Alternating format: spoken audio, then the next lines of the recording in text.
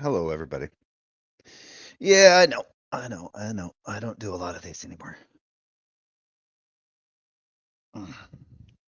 And people might be thinking, some of my subscribers might be thinking, well, Jay, you really shouldn't be doing anything about Jill because, you just give him relevance. Well, maybe I do, but sometimes it's fun, sometimes it's not. But I will start this out by saying that to give a little context to what's going to be happening here. So a couple days ago, Rebuke and Reprove, Jill, uh, recorded a conversation between him and Wildheart. It was, I, I'm guessing, or I think it was over at Wildheart's channel. I don't know. I don't have a link to Wildheart's channel. He's had multiple channels. I've attempted to find it, but I didn't have much luck finding it. I think there's quite a few Wildhearts out there on those. Anyway, so I didn't share a link to Wildheart's channel, but I do have this one. And this is, the typical, Jill is trying to learn someone how to read the Bible. Um, Basically, it's Jill trying to show people how to, in my opinion, uh, use his dogmatic view and work that into scripture, right, while ignoring data.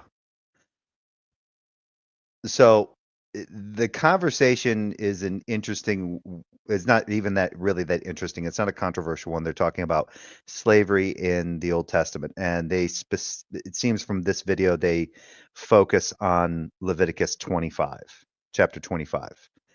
Um, Jill comes to some very interesting conclusions, has which when I was listening to this video the other day, some of them really just did not make any sense to me at all. There was a couple that just kind of stopped and I'm kind of, what are you talking about? What is this? So I decided, and here's the other thing. The other reason why I was kind of like motivated to do a response video to this one is because even though this has nothing to do, I'm I'm not in this video. I'm not on Wildheart's channel in any way. Um, if you look here, he tagged me in the video. So this is like, in my opinion, this is like Jill tagging me to say, watch how I destroy this atheist, you silly atheist, with your um, bad readings of the Bible. And in right here it says the Bible does not promote slavery. It endorses slavery. So that's automatically, whether or not you want to quibble over promote versus endorse, who gives a shit? It endorses it. Wildheart, an atheist, claims Leviticus 25 promotes the practice of slavery. Then Jill forces him to actually read the passage. Wildheart then falls asleep during the Bible study, which, in my opinion, Wildheart is justified in doing, especially after having too long of a conversation with Jill. This is why atheists make up most of the biblically illiterate world. Then, of course, he has his typical schedule a one-on-one with Jill, like, you can go see the doctor kind of thing, or him as a Bible therapist or some stupid shit. Then he has he tagged Clockwork Rex, Wise Varmint. Oh, there it is, Wildheart 6. So he does tag Wildheart 6, so that's probably the channel. Oh, and then there's Wild of Heart 6291. Yeah, I didn't think to click on any of those tags to see if I could actually find this particular video on Wildheart's channel. And then he tagged me. Now, I want to point out something interesting here. So a while back, I did a video where Praise I Am had done a video making the claim. I'm sitting here watching my cat trying to get into a cupboard. It's hilarious. Oh, he's almost got it. He's almost there.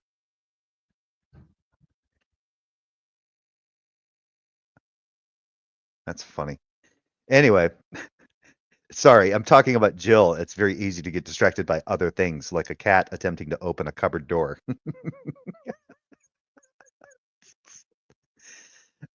So anyway, where was I? So Praise I Am he made the claim that atheists invented biblical slavery, right? And then said, prove me wrong, right? And I did a review of this video and it was absolutely horrible. Not only that, my original video on it, because I just went into it kind of like, just kind of impromptu, just started listening to it. Um, it was I was sitting here like, man, you have to go down so many different, there's so many different ways that you can kind of refute these things and argue these things that it was just it would have ended up being like 5 or 6 hour long live stream just to kind of cover everything. And so I shut it down, and then I eventually did another stream where I just summarized it and then read Dr. Josh Bowen's um, review of Praise I Am's book, which is not a glowing endorsement. But the interesting thing, my point here is, you have Jill saying he's claiming that atheists make up most of the biblically illiterate in the world, um, and yet for Praise thinks, or at least what he's implying from his claim, is that the atheists know exactly how to read the Bible, are reading it, know exactly what it means, but have found a way to restructure the scriptures in such a way so that it invents quote unquote biblical slavery, so that it makes the God of the Bible look bad. It makes this God, the God of the Jews, look bad, right? So Praise's position, they know exactly how to read it. They know exactly what they're doing, even though in the video, Praise seems to kind of lose that narrative because he's like, oh, come on, guys, this isn't hard to read. This isn't hard to understand. He already got himself stuck multiple times with that because his claim is based on atheists know exactly what it means. They're being they're being deceptive in order to create this narrative that God endorses the Old Testament to make it look bad. But now here's Jill saying, oh no, atheists are just the most biblically illiterate. They just don't know how to read the Bible. So if you were to actually have the two of these guys in the same room, you could actually almost get them to, it would be interesting to get them to hash this out. Like, Jill's claim is that atheists make up some of the most biblically illiterate people in the world. And yet, here's Praise saying, oh no, they're smart enough to know exactly what this means, and they've twisted the scripture in order to make the Bible, the God of the Bible, look bad. And when I say God of the Bible, because that's normally how it's colloquially put, right? Either way. So that's just for shits and giggles. It would be, like I said, that would be an interesting thing possibly to watch to see if they would even have a discussion over. They wouldn't, though. They'd put it to bed very quickly. Oh, who cares? It doesn't matter. Either way, non-believers are wrong. They don't know what they're doing, even though on Praise's view, atheists knew exactly what they were doing, but it is what it is. Um, so with that being said, I'm going to get into this video, but in order to get into this video, I am going. Okay. Midnight says, check Discord. I sent you Wildheart's channel. Okay, cool. Thanks. I've already got this recorded. I downloaded it.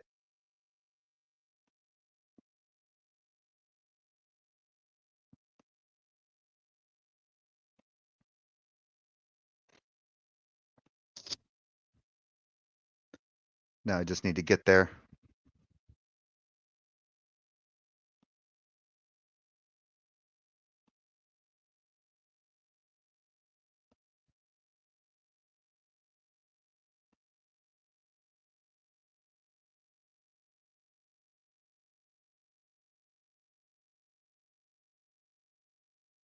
There we go.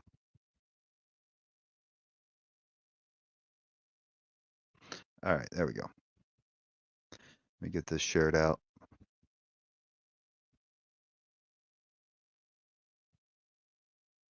That's funny, Nitty. Wildheart is absolute nails on chalkboard for me. I don't think he can help it though. I don't disagree with you there, Nitty. I can only listen to Wildheart. That, I think, from the years of alcohol abuse, that and that Manchester accent. I think that's his accent, that thick Manchester accent that he has. Yeah, it can be. Yeah, it's sometimes it's a hard listen to Wildheart talk at any length.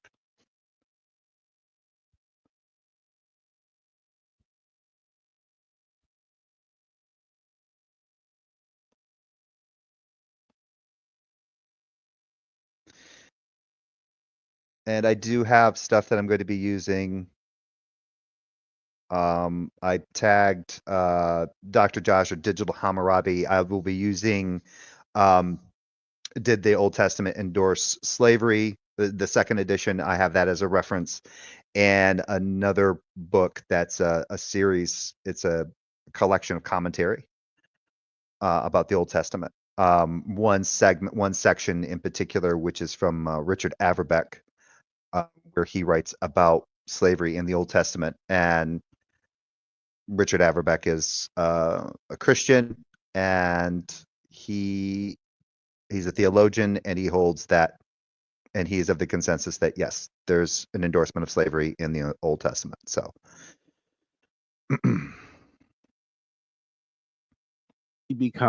does he become rich? But he is now purchasing Israel.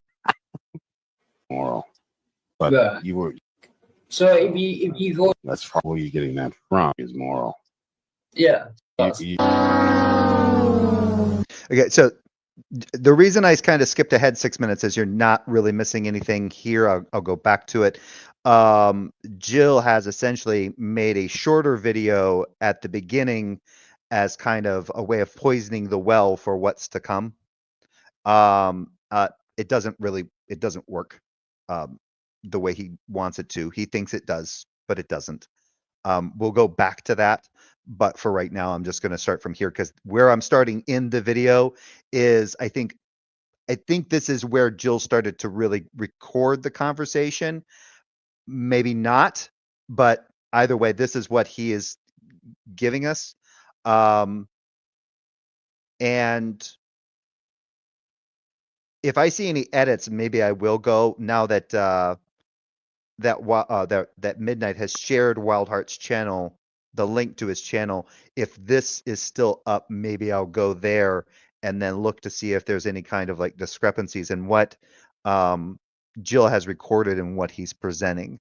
Well, there is something from listening to this, is because it seems like Jill is trying to refute an argument that Wildheart has made, but he doesn't show what the argument is. So it's almost like it's a straw man. I don't know if it's a straw man argument or not. Either way, here we go. So you don't get that. Actually, hold on a second. Now that I have that, maybe it would. Let's see if that video, he's got that up there.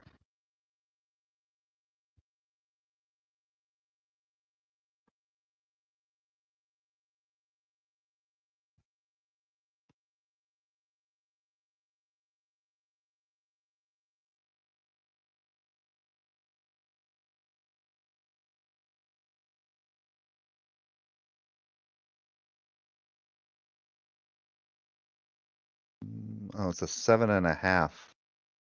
Is it this one? Hold on a second.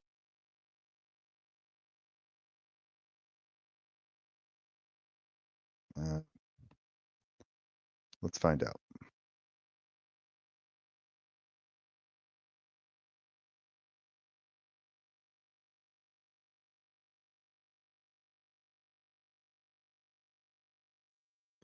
Wow, Jill is in there quite a bit.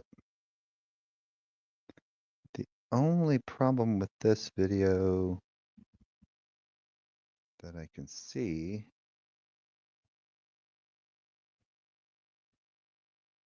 is Wildheart is pretty much always wearing his sweatshirt.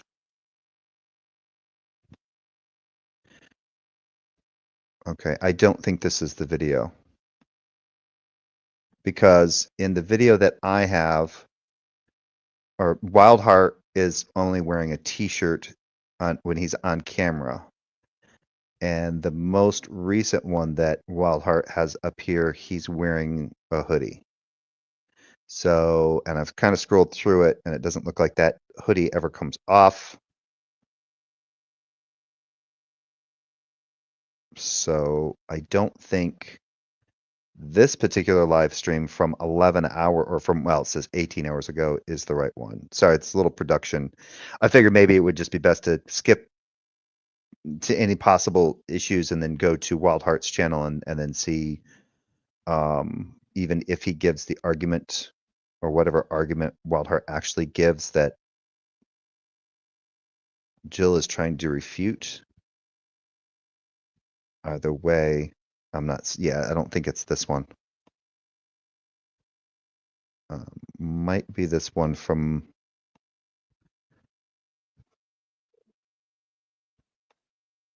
might be this one from, this one's from 5 months ago, or, oh, from 5 days ago.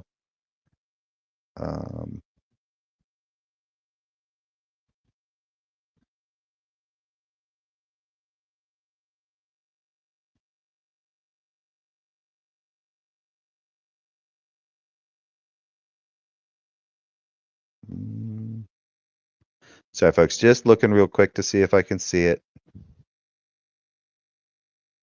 Yep, I see Clockwork Rex is there. I see images.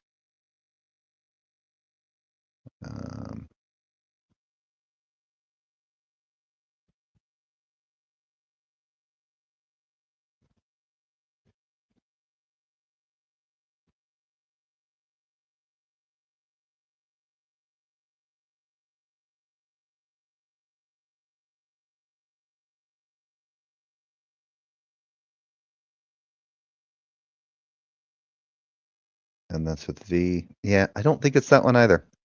Okay, we'll just stick with the one I got.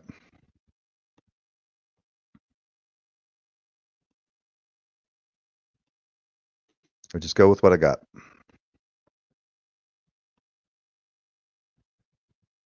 Our ancestors are our descendants, Jill. If it hasn't been disproven, it's true.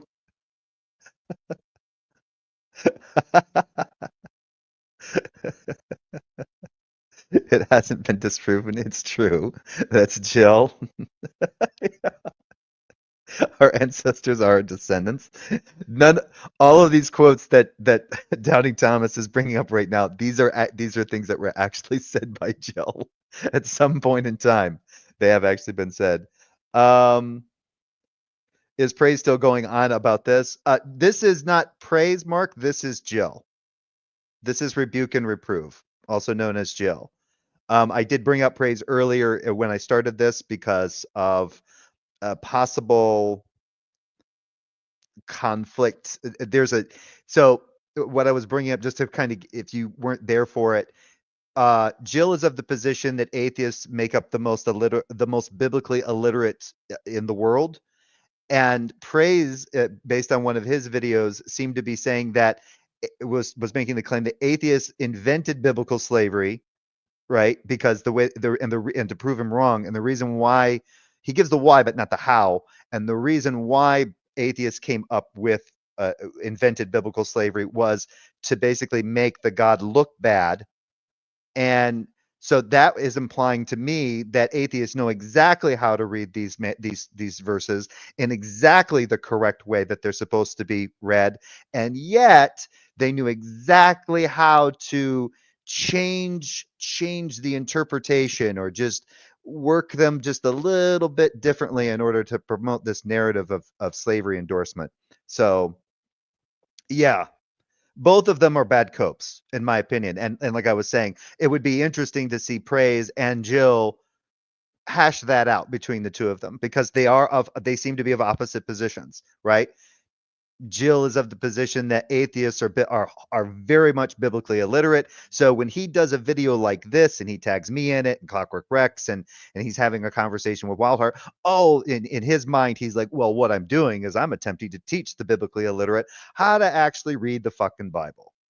But the best thing is that he's using something from the thing that he's doing is he's creating he's doing an apologetic, and he's basing his way of reading the Bible on promoting that dogma instead of focusing on the data. And it's really kind of funny. Oh yeah, come on now. Praise will just flip to the other position. Yeah. Praise will just flip to the other position. Yeah, possibly. Let me know if anybody wants to come in. And I'll put a link up. Just let me know if you want to come in and contribute. Like I said, this one could go on. I've got nothing really going on today. At least not right now. And so I'm doing this. So I've got some hours to kill. So if people want to come in and they want to contribute to this, I don't need it to be just only me. People want to weigh in on some of the shit that Jill, because it is shit that Jill is talking about with Wildheart. I'm open to it. So Mark Reed, I know sometimes you like to contribute to these. So if you want a link, let me know. I'll put a link out. Doubting Thomas, if you want a link, let me know. If you guys just want to stay in the live chat and just kind of see where it goes, that's fine too. Either way, is what it is. But I'm not going to put a link out unless people actually want to come in.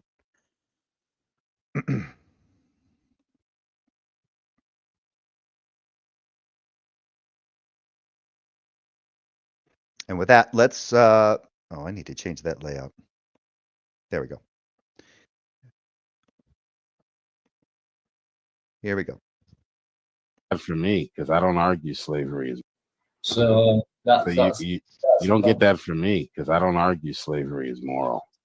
Yeah. So that's not a Christian apologetics. I don't know who you're getting that from. Well, you can have a Christian apologetics just simply be that, well, we have to debunk the notion of the Old Testament endorsing slavery so that it doesn't interfere with some kind of religious bias. And that would be an apologetic, Joe. It doesn't, the apologetic doesn't have to be that you're trying to convince people that slavery is moral because it's of God. It can be the apologetic that, oh, it's just not here. You're not reading the Bible correctly. We don't want, and here's the other thing that I want to point out to people, and this is in case Jill or Praise or any of their individuals are listening, whatever, their fans, subscribers, whatever. I hate to say followers because it makes them sound like cult leaders, and well, whatever. You could have in my position as a non-believer, if I'm just going to give this hypothetical, even if it was the case that the Bible said, just gave an actual command and said, do not own people as property, do not own slaves, whatever, do not do indentured servitude, I would still not be convinced of the God that the Bible is claiming to say is real. I'm still wouldn't be convinced. Right. So the slavery issue is not the thing that wasn't the straw that broke the camel's back, so to speak, when it came to my deconstruction from Christianity in any way. It had more to do with my own personal justifications as to why I held to the belief that this God existed. Not that slavery thing. If I was really emotionally invested in the in this God and in this kind of righteousness and this salvation, and holding to the idea that that I am an inherently, made a piece of shit and I need God in order to be worth anything, then yeah, by all means, I'd be probably trying to find all sorts of ways and doing all sorts of mental gymnastics to try to justify slavery. But like I said, there are Christians out there who do not have any problem with it, that have found ways. I don't know how they did it, but they have, where they understand that the Old Testament does endorse slavery, and yes, they are Christians. And it has not ruined their faith. It did not cause them to deconstruct from Christianity. Like I said, I'll be reading something from Richard Averbeck. He is a theologian and Christian, and he is of the agreement that yes, there is definitely an endorsement of slavery there. But Yeah. you were way off as far as what the Bible teaches about slavery. So if you go into another country, buy slaves from the heathen around you, which it tells you you can do in the Bible, and then you can own them for life and pass them on to your children, and beat them as long as they don't die within a day or two. And these were all laws created by God, given to Moses, on how you should treat your slaves. You're saying that God doesn't condone slavery. No. Can we take a look at Leviticus 25 to get an idea of what's actually going on? Well, there is, see, I don't like the use of the word condone. There is an endorsement of it, right? There's nothing that says in the Bible, in the Old Testament, that slavery is inherently bad. Now, I don't have a problem with the word condone because I understand from our view today, slavery is seen as an abhorrent, immoral thing, right? And so when we read these scriptures, it does seem like they're condoning something, right? That's immoral. But in the context of the scripture, there is no condoning of anything that is immoral here because slavery is not seen as immoral. So it's an endorsement of it. And it's not saying that you have to have slaves, right? There's nothing in the scriptures that is saying, as far as I understand it, unless somebody else can find something where it can be argued that it's saying that it must happen, right? That you shall have slaves, right? Or you ought to have slaves. It's not really a command in that sense. It's more along the lines of it's permissible. You can have it if you want.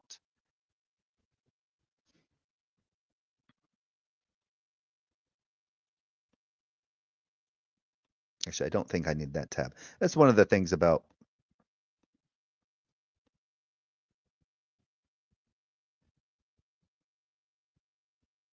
US doesn't have a monopoly on stupid, just a controlling share.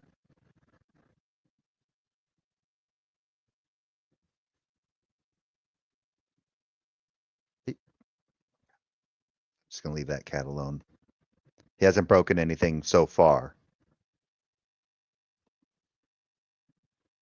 There. Yeah. Okay, I'm going to pull up Leviticus 25. All right, we're going to read it together This is so slowly.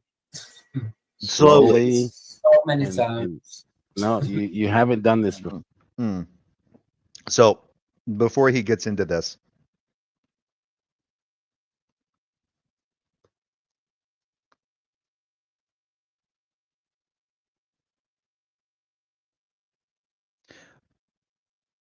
I'm gonna read it. I'm gonna read this.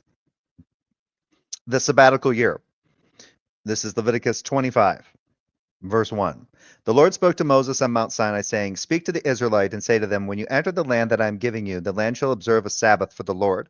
6 years you shall sow your field, and 6 years you shall prune your vineyard and gather in their yield. But in the 7th year there should be a Sabbath of complete rest for the land, a Sabbath for the Lord. You shall not sow your field or prune your vineyard. You shall not reap the aftergrowth of your harvest or gather the grapes of your unpruned vine. It shall be a year of complete rest for the land. You may eat what the land yields during its Sabbath. Your male and female slaves, your hired and your bond laborers who live with you, for your livestock and for your livestock also, and for the wild animals in your land, all its yield shall be for your food. You shall count off 7 weeks of years, 7 times 7 years, so that the period of 7 weeks of years given 49 years. Then you shall have the trumpet sounded aloud on the 10th day of the 7th month. On the day of atonement, you shall have the trumpet sounded throughout all your land, and you shall allow the 50th year, and you shall proclaim liberty throughout the land to all its inhabitants. It shall be a jubilee for you. You shall return every one of you to your property, and every one of you to your family. The 50th year shall be a jubilee for you. You shall not sow or reap aftergrowth or harvest the unpruned vines, for it is a jubilee. It shall be holy to you. You shall eat only what the field itself produces. Now remember, this is speaking to the Israelites. This is speaking to native-born Israelites. This applies to native-born Israelites, not to Toshavs and Gers, not to the sojourners, native-born Israelites, the ones that are descendants of Abraham, Isaac, and Jacob.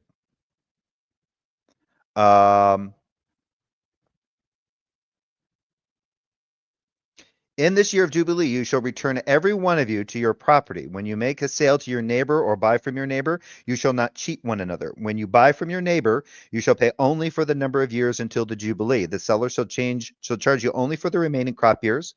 If the years are more, you shall increase the price, and in the years are fewer, you shall diminish the price. For it is a certain number of harvests that are being sold to you. You shall not cheat one another, but you shall fear your God, for I am the Lord your God. So here the term neighbor is being used to refer to fellow Israelites.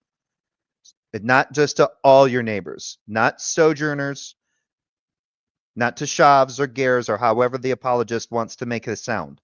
That neighbor there is being used as kind of like a gentilic, as a placeholder for a gentilic. It is your fellow Israelites, your fellow native-born Israelites. Because on the 50th year, that's who gets their land back. Teshavs and Gers couldn't own land in the land of Israel. That land was theirs. So even if you were an Israelite and you were a debt servant and you were, at least according to Leviticus, and you were serving under somebody, on the 50th year on the Jubilee, you were to be released and you were to go right back to your land. Everything reset. You shall observe my statutes and faithfully keep my ordinances so that you may live in the land securely. The land will yield its fruits and you will eat your fill and live on it securely. And the other reason why I'm reading this is to demonstrate to Jill, if he watches this, that yes, us non-believers can fucking read the Bible. The land will yield its fruit, and you will eat your fill and live on it securely. Should you ask, what shall we eat in the 7th year, if we may not sow or gather in our crop? I will order my blessing for you in the 6th year, so that it will yield a crop for 3 years. So that's pretty interesting, all right? So if they're wondering, if they're a little unsure of how much food they're going to have for that Sabbath year, God says, oh, I'll make sure to produce enough food for all of you to cover for at least 3 years. When you sow in the 8th year, you will be eating from the old crop until the 9th year. When it produces comes, and you shall eat the old. The land shall not be sold in perpetuity, for the land is mine. With me you are but aliens and tenants. Throughout the land that you hold, you shall provide for the redemption of the land. So in a way, we're kind of almost seeing like a serfdom thing going on here too. If any one of your kin, native-born Israelites, falls into difficulty and sells a piece of property, then the next of kin shall come and redeem what the relative has sold. If the person has no one to redeem it, but then prospers and finds sufficient means to do so, the years since its sale shall be computed and the difference refunded to the person to whom it was sold, and the property shall be returned. But if there are no sufficient means to recover it, what was sold shall remain with the purchaser until the year of Jubilee. In the Jubilee, it shall be released and the property shall be returned. Regardless, that person, as long as they're living that long, however they did that back then, then the land would go back to them anyway. If anyone sells a dwelling house in a walled city, it may be redeemed until a year has elapsed since its sale. The right of redemption shall be 1 year. That's kind of neat, huh? So if you sold somebody a dwelling house in the walled city, it may be redeemed within that first year of sale. If it is not redeemed before a full year has elapsed, the house that is walled city shall pass in perpetuity to the purchaser throughout the generations.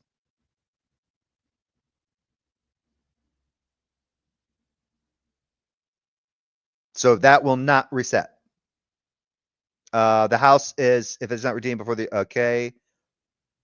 it shall not be released in the Jubilee. But houses in villages that have no walls around them shall be classed as open country. They may be redeemed and they shall be released in the Jubilee. So walled city homes, different circumstance for them based in than from homes out in the country. As for the cities of the Levites shall forever have the right of redemption of the houses in the cities belonging to them. Whatever property of the Levites that may be redeemed, that is, houses sold in the city belonging to them, shall be released in the Jubilee, for the houses in the cities of the Levites are their possession among the Israelites. But the pasture lands around their cities may not be sold, for that is their possession for all time. If any of our kin fall into difficulty and become dependent on you, you shall support them. They shall live with you as though resident aliens. So they're to be given the same considerations as the foreigners, the resident aliens that are among them, right? Or do not take interest in advance or otherwise make a profit from them, but fear your God, let them live with you. You shall not lend them your money at interest taken in advance or provide them food at profit. I am the Lord your God who brought you out of the land of Egypt to give you to the land of Canaan to be your God. And then we get into 39. If you are dependent, we're almost done. If any who are dependent on you become so impoverished that they sell themselves to you, you shall not make them serve as slaves. They shall remain with you as hired or bound laborers. They shall serve with you until the year of Jubilee. And there's an important distinction there. So in Leviticus 25, there is no 7th year release. In Exodus 21 and in Deuteronomy, I think it's Deuteronomy 15, there is a 7th year release for Israelites who are indentured servants to other Israelites. And well, this would also apply if the indentured servant, if the Israelites sold themselves to a rich sojourner who lived amongst them as well. I think for the 7th year release, possibly. But in this case, in Leviticus 25, there is no 7th year release. It's a 50th year release. It's a distinction that most people miss. I missed it for a long time. Because there's a Sabbath year and then there's the year of Jubilee. Sabbath year is the 7th year, Jubilee is the 50th. Then they and their children with them shall go out from the authority. They shall go back to their own family and return to their ancestral property. For they are my servants whom I brought out of the land of Egypt. They shall not be sold as slaves. Sold as slaves are sold. You shall not rule over them with harshness, but shall fear your God. As for the male and female slaves whom you may have, it is from the nations around you that you may acquire male and female slaves. You may also acquire them from among the aliens residing with you and from the families who are with you who have been born in your land. They may be your property. You may keep them as possession for your children after you, for them to inherit as property. These you may treat as slaves, but as for your fellow Israelites, no one shall rule over the other with harshness. If the resident aliens among you prosper, and any of your kin fall into difficulty with one of them and sell themselves to an alien or to a branch of the alien's family, even after they have sold themselves, they shall have the right of redemption. One of their brothers may redeem them, or their uncle's son may redeem them, or anyone of their family who is of their own flesh may redeem them. Or if they prosper, they may redeem themselves. So if they have a windfall, an inheritance, whatever. They shall compute with the purchaser the total from the year when they sold themselves to the alien until the Jubilee year. The price of the sale shall be applied to the number of years. The time of they were with the owner shall be rated as the time of a hired laborer. In many years remain, they shall pay for their redemption in proportion to the purchase price. And if few years remain until the Jubilee year, they shall compute thus according to the years and fall. They shall make payment for their redemption. As a laborer hired by the year, they shall be under the alien's authority, who shall not, however, rule with harshness over them in your sight. And if they have not been redeemed in any of these ways, they and their children with them shall go out in the Jubilee year. For to me the Israelites are servants. They are my servants whom I brought out of the land of Egypt. I am the Lord your God. So what is that saying there? If an Israelite sells himself to one of the resident aliens that are there, a foreigner, a sojourner, a teshav, a ger, most likely possibly a teshav, they cannot be, the foreigners living amongst the Israelites have to give the same considerations as if the Israelite was under indentured servitude to another Israelite. End of story. That's it.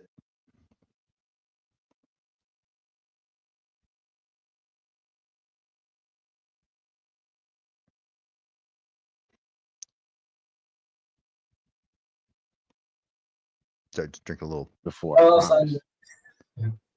You have never done this before. All right? You have never done this before. You didn't have anyone to help. Okay.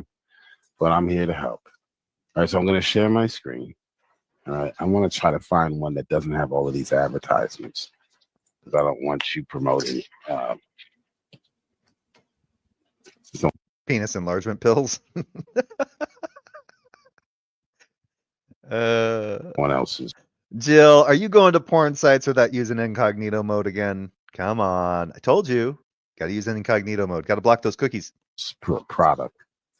Most of these pills. As long as it's on YouTube, they can't have a go at me for showing their own adverts. Jill. I don't know. All right, I like this Blue Letter Bible version better. All right, so. And my question is, because I haven't really seen much of Wildheart or anything lately, is he still drinking or is he just getting high now? I'm just curious, but it's not important. They're promoting these pills. I know atheists love pills. They think that's the cure to all of their problems, is to pop a pill. So I didn't want that promoted on your channel. So then you got a lot of atheists Well, we know Jill doesn't take a multivitamin now, don't we?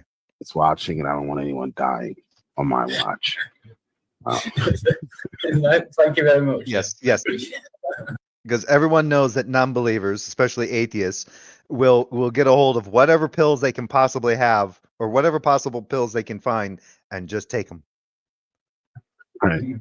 So I'm going to change this to a more contemporary version. Okay. To help with the language. Okay. Yeah, just before you start, can you just say hello to Glenn? Good to see you. Hey, Glenn. All right. When you're reading, Now that's interesting. He went to he's on the NLT translation. I think I remember him years ago bad-mouthing the NLT translation. That's interesting that he would use this one. reading the Bible, you should always start at the very beginning to get the prologue, the context. What is the author trying to communicate? Okay. So these are instructions given to the people of Israel. Remember, Israel is in a war. No, that's incorrect. I tried to look up anything that would support that claim. At the time that Leviticus, according to the Bible, Leviticus was being written while they were camped the Israelites were camped at Mount Sinai. They were not at war with anyone.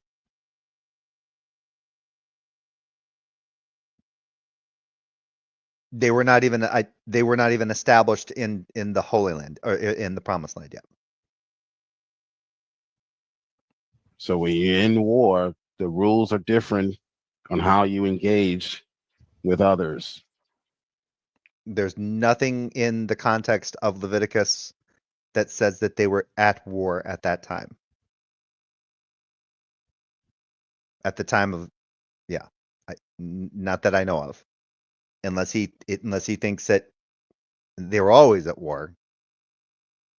Okay, so this is more akin to what you would read in Geneva, which deals with the rules of engagement when there's different Geneva Conventions too. There was an updated version. So the Geneva Convention that we followed, the one that applied during World War II is not the Geneva Conventions that we have today. It was amended after World War II. I think it was the Geneva Convention of 1936, I think, was the one that we were following at the time. I know Jill likes to use the Geneva Convention. The other problem is that the Geneva Convention appeal that Jill likes to use is that basically everybody is a POW, right? Even though the Geneva Convention specifically, there's combatants and then there's non-combatants. So non-combatants would be more like war refugees. They're not combatants. So they had different treatment for non-combatants than they did for combatants. When our countries go to war, we have rules on how we handle other countries, how we handle other people from other countries, foreigners. Yes, but they were conquering lands, Joe. In World War II, we were basically called in. We basically started we were originally not a part of a war until the Japanese bombed us at Pearl Harbor, and then we got involved, and then it was basically landing in France and then pushing the Germans back, pushing them east.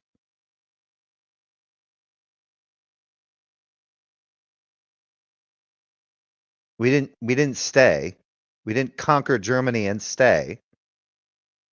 They did not become our forced workers.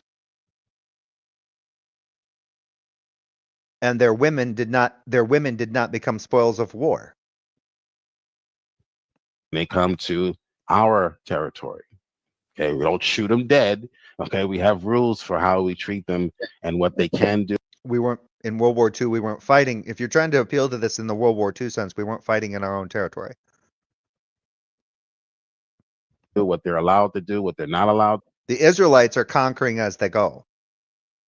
In some cases. In other cases, no, right? Like in Numbers, when they're camped with the Midianites, and then they get in trouble because some of the Israelites are starting to get freaky with the Midianite gods and shit, and God doesn't like that, so God sends a plague onto the Israelites, right? And then the reason that plague is stopped is because Aaron's son runs two people through, an Israelite and a woman who was the daughter of a Midianite chief, kills them both. They were in flagrante delicto or whatever. They were together.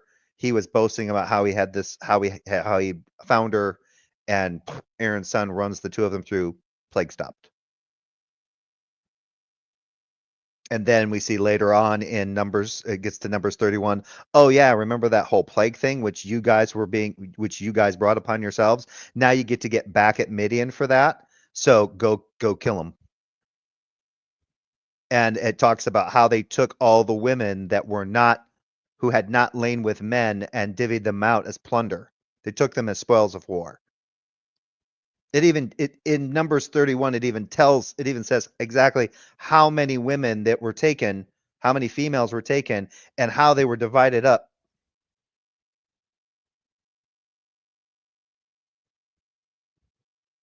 What to do, et cetera, et cetera.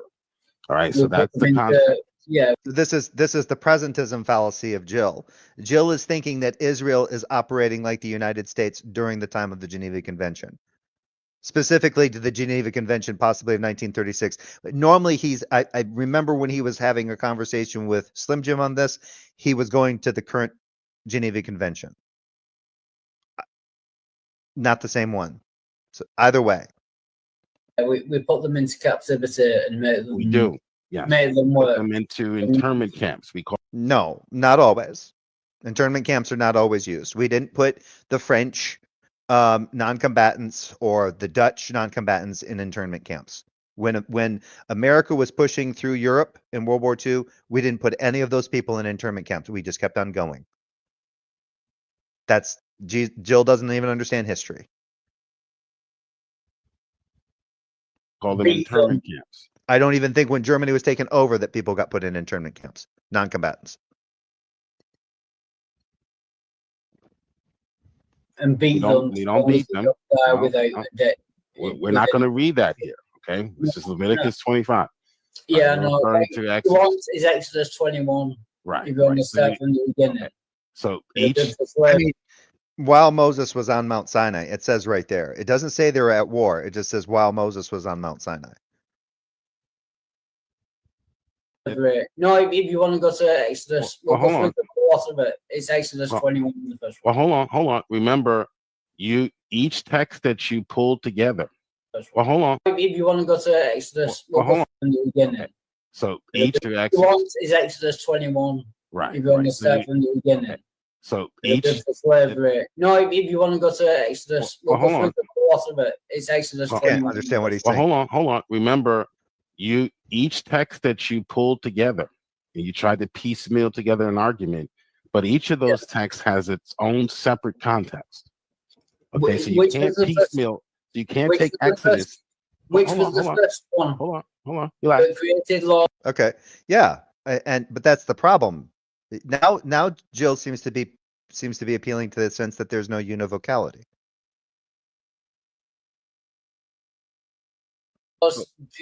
Down to slavery. It was Exodus. Well, hold on. We'll get to that. Let's start at the beginning. All right, that's what we're doing. But what I'm trying to do is develop some sort of baseline for how you read the Bible in general. Because if you don't have that, you're going to make the same mistakes over and over again. Okay. You read from, well, if it's written in English, you read from, left to right, top to bottom. So, and depending on your reading comprehension and the translation can determine, how well you understand it. Right? Like reading the King James Version can be hard for people to kind of really glean any significant meaning. A lot of people have problems with the King James Version. Which I agree, it's a shitty version. I normally read from the NRSVUE.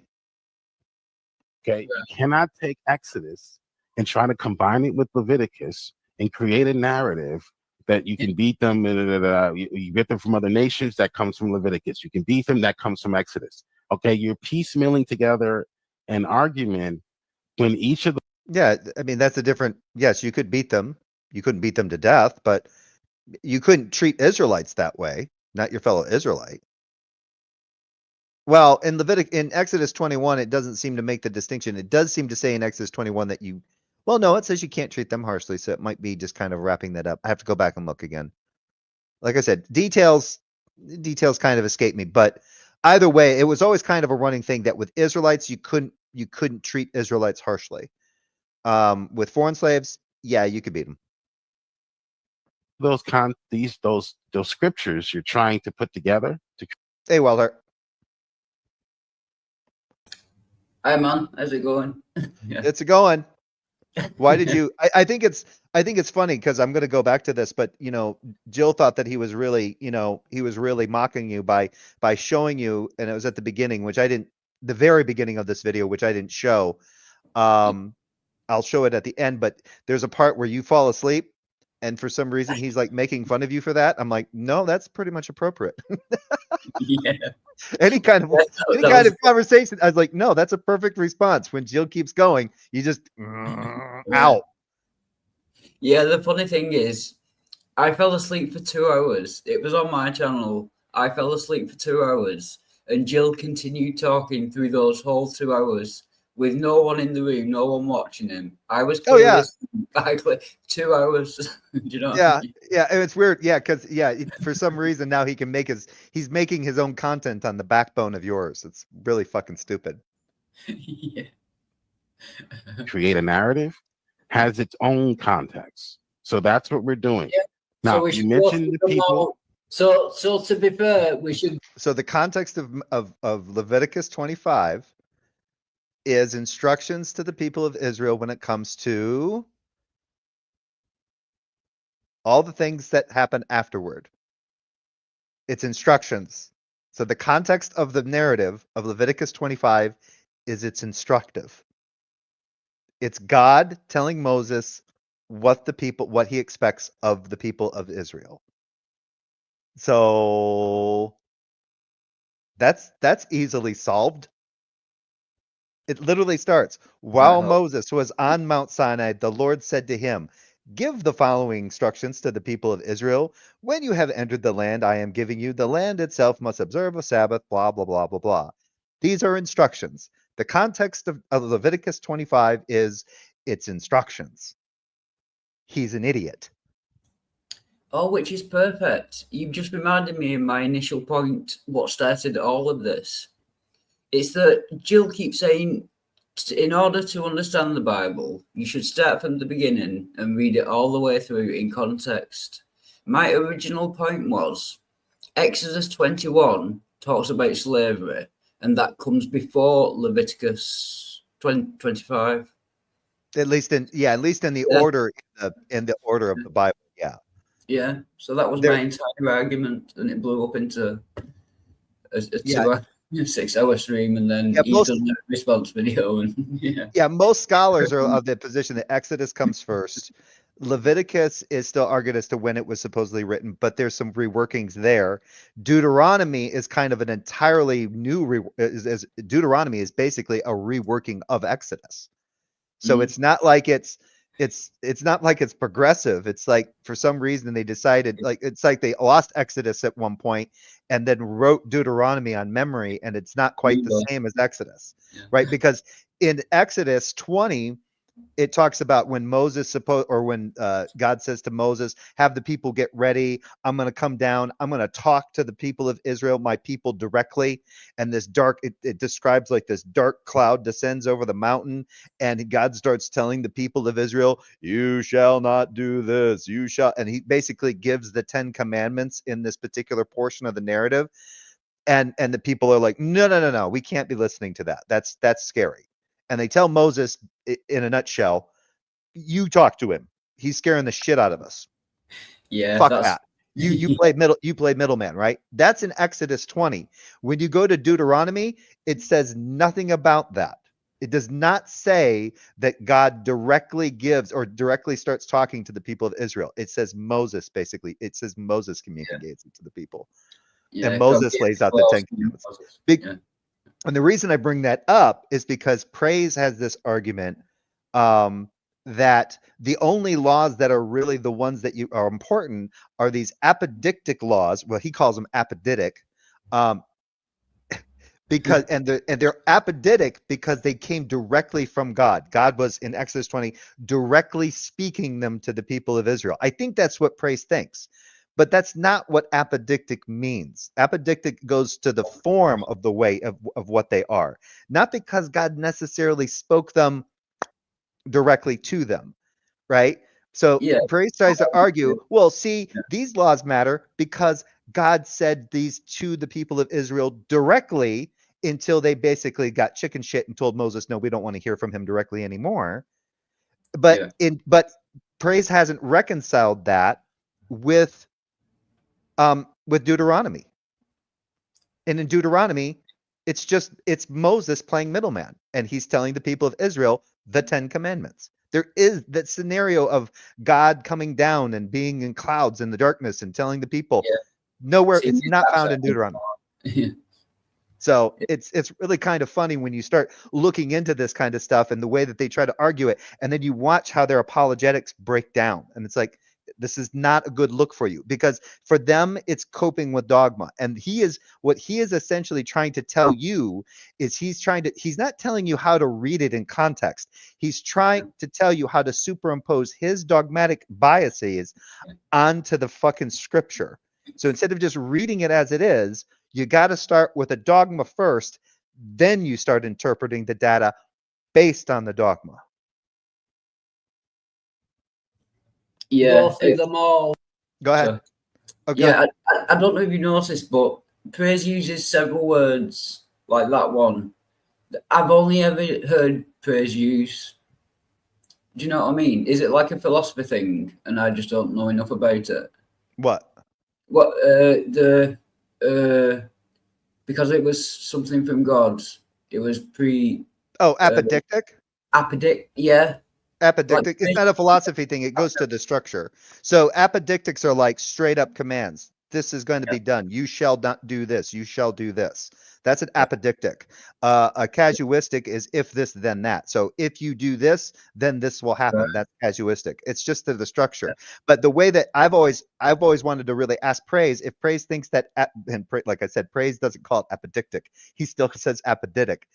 If he thinks that it's apoditic because in the narrative in Exodus 20 it's being spoken directly, as though that's what makes it apoditic. What makes it apoditic is the person saying it wants it to be so, right? It's not being communicated by proxy.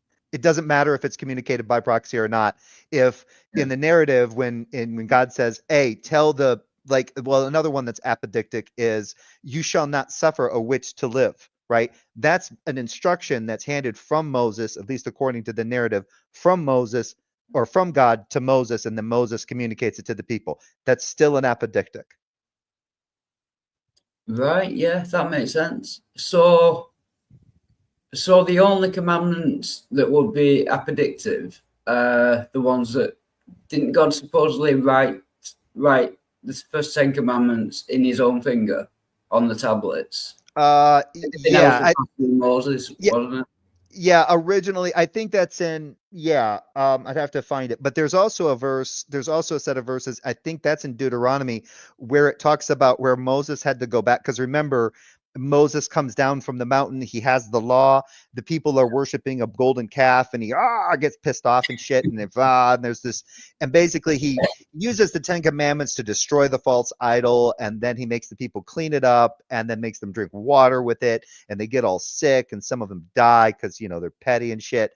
And then there's a verse, I can't remember, I have to look it up, I'm not gonna look it up now, but there's a verse somewhere it's either in Exodus or Deuteronomy, I think it's in Deuteronomy, where it talks about how Moses had to rewrite everything, and then on the thing had to write that it was an authentic copy. Yeah. Yeah, so it turns out there were actually 2 sets of the first 10 commandments. Yeah, you just said it. No, that's the thing. That. The tablets didn't contain the 10. The tablets contained all of it. Oh, 613 or whatever. Yeah, it's supposed to be all 613. It's not the 10. No, you can't go to the Charlton Heston movie. Originally, all that shit was written down. All of that. And then Moses is communicating it. And then when they get destroyed, Moses has to turn around and by memory write all that shit down. Yeah, no wonder we dropped them. Can you imagine tablets with 613 things? Yeah. They must have been massive. How could he? Or multiple of them. Either way, yeah. Everybody always says, it's like Charlton Heston holding these 2 big, look like tombstones in his hands. Yeah. It's like, nah, probably not. That's funny, yeah. Thanks for that. I generally didn't know what they were. Yeah, it's supposed to be all of the law. It's not just the 10. It's all of it. Well, everything down to not eating shrimp. Yeah. Right. In context from the very beginning. Exactly. So if you calmly start at Exodus 21. Okay, so this is Exodus 21. This is the part of your story, the beginning, where people are being taken from other nations, right? Because they have to be taken from other nations. This is still Leviticus. We can go back to Exodus 21. No. Exodus is when they're being beaten. You started your narrative by saying you started your narrative. I'm saying, what does the Bible say about slavery? If you're going to go through what the Bible says about slavery, then you should start from the beginning. We're going to start from the beginning, Wildheart. Logically. So you're basically trying to. Yeah.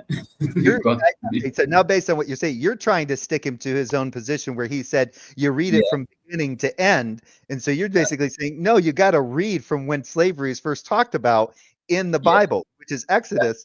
And then when you start getting through it, you start to see it break the fuck down. Yeah, that's exactly it. That is because now you don't see 7 year. Oh wait, there's a 7th year release here in Exodus. Now I'm in Leviticus, and there's not a 7th year release anymore for Israelite debt servants. It's a 50th year release. What the fuck? Yeah, and then you get to do it. Then you get to Deuteronomy, back to a 7th year release. Only this time with provisions. And the females can go out as well after 7 years. How the fuck did that happen? Yeah, he basically just said you should read it from the beginning. That was so he's basically agreed with my original point just there. You should start from the beginning. And my point was, well, Exodus comes before Leviticus. Therefore, we should start in Exodus. Yeah. You're right. You know what I mean? Wildheart, listen, Wildheart. Logically speaking, you have to get the slaves before you can beat them. So really? Yeah, I would agree with that. You have to get the slave before you got to have something. You got to have something there to beat in order to beat it. Yes. Your star. That's the soundest logic I've heard from Jill all day. Story about slavery in the Bible began with the slaves being taken. Correct? Right. Or purchased. Well, in Exodus 21, it's specifically about purchasing a fellow Hebrew as a slave. So it's not about someone who's been taken during war. So he must have forgot about that in Exodus 21. Exodus begins, anything about slavery is when you purchase a fellow Hebrew as a slave, this is what is to happen. It has nothing to do with a captured individual in any way, shape, or form. Yeah, it rules like captured people. When it says you shall purchase slaves from the heathen around you, you don't purchase prisoners of war. You don't purchase them. You know? Well, in the case of you may purchase from it's not shall, because that would be more like an apodictic. It's more of a generalized normative that you can do it, not that you have to do it. Yeah. So it's when you buy as for your male and female slaves, you may purchase them from the nations around you and from the foreigners that live amongst you and those foreigners themselves.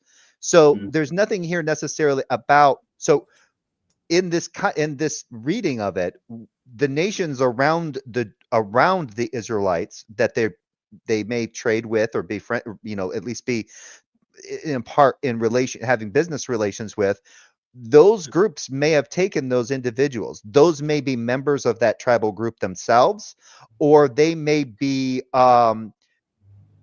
individuals that were taken from some kind of a conflict that that particular nation engaged in with another nation. So this little nation took out this little nation over here, and they took people as spoils of war. Now they have them, and here's Israel, and Israel can buy those captives from that other nation. And it's the same thing with the sojourners that are living amongst the Israelites. They can have slaves. They can sell their slaves who are foreigners to the Israelites, or they themselves can sell members of themselves or themselves to Israelites. And if they do that, if a sojourner is destitute enough and sells himself as a slave to an Israelite, then that's when that condition applies, where they don't get to go free on the land of Jubilee. They are kept as a property forever. They can be passed on. It doesn't say they can't be released, though. Nothing is saying, oh, well, once they're bought, they can't ever be released. No, the master or the owner can do whatever they want with the slave, but the condition allows for them to keep them in perpetuity and pass them on as an inheritance to their children. So that's pretty much it. Yeah, there's nothing stopping the slave owner from releasing them if he wants to. It's their property. Yeah, it's their property. They can do whatever they want with them. So we're gonna. Now we're going to look at that context. So now we're going to look at how the Bible treats slavery, starting with how in the middle with very specific verses which you prefer. How they're taken is the first step. And that doesn't matter as to the early ones. No, because slavery is not. So Jill is trying to now argue. This is what he's trying to, and he gets there eventually. I remember him here talking about this. Jill is Jill is trying to do what Jill has always done. He is trying to predicate slavery on force. So the only way you have slavery is through some kind of force. Either it's some kind of capture where somebody did not consent to it. That's been Jill's position the entire time. He's overcomplicating it. There is nothing about slavery that requires or for it to be predicated on force in any way. I don't know where he got this from. Well, I know exactly where he got it from. He got it from the very thing that he used to tell non-believers to not do, which was to not think of this slavery in the Bible in light of antebellum slavery. So Jill, and I remember Jill used to question, he used to challenge. He challenged non-believers by saying, you need to show me something in the Bible that's akin to antebellum slavery, because if you don't, it's not slavery. Yeah, that is a great point. Yeah, another one of his many mistakes in this argument. So he was sticking with the idea that the best representation of slavery is antebellum slavery. No, and there's nothing about these particular scriptures that would in any way, at least among scholars, that guarantees in a historic sense that they did not treat their slaves worse or the same as something like antebellum slavery. Yeah, like the definition. Sorry. Oh, go ahead. No, I was just going to say, like, the definition of slavery is owning another person's property. So even if they volunteered, now it's slavery, because you're still owning, whether they volunteered or not, it's still slavery. Yeah, he's having a real problem with that in the comment thread of the video that he has on his channel, because he is trying to reframe what the word property means 4,000 years ago as versus what property means today. I'm not joking. Oh, that's a long stretch from And then he's trying to force property. Yeah, and he's trying to force the 1926 Slavery Convention's definition of slavery and slave trade to only mean capturing. Yeah. Even though it specifically states all forms of capture, acquisition, or disposal. Yeah. So one of the things I had to tell him is if you have it, because remember, Jill used to do this thing. Well, if Veckel tries to just, if he says, I want to be your slave, or you can, can you purchase me because I'm in debt? And Veckel and Jill was like, oh, there's no law that says that that's wrong. Yes, there is. It's the 1926 Slavery Convention. And the 1956 supplement basically still holds to the 1926 definition. Any voluntary acquisition. So if a person tried to volunteer to be someone else's slave, that is an acquisition of a slave. And the 1926 convention specifically says any and all forms of capture, acquisition, or disposal. Yeah. So we went through that. I don't know if you played it yet or not, but at some point we do mention Geneva. The Geneva Convention on Slavery. Yeah, he does. Yeah, because it's a bad. Yeah. It doesn't work for him. It does not work the way he thinks it does. He's been doing it. I've tried talking to him about it in multiple comment threads. It does not sink in. This is a man who is sunk in his own dogma. There is no getting him out of it. So he doesn't want to do that. You don't want to do this exercise. You don't want to do this exercise for a reason. Yeah, I'll go through Leviticus. I'll go through all this. I'm just saying, let's start at Exodus. You don't start with Exodus because Exodus doesn't explain how the slave got there in the beginning. You started your narrative with the slave being taken from other nations. So let's start there. Which is Exodus or Leviticus? It doesn't matter. The laws are the laws. If we're going to start from the beginning, which book? That's not how it works. Which considers slavery. That's not how it works. Leviticus are laws. Well, Jill, there are laws. You might want to have a conversation with Praise about that, because Praise is of the position now that none of these are normative legislation. And so the only thing that we can actually get from anything from the Old Testament is as Praise puts it, the apodictic ones, the 10 Commandments. So can I just say hello to everyone in the side chat? Pixie Geo actually let me know about this and sent me over. And let me throw out an invite for those who might want to come in, shoot the shit. Like I said, I haven't done one of these in a while. I figured I'd invite some people in. Other people, I know Midnight's gonna probably be like, dude, you need to learn to pin the link up there. Nah, I don't need to do that. I can just throw it out there every once in a while and people can bite at it. I know Midnight is persona non grata right now on many a fucking channel, so. Oh, right. I don't know about that. Yeah. You don't even want to get into it.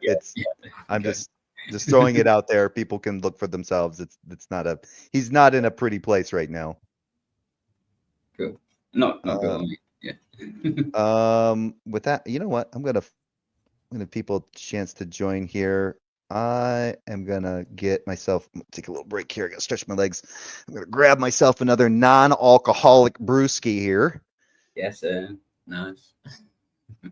And then, guess us alcoholics have to be careful about what we do. Yes, we do. Shit. Oh well, I only got 2 left. I'll have to go out later and get another 6-pack. Less than 0.05% alcohol. It's a good tasting beer, and they remove the fun. Yeah, but that class is non-alcoholic. 0.5%. Yeah, less than. It cannot contain more than 0.05 or more than that. Yeah. At least that's the standard, either way. And for some reason, this beer tastes better when it's like 60 degrees and not ice cold. It has more flavor. It's weird. Yeah. The cold beer is better. Yeah, all the time. No, this one's better when it's. This one's better when it's like 60 degrees, when it's room temp. Oh yeah, when it's warm. Mm-hmm. Yeah. It's not warm. It's just slightly cool. It's like 60 degrees. What are you doing, animal? Hi, big girl. I know we're going to do our W later. You're fine. We're going to do our W later. We're doing it later. We're not doing it right now. Give me a morning off. I've been walking like 4 miles a day with this animal, so I'm taking a morning off. Oh, is that a new animal? I know you No, have it's dogs. Is that? no, it's the same pit bull. She's 8 years old and she still has a shit ton of energy. So Cool. I walk her anywhere between 3.5 to 4 miles a day. Yeah. And so today I was like, we're gonna take the morning off because we did 4.25 miles yesterday. We've been doing almost consistently 4.25 miles. And so yeah, I'm gonna wait till this afternoon and hopefully because the wife misses going for walks with us. So Oh, that's good. Yeah. So you're getting the exercise and yeah. Yep. Yeah, I've dropped 20 pounds already. So nice. Yep. Tried to lose that gut.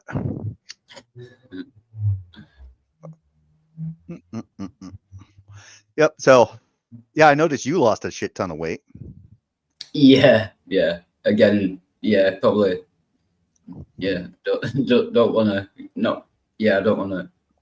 No, I don't want to go into it, but yeah, I did. Yeah. Oh, I know. I was wondering if Pixie would join, but I know Pixie works, so she might not be able to join right away. Yeah, I know Pixie's just loved talking to Jill in the past. Loved it. Yeah. I talked to her. She was on my stream last night. Yeah, with Jill and yeah, Pixie's cool. Although she does work an awful lot. Yeah.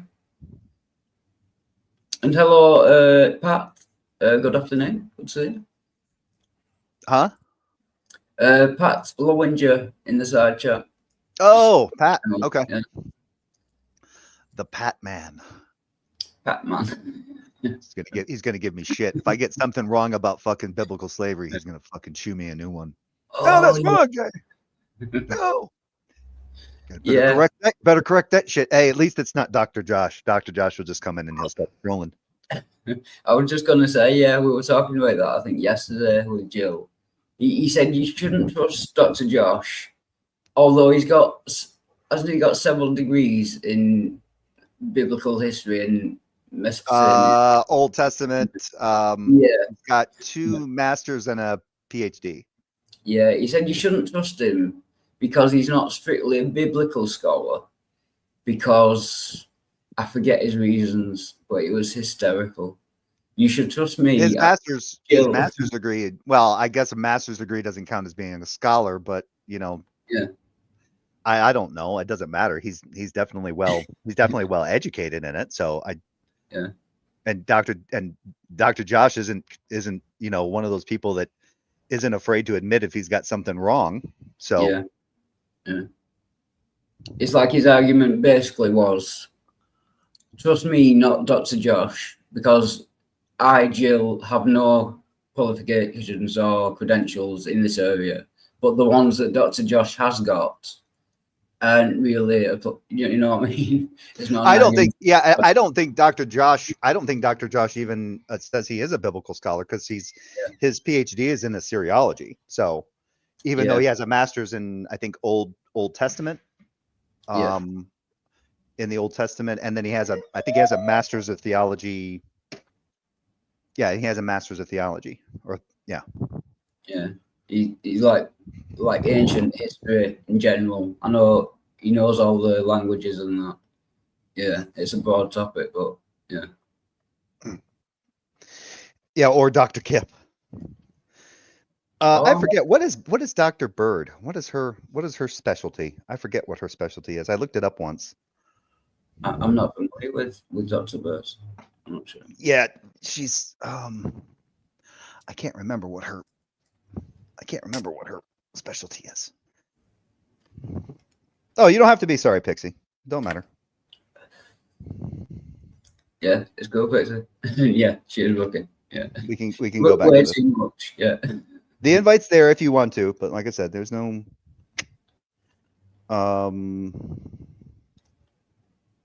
Yeah, Mark Reed says, yeah, you should trust some random dumbass on the internet like Jill. Yeah. Don't look at someone who actually knows about the topic. Trust me instead. Yeah. Okay.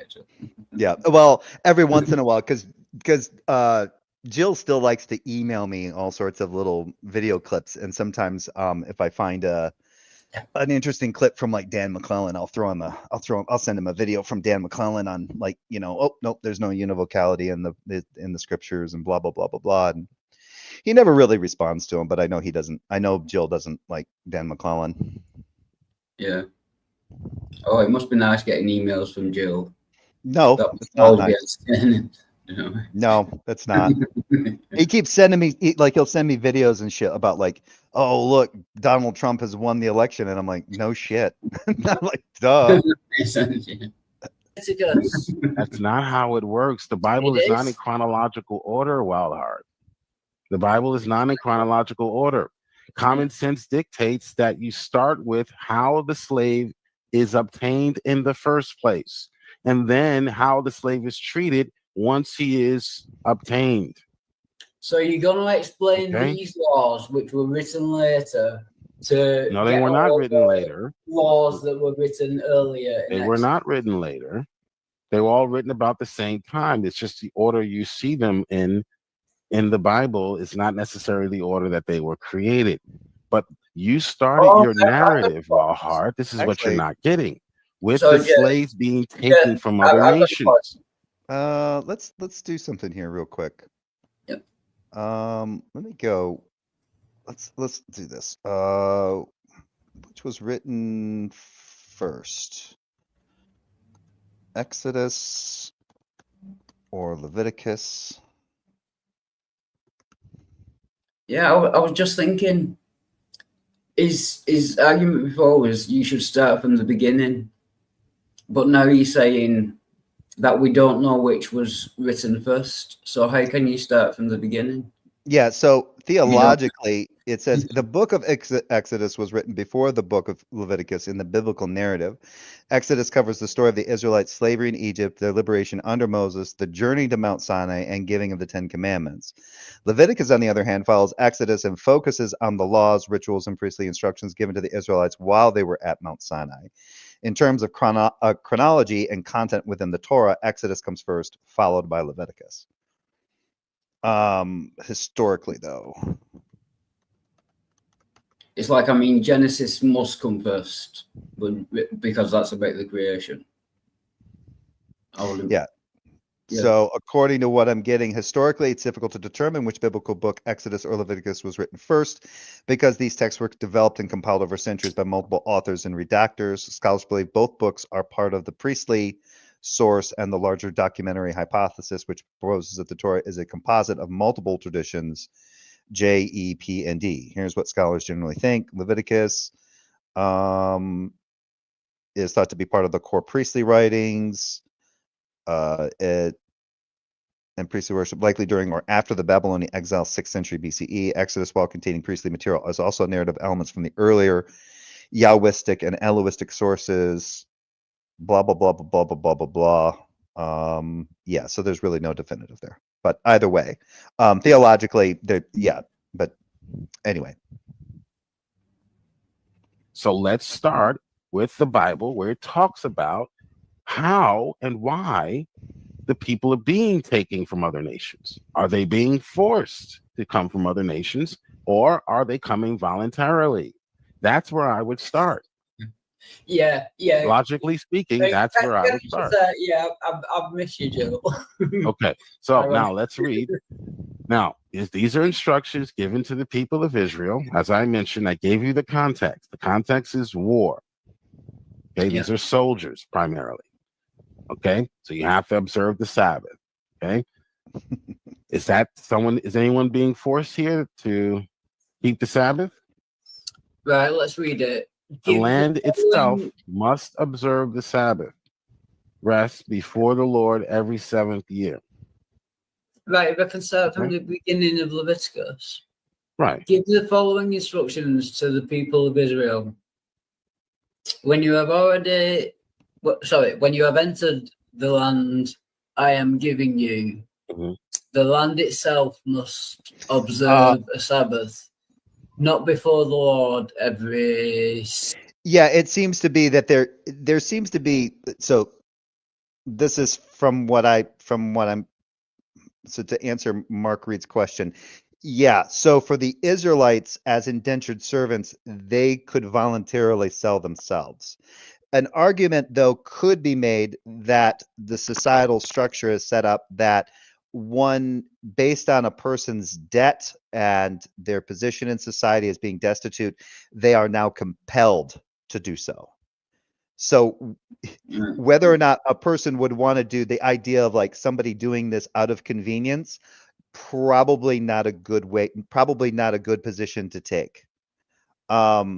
So but is it like is it out of the realm of reason to say that the Israelites couldn't sell themselves into slavery voluntarily to another, or into indentured servitude to another Israelite, or perhaps to a rich sojourner that lived amongst them? Because again, in Leviticus 25, it lays out that the rich foreigner has to give the same considerations like they would be an Israelite having an indentured Israelite. The other issue is whether or not a foreigner could voluntarily sell themselves as a slave to an Israelite, even understanding the ramifications of what that would mean if they sold themselves voluntarily to an Israelite, knowing that they would be property basically forever. I get Reed's point. I was trying to work that out. Someone couldn't sell themselves because they wouldn't get the money so they're not selling themselves. It's being sold between two third parties. Do you know what I mean? So you couldn't voluntarily sell yourself because you don't get the money for it. It's not you choosing to be sold. It's your current owner selling you on to a different. The idea. Well, yeah, that would be the idea that the person is a slave and therefore they're like a commodity as a slave, being sold as a slave to be the property of to another person as a slave. It's possible. Yeah, that's probably more of the understanding of it. But yeah, if it's, I don't know why anybody who is not of the condition of slavery would just voluntarily want to enter into that condition of slavery. Yeah. It doesn't, that's not probably, they would have to be really desperate. And like I said, that would be what is it about the society that they're in that is compelling them to do so, to enter into that kind of state of perpetual, for lack of a better term, owned property.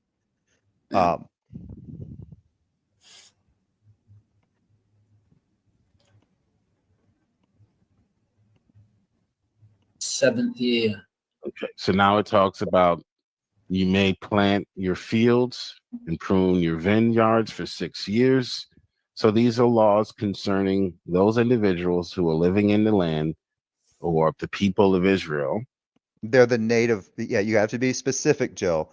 These are instructions to native-born Israelites. Native-born. Not to Shabs, not Gers. Native-born Israelites. Because the way that the Jubilee works with the whole reset of land and everything going back to basically, you all go back to your original lands and everything, that only applies to native-born Israelites. To Shabs and Gers were not allowed, as far as I understand it, they were not allowed to own land. They could rent land, they could work land. They would get maybe a share of profits from working that land, and then some of that profits would go to the actual Israelite owner of that land. That would be like an agreement between, that's what they call like a tenant farmer kind of thing. But that land is reset on the Jubilee. Yeah, I think that's a big part of the problem. So even if Christians get the difference, there were two sets of laws for slavery: the Hebrews and the non-Hebrews. Unless you want to do a praise and then argue that Hebrew is Avri, which Avri means Habiru, and he's basically, Praise's argument is that the word Hebrew is just another name for Habiru, and a Habiru is a foreign, is an Egyptian. What? Yeah, that one doesn't work either, but Praise still insists on it. Yeah, because it's really kind of funny that they call it the Hebrew Bible, and it's like, okay, so it's the foreign Egyptian Bible. Awesome. Written exclusively by non. Exactly. Yeah. He hasn't thought that one completely through yet, but it's all right. But that's Praise, not Jill. And this is how they are to behave once they get into the land that he's giving to them. Okay, so it talks about the Sabbath. Don't store away crops that grow on their owned or gather grapes from your Right, I've just removed Jill. I'll let you back in just 1 second. I just wanted to point out that I started with, gathering slaves from the heathen around you. Where is that? Because you said you'd chosen this part because it addresses. Yeah, he's creating he's trying to create the context in order to work the dogma, because that comes later in 44 through 46, and then he fucks that up. All right. Where is the actual part of the Bible where it says you can gather your slaves from the heathen around you? I think it's Exodus. I don't think it's this. Yeah, it's not Exodus. It's that one. Yeah, I thought that might be the part where I was wrong. But I wasn't sure. It's like, because Hebrews doesn't really get in, or Exodus doesn't really specifically talk about foreign slaves. It's almost consistently dealing with fellow Hebrews. And so does Deuteronomy, but yeah. Yeah. So you don't want to read context. That's part of your biblical literacy. You don't, by asking that question, you don't want to read context. Yeah. I've read the whole Bible, I missed that the first time. How the fuck did he come to that conclusion by you asking a question? Context. Jill, shush. The reason you gave for citing these particular verses is that it addressed the problem I had when I said that you shall gather the slaves. Yeah, we'll get there. We'll get there. That's in Exodus. That's in Exodus. No, it's not in Exodus. It's in Leviticus. We'll get there. We will get there. Be patient, my guy. Can just part of reading the Bible is I was wrong about that. Yeah, it's fine to make that mistake, but it is kind of funny that he doesn't want to make the all right, what I'm going to do is show you, and the reason he's doing this is because Leviticus 25, 44 through 46 is really the one that's hit the hardest. So he's trying to basically read this thing from beginning to end and then kind of sew in his own dogma to kind of get to the conclusion that what's happening in Leviticus 25, 44 through 46 isn't what you think it is. It's a good kind of slave. It's a good kind of slavery. These are basketball players that they're buying. Be patient. Take your time. I'm being hyperbolic. I honestly, I got about 3/4 of the way through this while I was on a walk. Had a couple other things, but anyway, it was fun to listen to because I was just sitting there. There's one part where he starts talking about being treated as a slave. Says something I think later in this about like if you charge someone interest, that's treating them as a slave. And while I was walking, I just stopped and went, "The fuck is he talking about? What the fuck is a slave going to be able to pay on any interest?" So several different banks own me. If I have accounts with different banks and they all charge me interest, I am now a slave. They're the slave owner, and I belong to all of them. Yeah, absolutely nonsense. Understanding what the author is communicating, not rushing through and going through IHateTheBible.com to find some mishmash garbage, combining Exodus, Leviticus, Numbers, combining all of these passages and trying to create a false narrative. Okay, so I'm going to speed through this because I want to get like I am. That's the interesting thing. I haven't met a non-believer yet that actually hates the Bible. I see some of them like if you go to Deconstruction Zone, that guy thoroughly enjoys reading the Bible to Christians because it does not help. They get into an apologetic, and he's got a whole litany of things that he goes to. And it's just like. One thing I like about, if nobody here is familiar with Deconstruction Zone, the owner of the channel, his name is Justin. He will keep a person's feet stuck to the fire. Yeah. Bojo recently introduced me to that channel. Yeah. He does not let them squirm away. I want to get to the verse that you cited out of context, but I'm going to speed through this, okay? Your livestock. So this is all dealing with livestock. This is dealing with the feast. These are set upon Holy Land, the Jubilee. So these are all laws. Okay, you may buy land from your neighbor. Mm-hmm. Okay. Is anyone being forced to buy the land or to sell the land here? When you buy land from your neighbor. What does that have to do with slavery, Joe? Yeah, what that's does where it have to do? It doesn't matter. Even if you buy the land, as it says here, if a person buys the land from their neighbor, which is a fellow Israelite, no one's being forced. And the thing is at the Jubilee, and even in the sense of whenever the Jubilee is going to be approaching, there is a way that's computed, and they figure out how much is owed and all that kind of stuff. So it's like completely irrelevant. I was talking about you can buy slaves from the heathen around you, but like you said, well, I mean, think about it. I mean, if the Jubilee is set at a constant, 50th year basis, right? It's kind of interesting to wonder if a person who is poor, like an Israelite who is destitute, and they sell themselves to a rich foreigner, and it's 1 year before the Jubilee. Yeah. See what I mean? Yeah. Yeah, you just wait a year, buy the same slave, and then keep them for the next 50 years. It's still not fair, whichever way you look at it, Yeah. So it says right here, the price for the sale shall be applied to the number of years. The time they will remain with the owner shall be rated as the time of a hired laborer.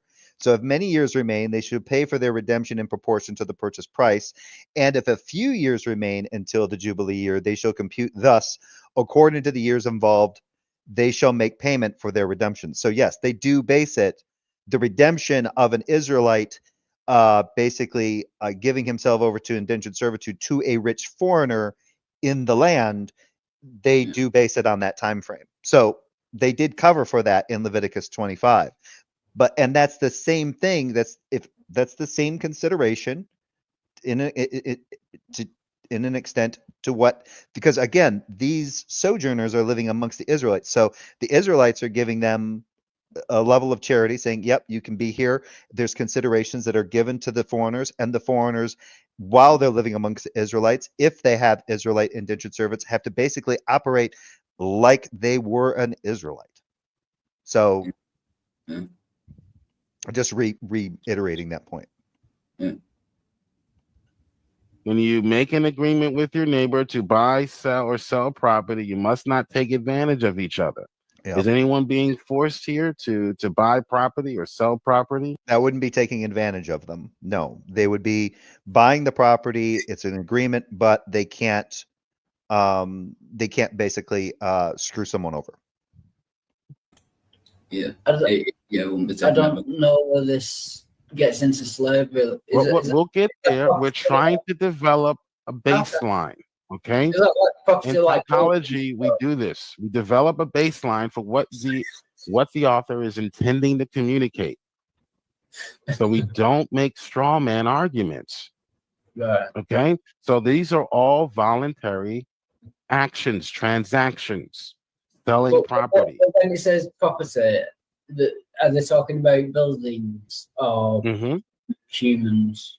This is talking about land.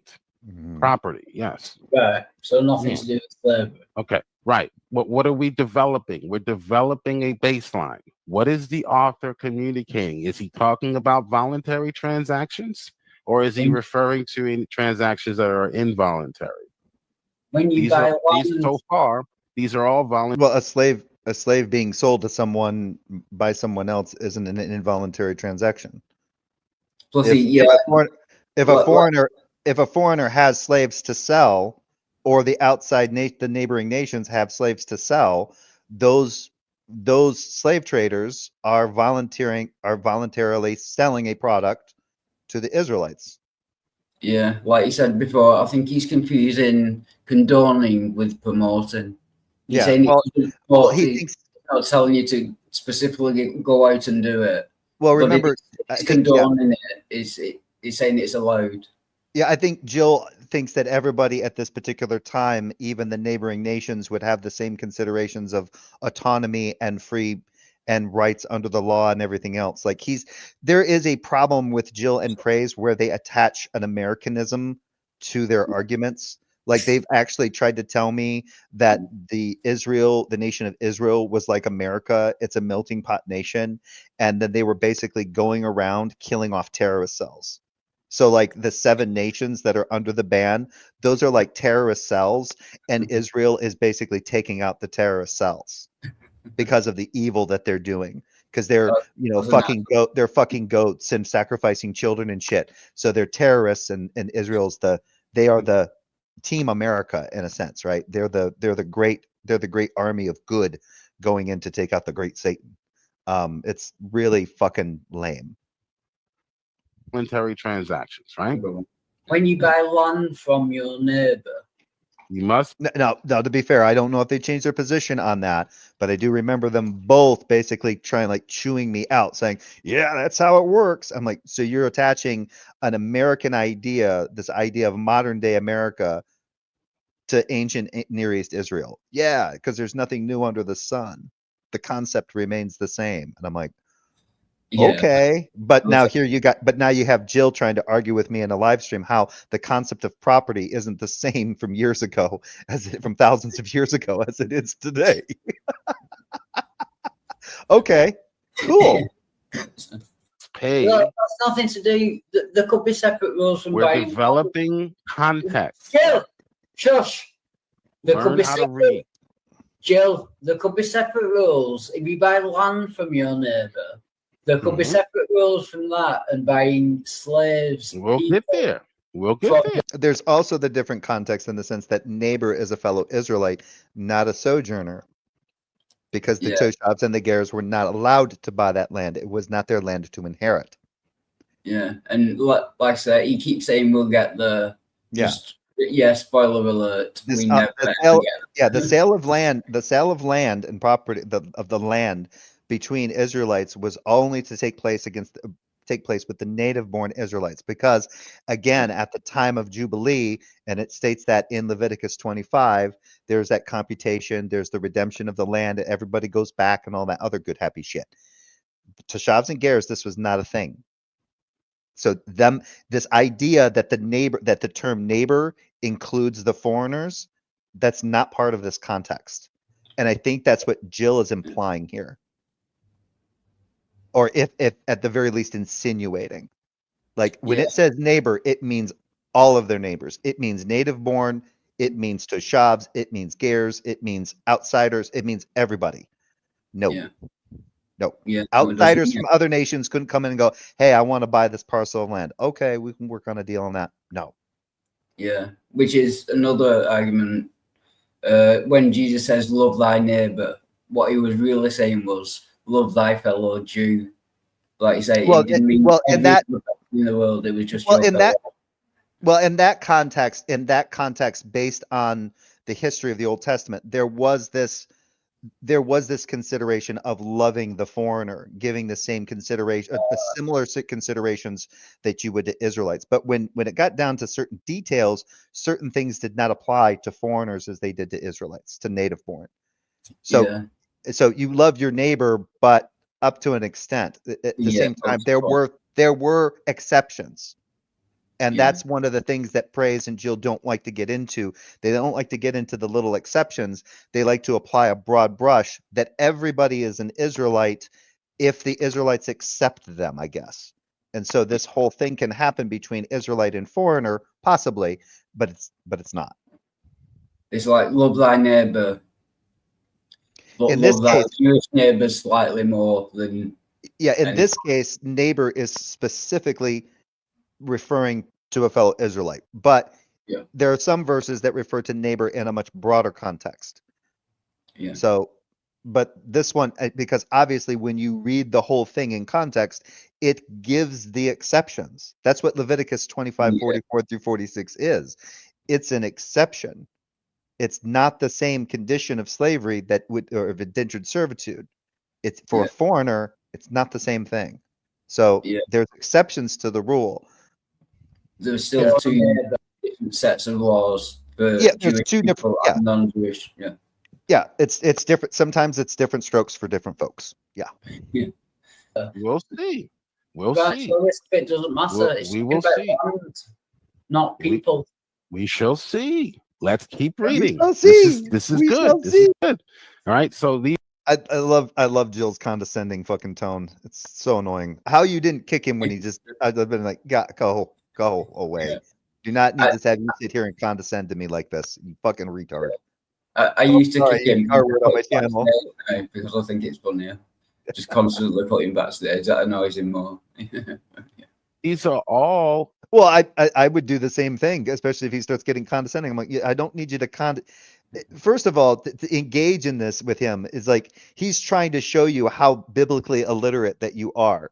While at the same time, apparently that's the thing. He doesn't realize that praise is of a completely different idea, that non-believers were smart enough to know exactly what these verses meant and deceptively change them or reinterpret them in order to make the narrative that God endorses slavery.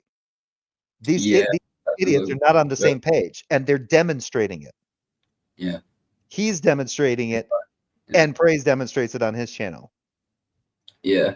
It's like you're biblically illiterate because I've read the Bible, you've read the Bible, but I understand it and you don't. Mm-hmm. Or I agree with you. You know what I mean? I don't agree with you, so it must be me what's read the Bible wrong. Yeah, doesn't work. Voluntary transactions, correct? More years. So they're setting the price. So someone is paying. You must pay. You cannot get them for free. You cannot get this land for free. You cannot steal. Nobody said that.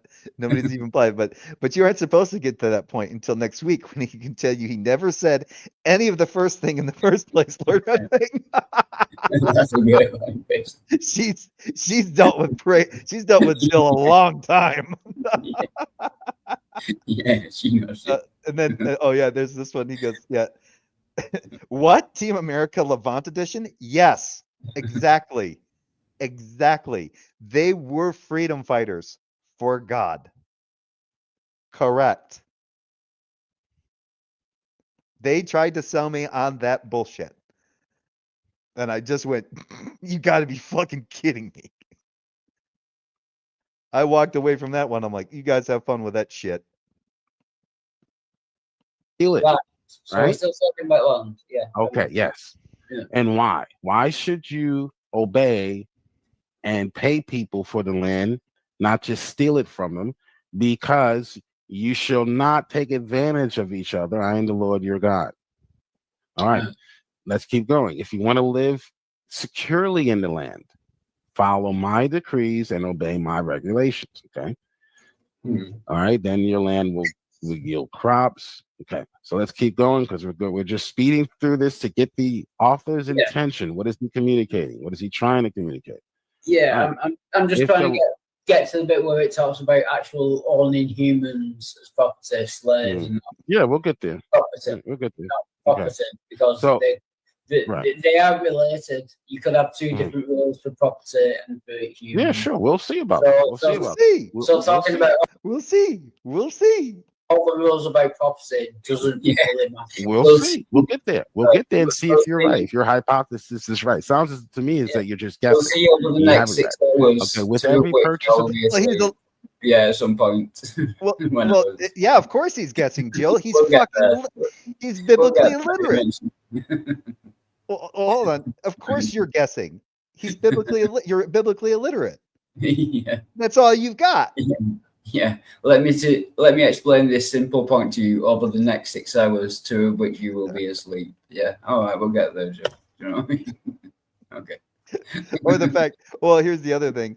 He goes, but Israel was always conquered by a larger nation, Egyptians and Rome or Greece. But here's the other thing.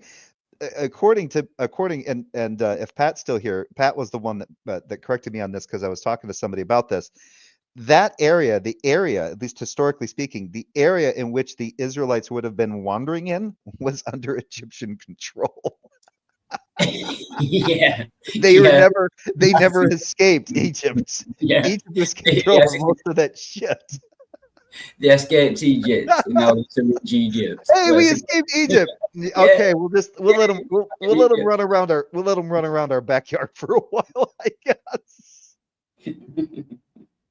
I actually came up with a narrative about how that society was a virus, that the God Yahweh was basically a lesser god, and he didn't have the followers that the other gods did. Right? They had their nations, they had their power, and the way that these gods basically gained their power was through the amount of followers that they had, right? And so Abraham was basically one of the few schmucks that basically latched onto this particular deity, and it gave this deity kind of a deity boner.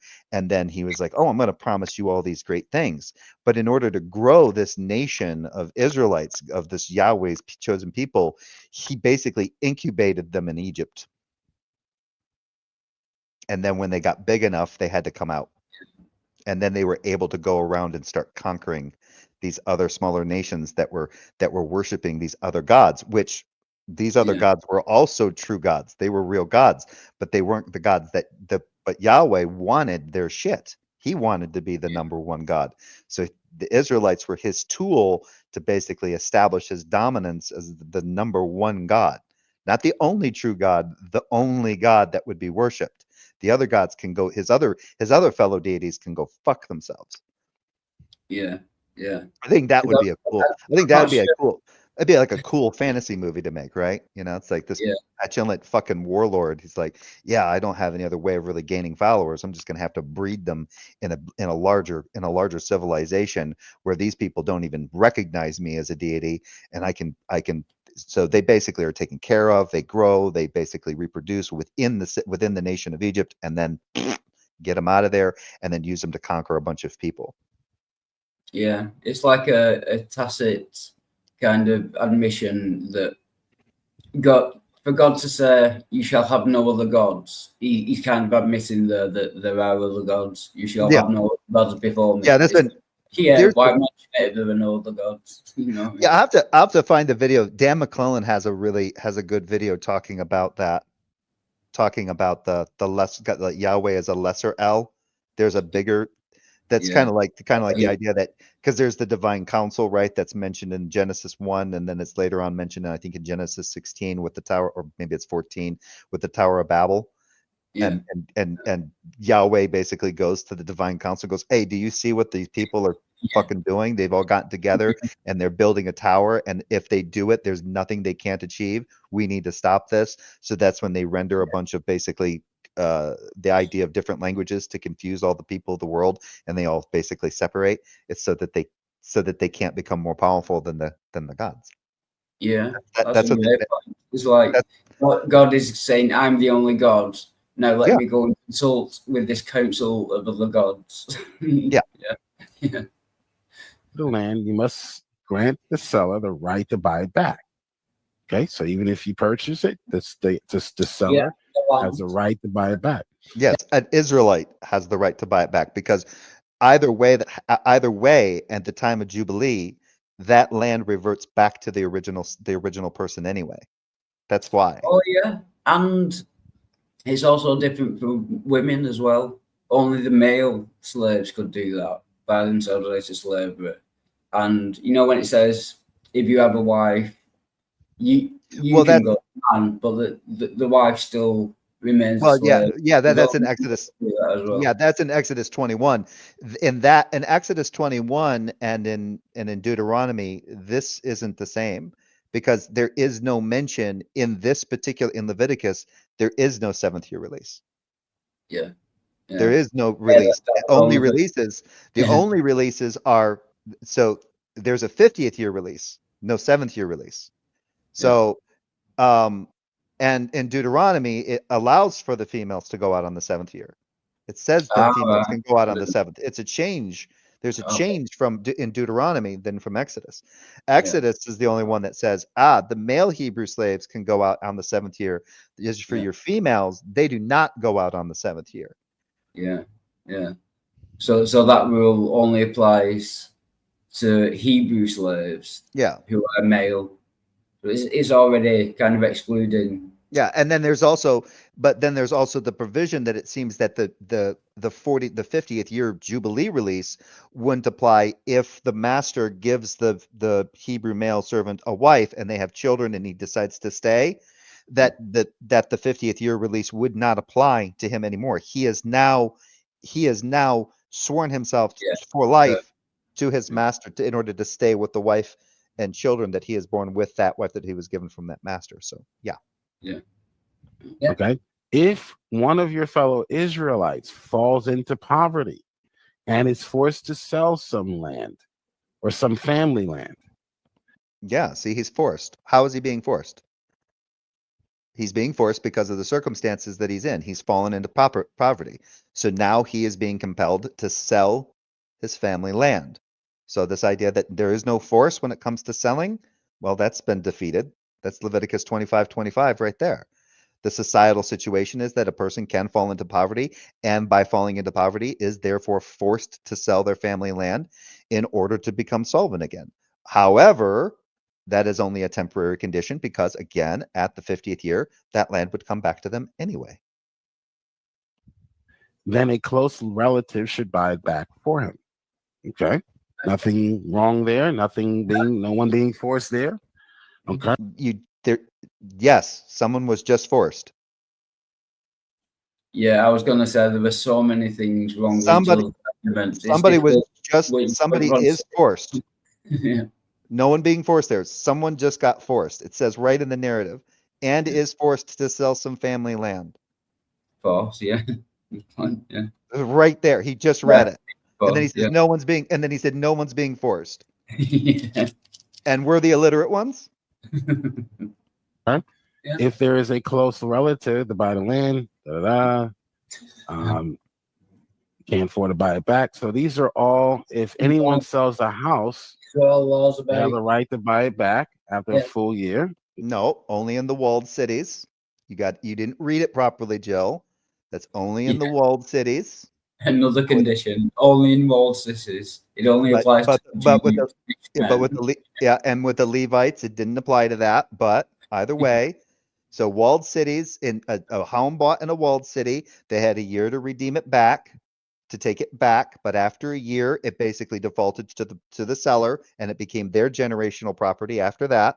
But when it came to the outside lands, nope. But if I remember correctly, for the Levites, no. A walled property was their walled property, or a house in a walled city was theirs permanently. Okay. Yeah. Right. Houses, Levites. The Levites always have the right to buy back their house. Okay. Yeah. These are, but yep. So okay. they're all voluntary. Anyone here being forced so far? No, that's fine. No, houses. Well, until the year of Jubilee, and then the person that bought the house is forced out. Yeah, I shouldn't have been agreeing with that. Yeah. I mean, think about it. At the 50th year, the person that bought the property is under the understanding that they're going to be forced out because they have no choice. But then they go back to some other property as well, right? Yeah. And then what happens if the person buys a city, they buy a house? So you're always under this idea that, oh, if I buy a home from this person for a year, they can buy it back from me for another year. Cool. And they have to sell it back to them. It sounds like by being able to redeem it within the first year, they don't have a choice to say no to it. They have to sell it back. So I let's say you and I are Israelites and you have a walled house in a city, and I come up to you and I say, hey, I'm gonna, and you say, okay, I'll sell you my home. And I say, okay, and I buy your home. And then while I'm sitting in that house, before the year is even up, you come back and say, hey, I want my house back. I have to sell it back to you. Yeah, you are forced to sell it back. Yeah. But the only time that the redemption doesn't, that kind of compulsory redemption doesn't apply is after the year has elapsed. Yeah. Then I can possibly sell it back. But now it generationally falls to me. And even now when the next Jubilee comes around, that property falls back to me no matter who I sell it to. Yeah. Unless, well, so many things. unless it's a Levite. But anyway, there is still that provision that remains that even if I sell it to someone else, they have that right. I can always buy it back from them. Yeah. Which is interesting because you can basically sell property, become You could, if you had a house in a walled city, you could sell it to someone else because you were, for some reason, insolvent in a little bit of a way. Use that money to get out, then wait a little bit, wait till you have the extra money, and then you go, okay, now I'm in good financial standing within, let's say, 8 months. Then you go back to the person that you sold your home to in the walled city and go, all right, time for me to buy my house. You're out. Yeah. And maybe you might be able to explain this to me. I don't know if you showed it yet, but Jill said sometimes slaves can become rich. I couldn't understand No. because we'll get, that's the better part. We'll get to that, and I've got some commentary from Dr. Josh on that. So yeah. Yeah. All laws about land property. And He thinks that's the problem with that is right off the cusp is he thinks that all foreigners are necessarily in a slave condition. They're not. Yeah. That's the problem with his thinking. Praise has the same problem, right? We'll get there. And houses. Yeah. So Okay. getting back to the slavery. Right. We'll get there. We'll get there. Context is king. Wow, Not is that your proper? Bible, your evil Bible.com says. But It's like what, the fourth time he's referenced this evilbible.com thing? Yeah. I don't know. Like he's got all these stupid little catchphrases that he uses, and they're fucking dumb. Yeah. Actual Bible. I think he means like the skeptical Bible. But I think there actually is an evilbible.com, but yeah, it's just it doesn't matter. If one of your I don't what evilbible.com am I going to get these? I thought I was just illiterate. I didn't think I was reading some other person's distorted fucking interpretation of scripture. Fuck off, Jill. Jesus Christ. He can't even keep that fucking straight in his head.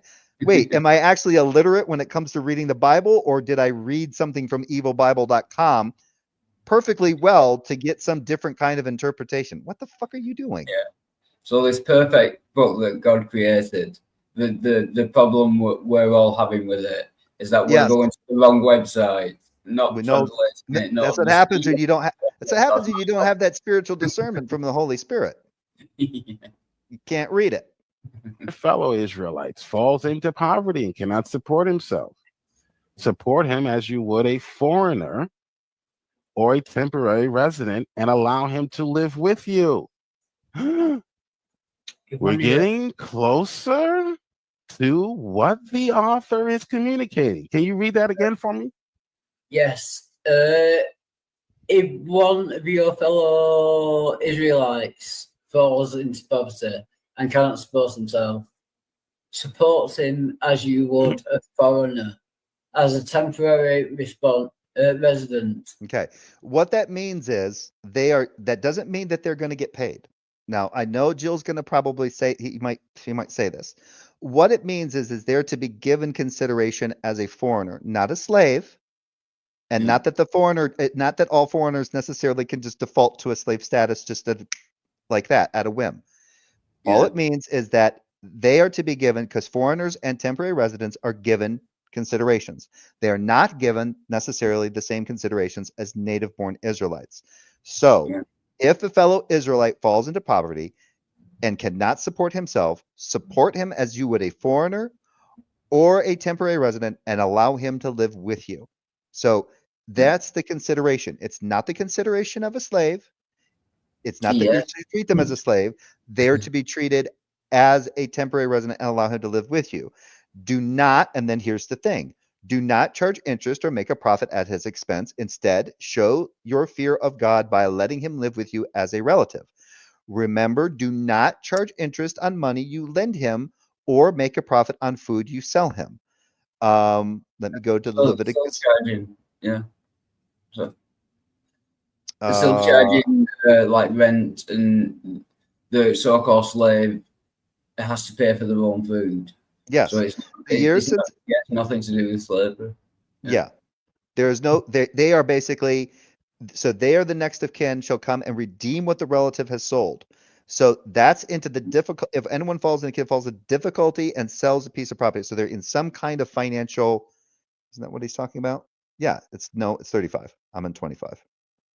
If any of your kin fall into difficulty and become dependent on you, you shall support them. They shall live with you as though resident aliens. Do not take interest in advance or otherwise make a profit from them, but fear your God. Let them live with you. You shall not lend them your money at interest taken in advance or provide them food at a profit. I am the Lord your God who brought you out of the land of Egypt, blah, blah, blah, blah, blah. If any who are dependent on you become so impoverished that they sell themselves to you, you shall not make them serve as slaves. They shall remain with you as a hired or bound laborers. They shall serve with you until the year of the Jubilee.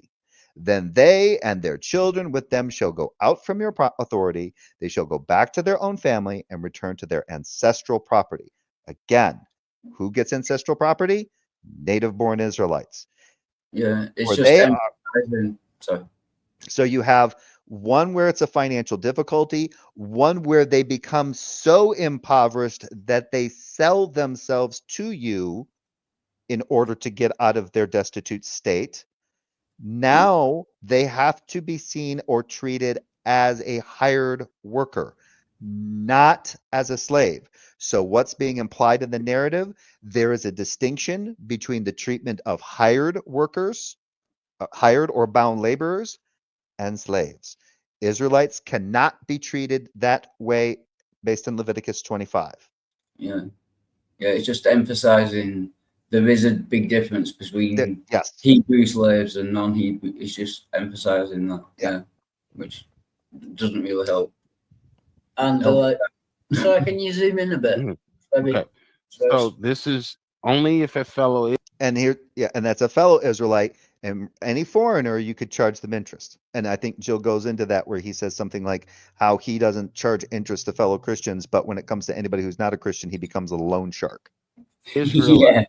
Good moment. Which if I remember correctly, even in the Bible, when it said that they could charge interest to foreigners, they weren't to do it abusively. Yeah. We all know there were different rules between Israelite slaves and non. And you get a hint. Yeah, you get a hint of what those rules were. If you were not an Israelite, you could be charged interest. And we can make a profit off of you. I still practice that today. If you're a Christian, well, you could still make a profit off of somebody off of a wholesale. You just wouldn't be able to accrue the added interest. So, but I will loan you the money. If Jill did do that today, wouldn't we class that as racism? I mean, you couldn't do. If you went into a bank and they're deciding whether they should charge you interest. It's an ethic. Where are you from? What country are you from? I'll charge you interest if you're not from this. That's basically racist. Yeah, because it's not, even though these are all Semitic people. Yeah, it's being based on an ethnic condition. So yeah, today we would say that's still a form of racism. So it's a discrimination. It would be an unjust discrimination. Yeah, but we all know that Jill's he discriminates like he's discriminatory as hell when it comes to people's positions. He's got the biggest us versus them mentality I've ever seen on a person. Give you the money, no interest. No, you don't even have to pay me back. If you're not a Christian, I will charge you interest. I will become a loan shark. So I still practice this today. So yes, there were different rules for foreigners. We're learning something. There were different. We're learning something. Rules for foreigners. We're learning something. God, it's annoying. So fucking condescending. I'll charge you interest depending on which religion you believe. That's very, very moral of you. That's very, very biblical of me. Yes, I follow the Bible. No, it's not, because you're not a native-born Israelite. You fucking twat.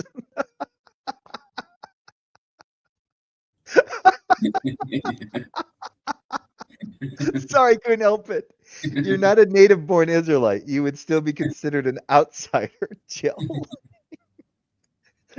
I like it when I said, so that's the moral thing to do. He said, no, that's the biblical thing to do. Even a Toshav and a Ger. A distinction between being biblical and being moral.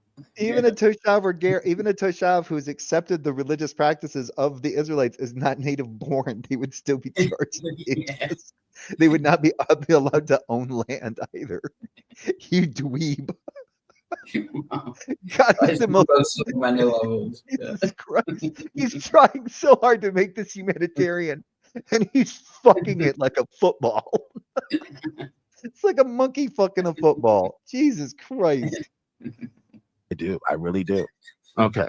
All right. So, yes, there were differences. Now, what your ilk will say is that one of those differences is that someone can be forced to be enslaved if they were a foreigner.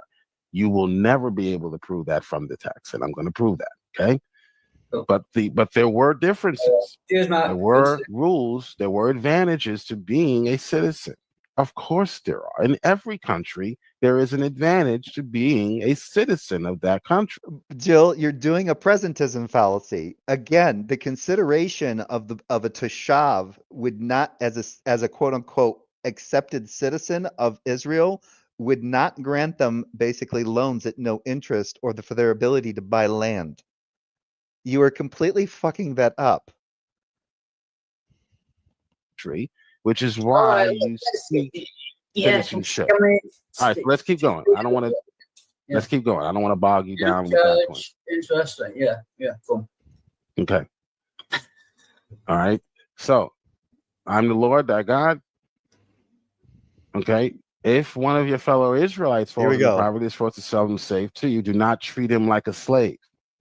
Okay. Now, exactly. Do not treat him like a slave. This is key. Because we just read in the context what treating someone like a slave was. It was charging them no interest. It was. Sorry, I jumped. It was charging them in treating because we just read in the context what treating someone like a slave was. It was charging them interest. No. Where in the fuck did you get that from? The foreigner gets charged interest, not a slave. What money does a slave have? Yeah. Why would a slave get a loan and have money to pay on interest? They're a slave. He's trying to define slavery as someone who pays interest. Who pays interest? The other way around. Where did he get that? Remember, it's his position that a slave is someone who is captured by force. So how would interest in any way apply to being a slave if they were captured by force? Oh yeah, that would be extra specially evil. If you get a slave and then you charge them. Yeah, you charge them for their shit with interest. Yeah. I'm going to not pay you, but I'm going to charge interest as well. It was making a profit off of them, which you were not to do if that individual was a fellow Israelite, a native-born Israelite. Not an Israelite, not someone who's accepted into the Israelite culture, such as a Toshav, someone who's integrated into the society. They still do not get native-born rights to property. That whole 50th year thing does not apply to Toshavs. No. This is where it was starting. Like when I was listening to this, I would stop every once in a while, and it was great too because it gave my dog a chance to like piss or like to smell around, and I would just sit there and just think to myself like, what is he doing? Yeah, I was doing that during the video. I had to shake. I was like sitting there shaking my head. I was like, a slave is someone who's charged interest. What the fuck? You got to take a minute out to think about that. Yeah. There's nothing here about being able to beat them. There's nothing here about being able to force them because they're foreigners to work against their will. All it says is that you cannot treat them like a slave. And all we've read so far is that someone who is working for someone else or a slave could be. No, because it makes the distinction between a hired laborer. So you're not even getting to the part in 39 where it says you shall treat them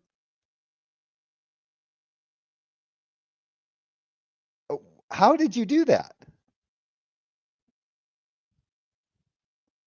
Right here, 39. If any of you who are dependent on you become so impoverished that they sell themselves to you, you shall not make them serve as slaves. They shall remain with you as hired or bound laborers. There's a distinction between a hired and a bound laborer and a slave. Yeah, that's it. Yeah. The But problem is that it comes after. You somehow have made the distinction that a slave is someone who just gets charged interest, even if they work. yeah, yeah. I say, yeah, you They're not a define it. hired. Then if that's what that is, then there's no reason to use the language of a hired or bound laborer. Yeah, there were so many problems with like everything he says, like 2 or 3 problems. So you've got to work Yeah. each one. Like, yeah, He'll say something and then like he goes, see, like the other one where he read, well, see, there's no force there. It just said they're forced to sell. yeah, yeah. Completely nobody's getting forced, right? It just said forced. Yeah. He charged interest, and they could be not charged interest. So, I didn't read anything about beating and not beating. Okay, so that's why it's important to read context. Jill, just give me a minute, Jill. I'm going to mute you just so I can get a sentence in. Right, we've been going through this for a while now, and I'll let it continue, but can we just address the points that I disagree with? So and here's the interesting thing. He's giving he's basically appealing to an argument from silence. He's saying that since it doesn't specifically say that you can beat your slaves, then it follows that you can't beat your slaves. yeah, yeah. Even though Exodus 21 says you can beat your slaves. Yeah. Yeah, we had this argument about something else with Jill Watson as well. Yeah. Just because you can't demonstrate that something is false doesn't make it true. What was the other? Hold on a second. Shoot. Yeah, I can come back to that one.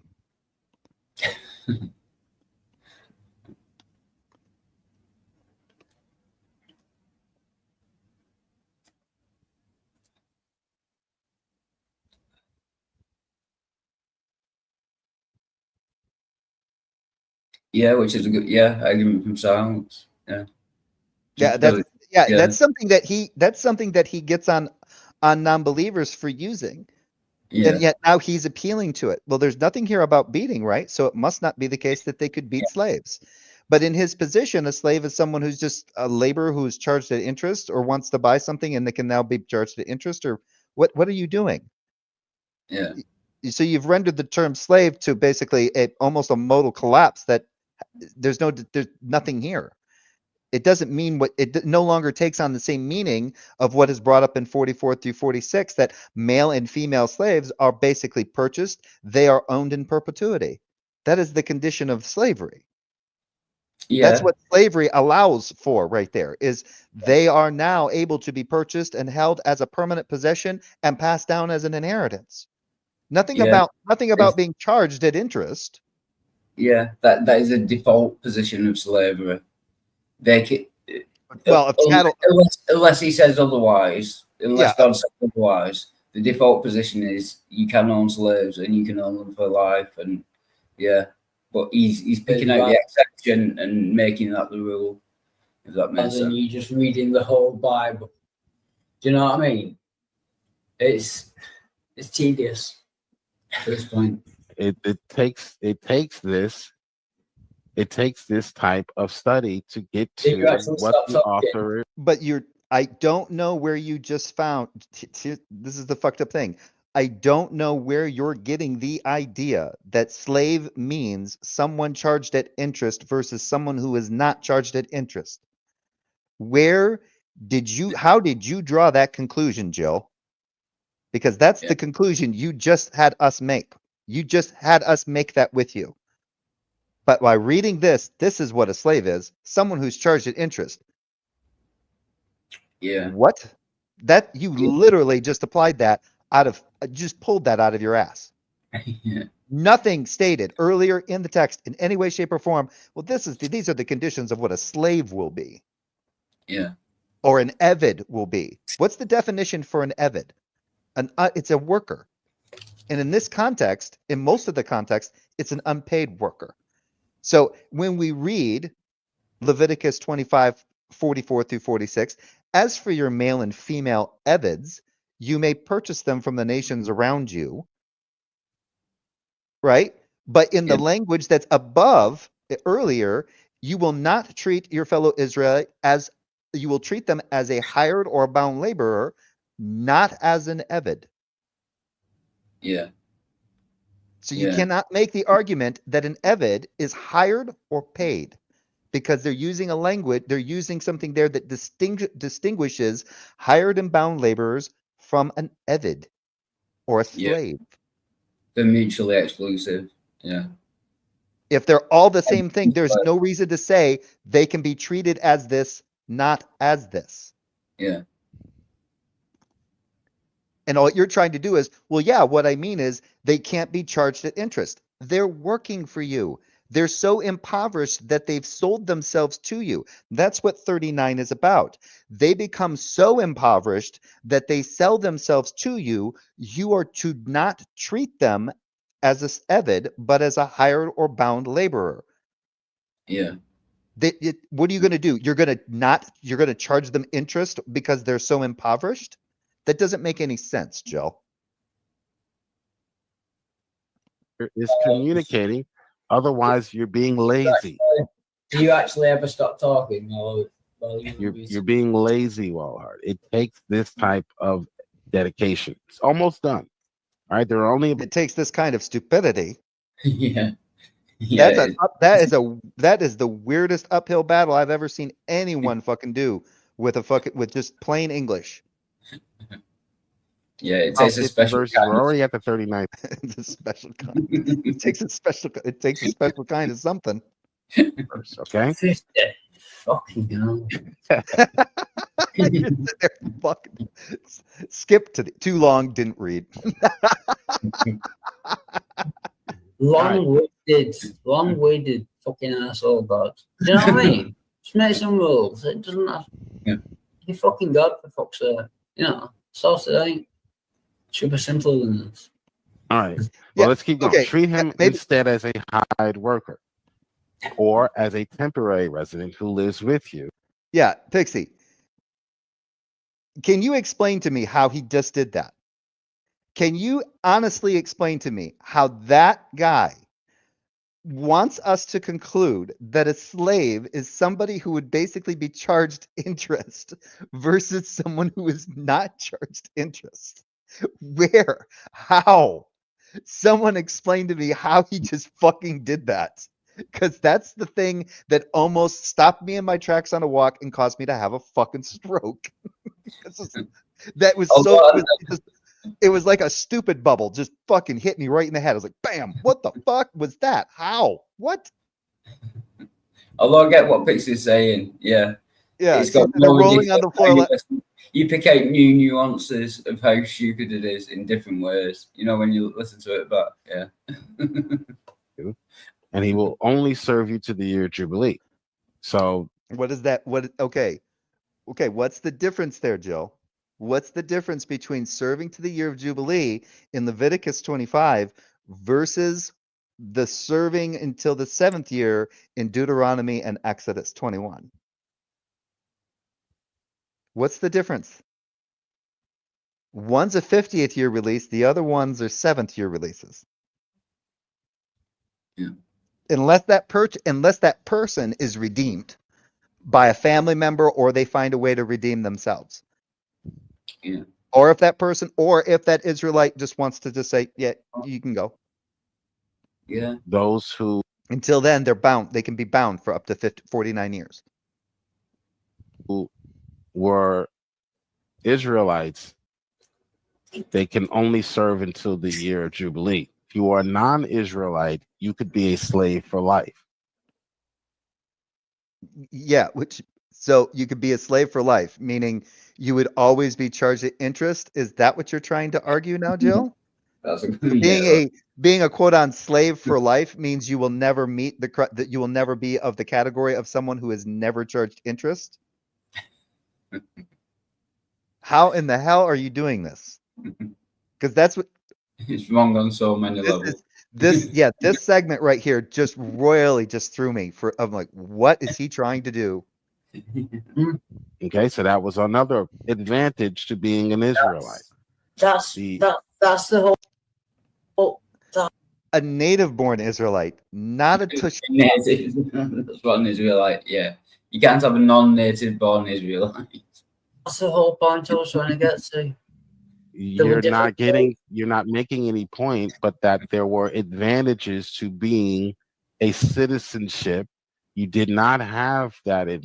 You are looking at that in the light of a modern day society where citizenship applies to everyone. That is literally a presentism fallacy. So instead of looking at it in the light of the ancient Near East cultures of the time, you are taking a modern day approach to civilization and superimposing it onto this narrative in order to rephrase the term slave to mean someone who's charged at interest, which isn't even what it means today. Yeah, he's even using the presentism fallacy wrong. Do you know what I mean? Oh my God. He's using the presentism fallacy, but even getting that wrong.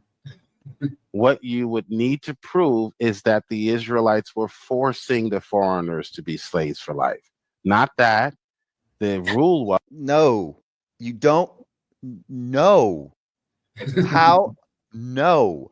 The foreigners don't have to be forced. The foreigners that reside amongst them do not have to be forced to be slaves. They can have slaves that they sell to the Israelites. And the Israelites can go to the neighboring nations and purchase the slaves that they are selling.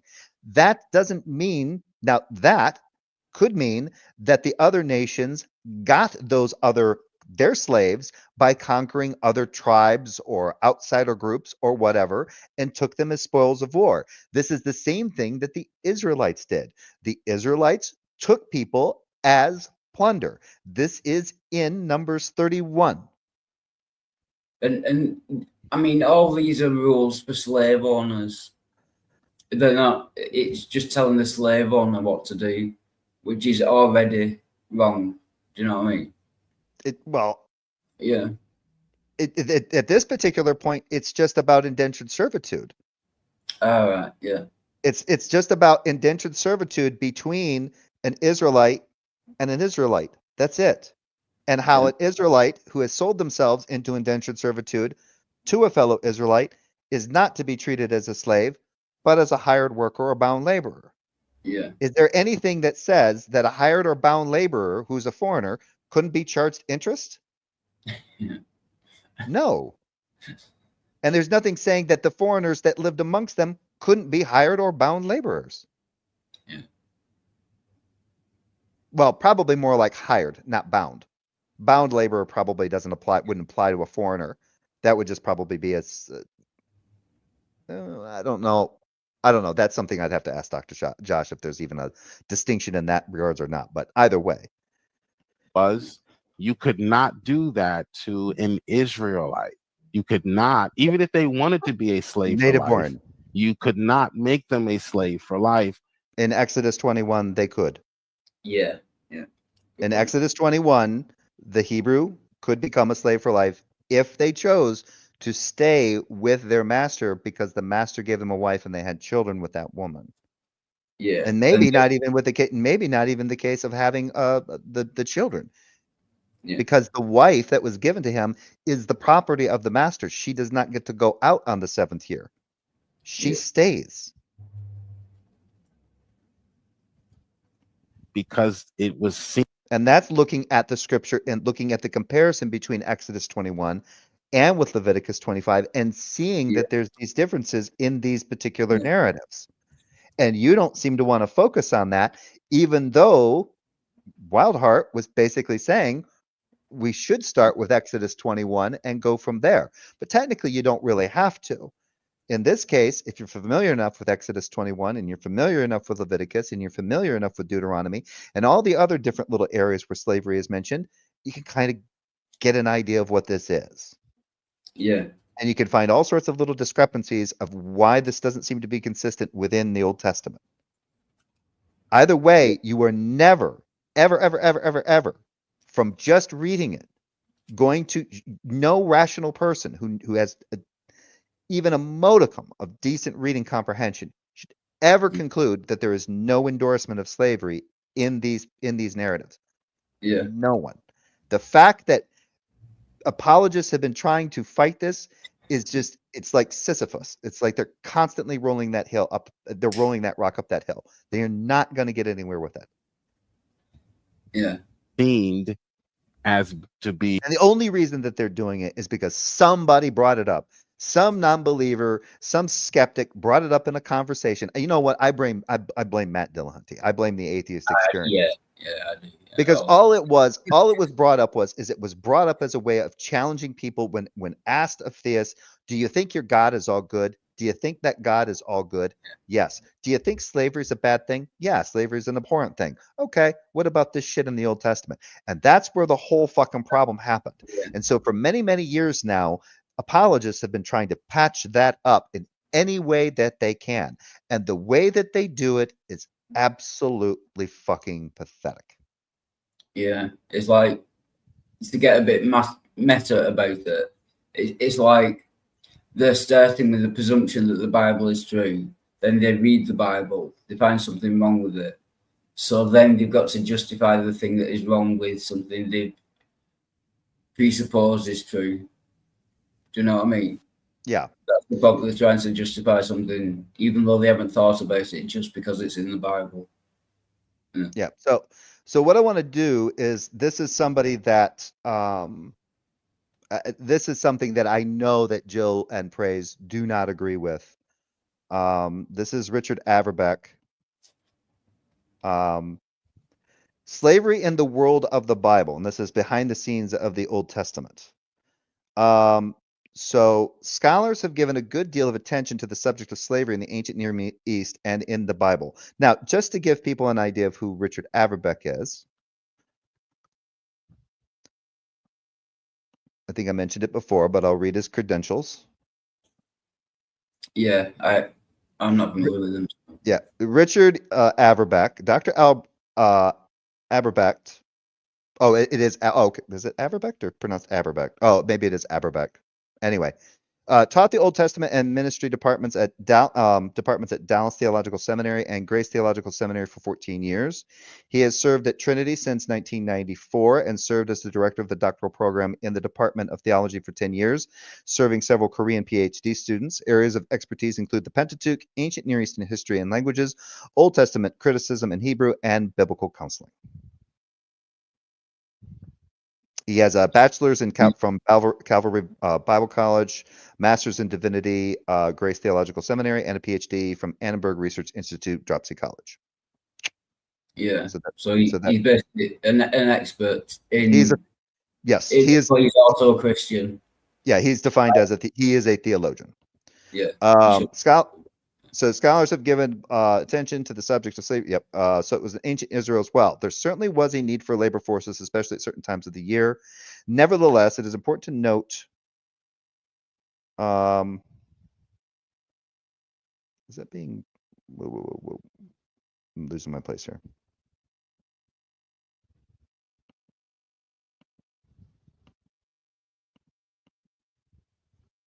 Oh, that's maritime trade. How did I lose my spot here?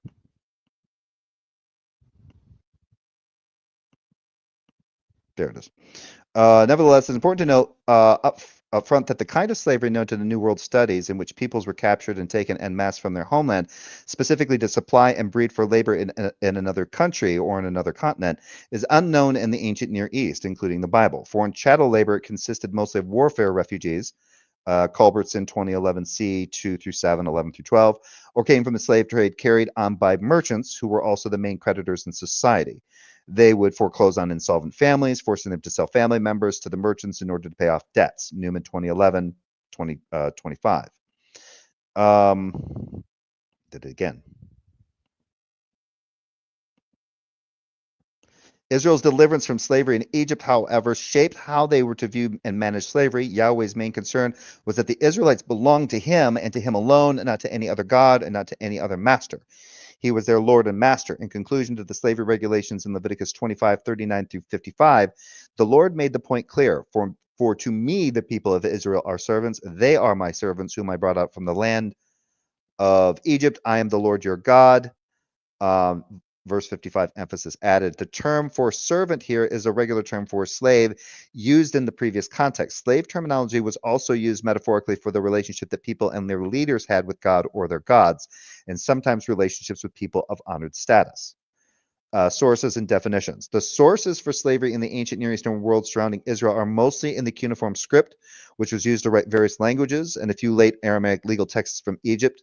With regard to law collections in particular, they include in Sumerian, the law of Ur-Nama, 21st century BCE, and the laws of Lipit Ishtar, 20th century. In Akkadian, the law of Ashduna, 18th century, the law code of Hammurabi, 18th century, the Middle Assyrian laws, 13th century, and the Neo-Babylonian laws, 6th century, and in Hittite, the Hittite laws, 14th century. With some exceptions, the principles and practices that applied to slavery were largely held in common across the ancient Near East. There are, however, complications. First, the terminology used is sometimes ambiguous, and the second, the conditions that people served under varied in ways that were handled differently in the various legal regulations. Westbrook 2009b, 162 through 65, Alam. Anyway, you can see those there. Moreover, law collections usually do not provide the larger view of the household context of slavery. Workers had differing status amongst them, whether they were slaves or non-slaves. Economic and administrative sources sometimes reflect these distinctions more clearly than the legal traditions. The study of slaves in the household context in the ancient Near East suggests, for example, that slavery actually filled a negligible role in the labor sphere of Near Eastern societies. In ancient Mesopotamia, the household concept extended to temples as households of the gods and places as households of the rulers. Moreover, family households were not just places of residence, but also places of production, which brings us to the issue of child slaves, who could be either debt or chattel slaves, among other considerations. Households often involved more than just the natal or extended family. They included those who worked in, with, or for the family. When treating slaves within a household context, therefore, it is especially important to think of their status as situational and interactional, depending on their abilities and assignments within the household system. There's plenty of room for abuse, of course, but there was also real concern in society for humane treatment of both debt and chattel slaves, although more in regard to the former than the latter. In general, debt slavery can be differentiated from chattel slavery in that it honored the link that remained between slaves and their natal families. In chattel slavery, however, the slave actually belonged to the master and his household, whether that was a family household or the extended temple or palace household. So debt slavery. In Israel, the two categories of slavery were temporary debt slavery and permanent chattel slavery. The terminology for both is the same, but we can distinguish between them in the biblical law collections. For example, there was no allowance for forcing Israelites into chattel slavery. Leviticus 25:44 through 46. And the same seems to have been the case even with the Judeans in Babylonian captivity. Nevertheless, Israelites who had been debt slaves could voluntarily enter into permanent slavery because they loved their masters and were doing well with them. Deuteronomy 15:16 through 17. Especially if they had gained a family through the master while in debt slavery. Exodus 21:5 through 6. Debt slavery in the ancient Near East. It is sometimes unclear whether a particular Near Eastern slave law is dealing with debt or chattel slavery, both, or some other kind of institutional situation such as tenant farming.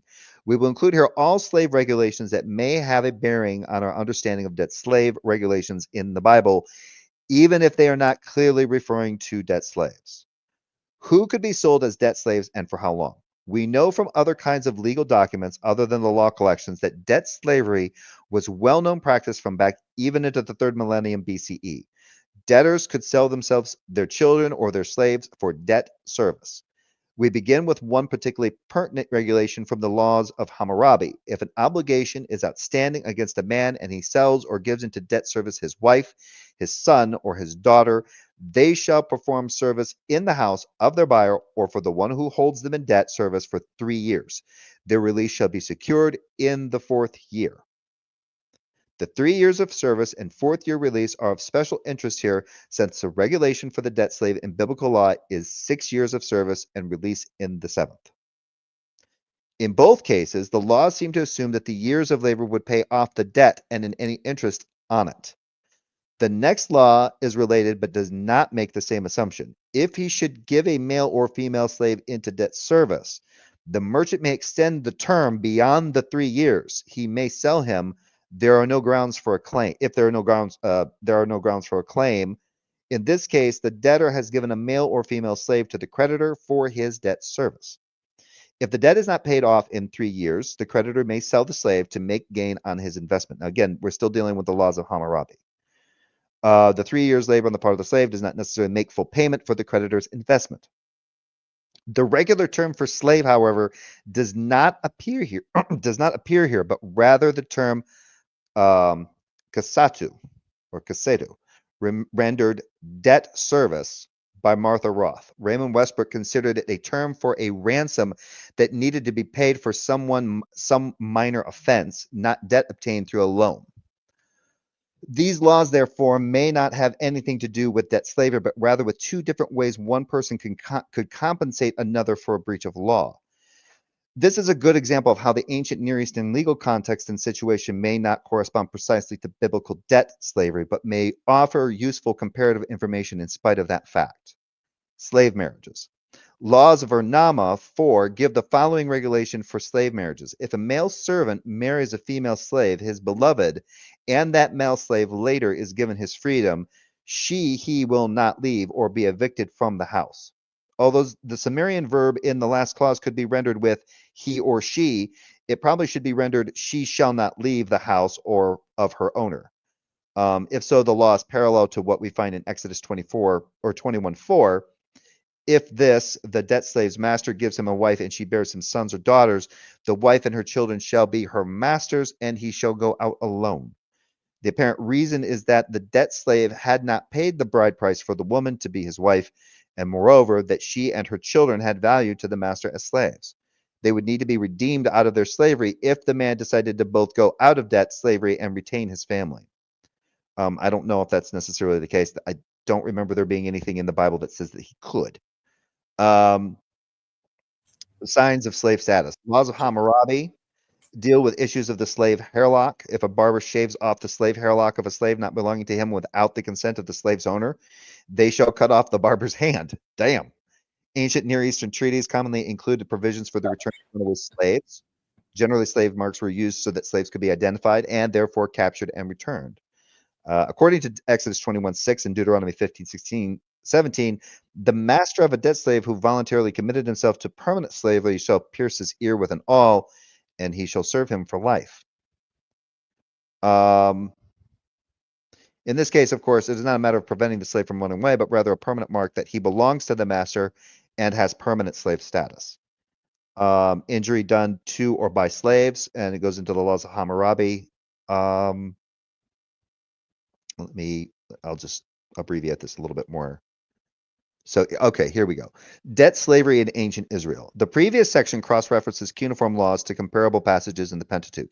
Here we turn our attention to similarities, the differences between the biblical collections. There are 3 primary units of debt slavery regulations, one in each of the 3 main units of law in the Torah: Exodus 21, 2 through 11, and the Book of the Covenant, Exodus 21 through 23. Or Exodus 21:23, Leviticus 25:39 through 43, and the Holiness Code, Leviticus 17 through 27, or 17:27, and Deuteronomy 15:12 through 18 in the Deuteronomic Code. Much scholarly discussion has been devoted to the relationships between these regulations. There are important similarities between those in Exodus and those in Deuteronomy. In both passages, the debt slave is a Hebrew who works for 6 years and goes out in the 7th year. Similarly, in both cases, the debt slave can elect to stay with the master as a perpetual slave because things are going well for the debt slave in the master's household. In Exodus 21, this may be due not only to the good treatment of the slave by his master in general, but also because the master has given him a wife and he has borne him children. This latter possibility, or she has borne him children. This latter possibility is not considered in Deuteronomy 15, but the debt slave may nevertheless choose perpetual slavery with the master because he loves you and your household, since he is well off with you. Another related difference in the status of the female debt slave. In Deuteronomy 15, there is no mention of marriage. She is treated as an independent woman. The second part of Exodus 21 regulations, however, is concerned with the female debt slave who is a daughter from another family who the master has designated for himself, or for his son as a slave wife. Some would say that this daughter becomes a concubine, since there is no clear indication of a marriage, and the relationship is dissolved by the daughter being redeemed out of the relationship, not divorced. Others argue that it refers to a legal marriage, and that's from him. 2 points in this text support this view. First, if she is appointed to the master's son, she gains the status of a daughter. And second, the verb takes another woman in verse 10 is the normal word for marriage. In any case, the regulation makes it clear that there are protections for the daughter and her family. If the master defaults on these protections, the female debt slave goes out free like a male debt slave. Leviticus 25, 39 through 43, which is interesting because if you read the Geneva Slave Convention of 1956, it includes this as slavery. It's the supplement to the 1926 Slavery Convention. So Leviticus 25, 39 through 43 is very different and is unique to Israel in the ancient Near East. See also debt slavery to a non-Israelite in verses 47 through 54. The context is the regulations for the sabbatical year and Jubilee. The year of release for the debt slave is the 50th year, the year of Jubilee, not the 7th year of his service as in Exodus 21:2 and Deuteronomy 15:12. There are different views on the relationship between the set of regulations and those in Exodus 21 and Deuteronomy 15. Garraway 2014, 134 through 37, and the literature cited there. Okay, that's all. I'm sorry. Without going into all historical critical issues and other proposals, we can note that it seems that the landed estate, i.e. the inheritance of the family, has been lost to creditors. Therefore, not just the father, but the whole family goes into debt slavery. See the children mentioned in verse 41a. This would become their means of support, since the master who owned the debt would be responsible to provide for them while they worked for him during these years. The person who sold himself with his family, whether to a fellow Israelite or a non-Israelite, was to be treated man, my voice keeps cracking. I need to get some water. Was to be treated as a hired worker or a resident alien, not as a debt slave, and therefore not subject to harsh treatment. Since the release is in the 50th year, they could theoretically serve as hired workers for as many as 49 years, in which case the father and perhaps others in the family may have already passed on. Yet it would not make sense to release them any sooner, since their means of support, i.e. their landed estate, would not revert to them until the Jubilee. In the meantime, though, their labor, the family paid off the debt they owed to their master. In summary, Exodus 21, 2 through 11, and Deuteronomy 15, 12 through 18 refer to those who went into debt slavery to cover family debt. Presumably, they would or could return to their families after their 6 years of service. In other words, the family had not lost its landed estate, but is in financial trouble due to debt and needs relief. One way to gain relief was to give one or more of the family members over into debt slavery for 6 years. This actually served as a safety net to avoid destitution. Leviticus 25, 39 through 43, with verses 47 through 54, deals with the family that has actually become so destitute that it has lost the family landed estate. Here, the situation is so dire that the whole family goes into debt service, but the family members are treated as hired laborers rather than debt slaves. Chattel slavery. As noted above, we cannot always tell from the ancient Near Eastern sources whether a person was a debt slave or a chattel slave or had some other status in a household context. In ancient Israel, chattel slaves could be gained through the purchase from the nations around them, from the resident aliens who lived among them, and as prisoners of war or warfare refugees. Israelite families could pass them down from generation to generation. That's in Leviticus 25, 44 through 46, Deuteronomy 21, 10 and 14. Even earlier, we know that Abraham, the father of the Jewish people, had chattel slaves, some of whom were born in his house and others purchased from foreigners. As did Isaac and Jacob. This was regular and expected practice in Israel and the ancient Near East. Chattel slaves in the ancient Near East. I think we can go through that. I'm going to see if he covers. So yeah, he's already covered that from Leviticus. All right. Chattel slaves in ancient Israel. As noted above, the debt slave regulations in Leviticus 25:39 through 43 tell us that if an Israelite became so poor and destitute that he even lost his family, landed estate, that he and his family could enter into debt slavery until the year of Jubilee, when his landed estate would revert back to him. Moreover, they must not make him and his family serve as slaves. They were to be treated as hired or bound laborers. Furthermore, if an Israelite family lost its family estate to a non-Israelite who lived in the land, I don't know how they could.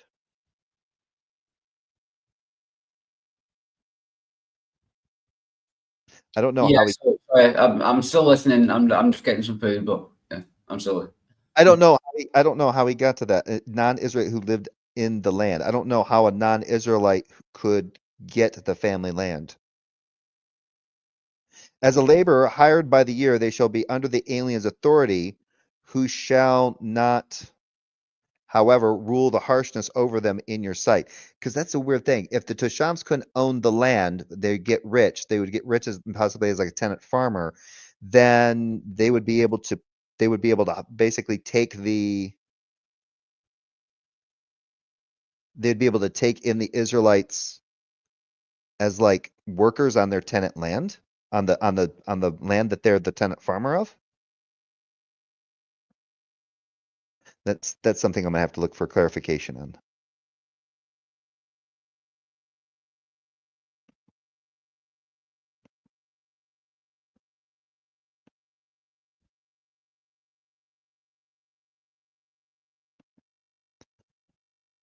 However, the rule,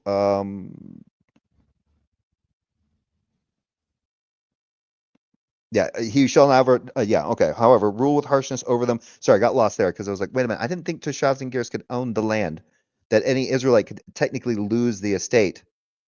Well, technically, they never really lose the estate anyway, because even if it was handed over in control of a foreigner, the foreigner would never have really true ownership over it, because come Jubilee, it would revert back to the Israelite anyway. However, rule the harshness of, okay.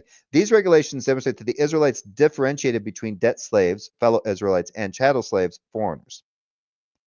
The last clause of Leviticus 25:53 shows us that in contrast to debt slavery, chattel slavery could become harsh.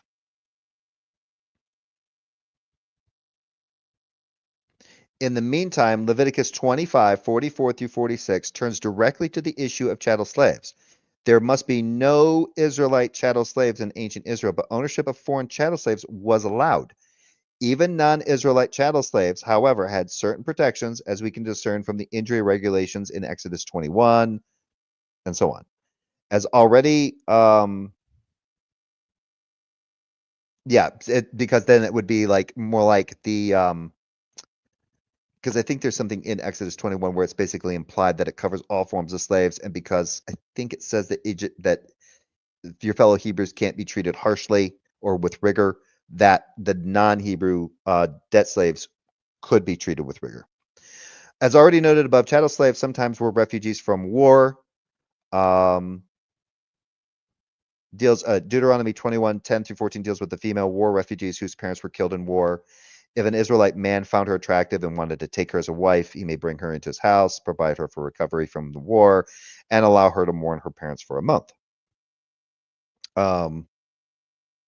After that, he may take her for a wife. The law concludes, but if you are not satisfied with her, you shall let her go free and not sell her for money. You must not treat her as a slave, since you have dishonored her. Furthermore, according to Deuteronomy 23:15 through 16, slaves who have escaped to you from their owners shall not be given back to them. They shall reside with you in your midst in any place they choose, and in any one of your towns, wherever they please.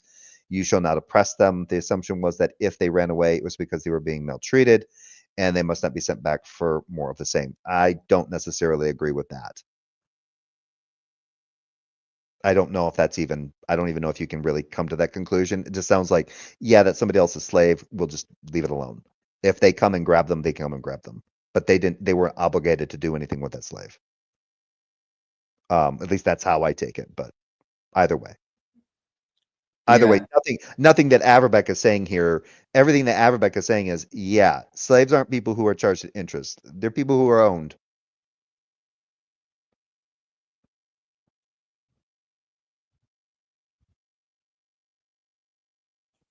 Yeah, it's like putting the cart before the horse. They weren't charged interest, or they were charged interest because they are slaves. That's not the reason that makes them a slave. Yeah. Yeah.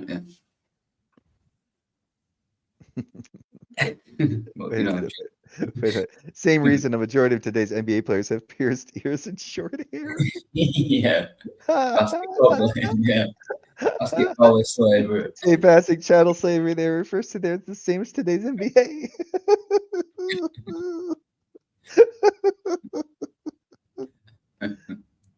Yep. Who knew they were millionaires? No wonder they get charged at interest. Nice one, easy. Good to see. Beneath the God of the Bible to have his people under another. That's all. Yeah. Okay? That's not forcing the other to be slaves for life. So you're conflating. You're taking the fact that America says to be an American, you must speak English. Okay?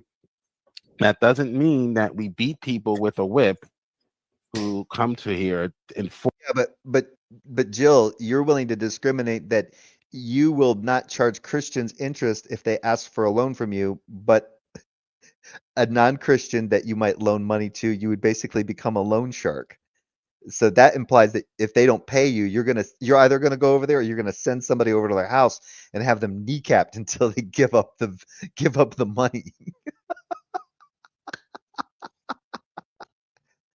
Force them to speak English. You see the difference? I don't even know why he wanted to even go there.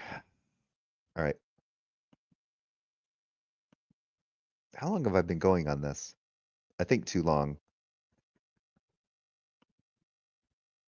Almost 3 hours already. Good God. Good God.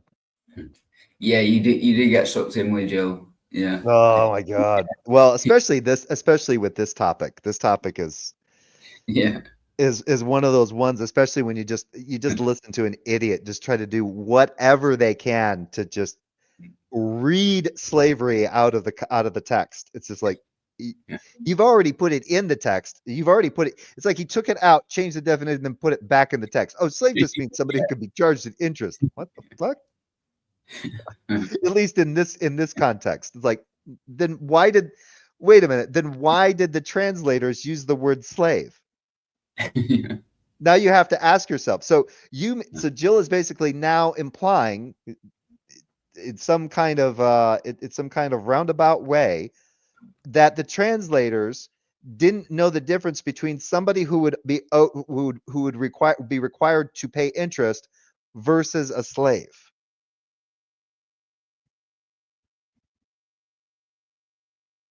That's incredible.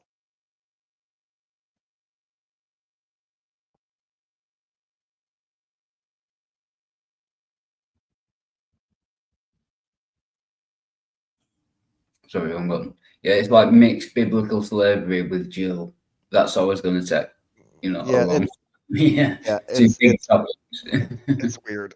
Stretch before I go on to this. Oh, yeah, that's just incredible. That part just tickled me. That's one of those Jillisms. Slavery is just where you're charged interest. Huh? Weird shit.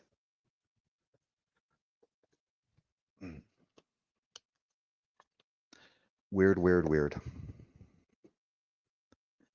I don't know. That's incredible. Yeah, I haven't even gotten. I have a couple things that are picked out from Dr. Josh as commentary, because you know how much that just rubs Jill the wrong way. What? No. not Dr. Josh. He hates that guy. Praise is the same as well. He seems to hate Dr. Josh for some reason. Yeah. Yeah. I remember a while back, not too long ago, I was on Deconstruction Zone because I did that. I saw this. I got to Peter DeTucker gonna go for it. He shared a link to Deconstruction Zone's video where he had a little back and forth with Praise about slavery. Went off. I mean, Praise was just like going on. I owned Dr. Josh. I owned him. I debated him. I beat his ass.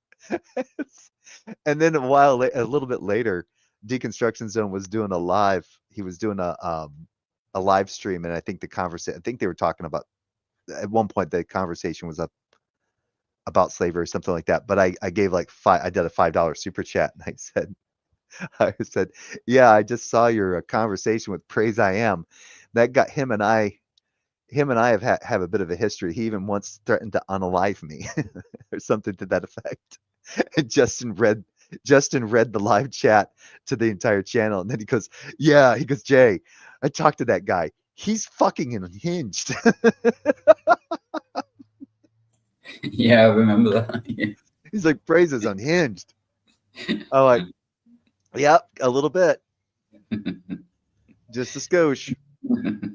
Especially if you get him, man, if you threaten his understanding of the Bible, he gets really defensive. Yeah. Yeah. Oh, that's better. Getting some breaths of polluted air. No. American spirit. Yeah. God approved. Yeah. But all natural. If you're gonna inhale a coffin nail, let it be an all natural coffin nail. Yeah. If you're gonna do something, do it right. The American. Smoke the tobacco like it was meant to be smoked. Like it's meant to be smoked. Yeah. Wrapped in all natural, wrapped in paper, smothered in a mild fire retardant, and inhaled through a piece of fiberglass. Go. Yeah. Yeah, with the American Indian in the background. Obviously. Yep. Yeah. Do they have American spirit over in Europe? Not so much. No. I didn't think so. What would they call them over there? Yeah. Expatriate spirit. Expat. It's expat. Yeah. Expat spirit.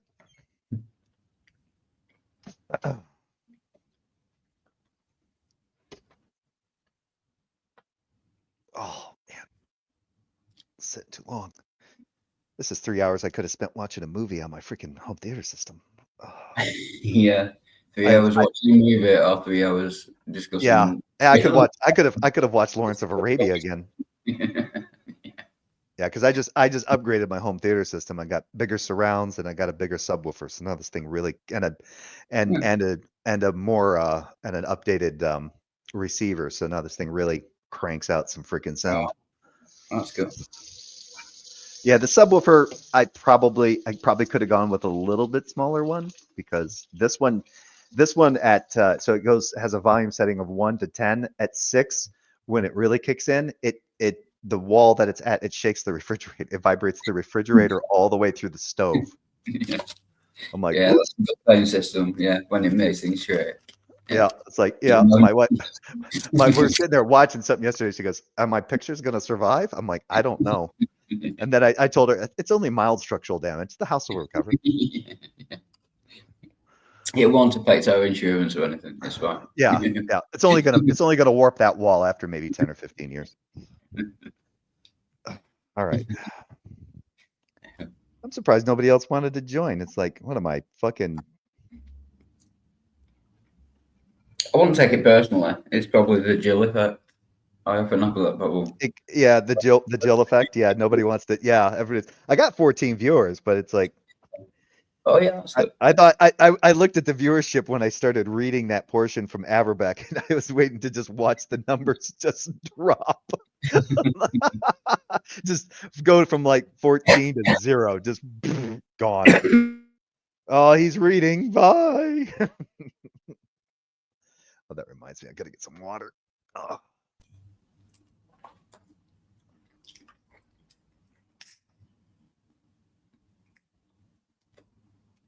Fucking voice is cracking. Fucking cigarettes. Yeah, I know. Yeah, I've been coughing a lot recently.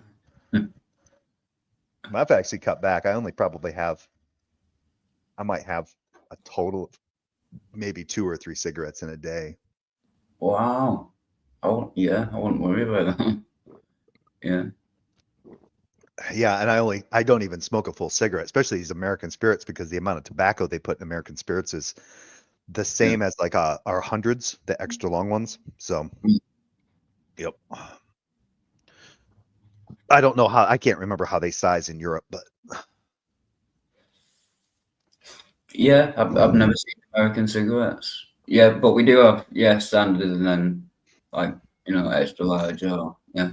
Yeah, because when I was over in Germany, I bought Marlboros, and then even when we were in Egypt, they had Marlboros in Egypt, but my God, they did not taste good. Oh, Yeah, camel dung. oh, yeah. You had to buy. Yeah, so we had a PX on camp, and they got cigarettes from the States. Those actually tasted, but if you bought the Marlboros from like that they sold in town, like in Sharm el Sheikh or a lot. Oh yeah, sure. Oh my God, they tasted like ass. They were the worst. They tasted like tobacco that somebody just swept off the floor. Yeah. Oh, it was horrible. It was like, this is not a fucking Marlboro Light. Yeah, there's probably a good reason. It probably was tobacco that they swept off the floor. Yeah. All right, so here we go. Yeah. Okay. Right. If we can get back to the point. Let's keep going. All right. At the same time as children, Jill, I'm gonna stop you shortly just because you just basically Well, to be fair, I appreciate you watching. I appreciate you being here, Pixie, and you too, Red Fang. I understand people are working. It is a Wednesday. I'm one of those people that gets, I work 4 on and then I get 3 nights off. So it is what it is. Yeah, let's go. I really miss having my weekends. But I got shit canned from my other job because my boss is a jerk, and so now I'm at another job. That's a good reason. Huh? That's a good reason. Yeah. Yeah. Your boss was it. Yeah. Oh, it was so ridiculous. Anyway. My channel. Well, I'm trying to get to what Leviticus actually teaches, and you don't want that to happen. I understand. No, you can do, and I already know, but it's just. All right, we're there. Look, Leviticus, there it is. There's your verse. Right. Okay. All right. The people of Israel are my servants who I brought out of the land of, so they must never be sold as slaves. The people of Israel are my servants, whom I bought out of the land of Egypt. Right. So that's is that God? Is that God admitting to be? No, brought, not bought. I think you misread that there. That's brought. He didn't buy him out of. He didn't. But I mean, it's brought out of the land of Egypt. So how is the NRSVU there? Yeah, I actually read it wrong again. Yeah, I was going to make an argument about. Yeah, it's the same. Yeah, it's the same. And I am the Lord your God who brought you out of the land of Egypt. To give you the land of Canaan to be your God, and then.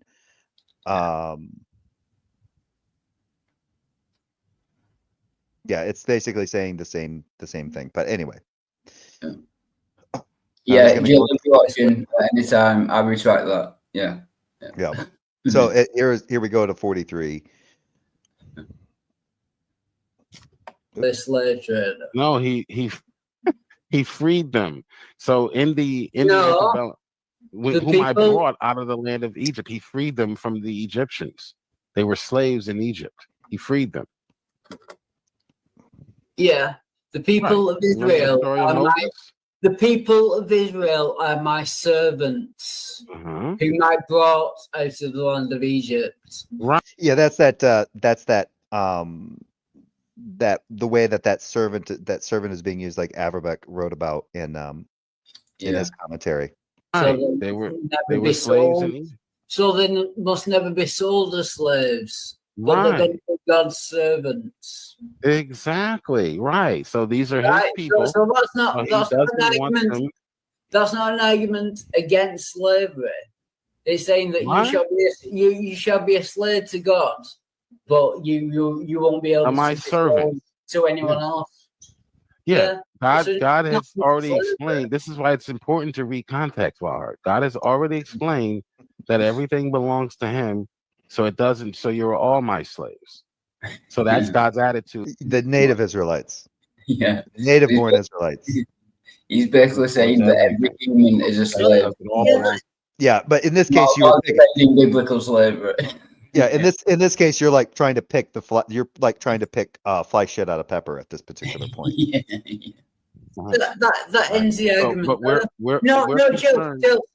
we're not concerned about what God. No, that ends the argument there. No, it does not. Let me explain how really quickly. God is pro-slavery so long as he is the slave owner. So you're not listening to what the actual author is saying. That is an interesting metaphor. That is an interesting meta take, though. That's what the author is not talking about how God treats us. God treats us like vessels. The Bible teaches that. He does with us what he wants to do with us because he owns everything. The Bible is talking about how you should treat your fellow human. That's the argument you're trying to Israelites. You're trying to possess. Israelites aren't all humans. No, this is all humans. Yes, that's what we're trying to get to. No, it does not apply. It does not. Okay. Yeah. He's trying to do it. So that confirms what I thought. He is trying to take scripture that is specifically referring to native-born Israelites and apply it as a generalized rule for all humans. Yeah. No, that's not how that. That's not how that works. But you're fighting against the concept. And by the way, what does that mean so show your fear of God by not treating him harshly. So tell me something. Why does that need to be put in there if slaves are just people who are charged interest? Yeah. Or does he think charging people interest is a harsh thing? Yeah. I wanted to also say that's also the special pleading policy.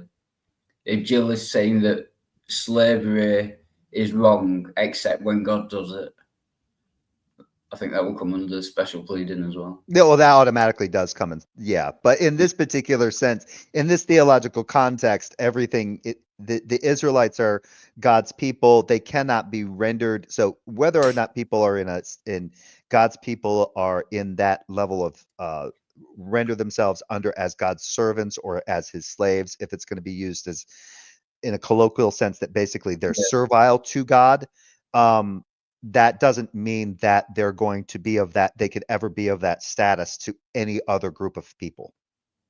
Yeah. So they can never be of that status. So whatever status they were as slaves, my servants were in Egypt, they could never be that again. Right. That can no longer. So it is a distinction because it's God's chosen people. They are his servants. Yes, these people are loyal. You could say they're in a servile state of their God. They are commanded to serve their God, that kind of thing. Cool. Yeah.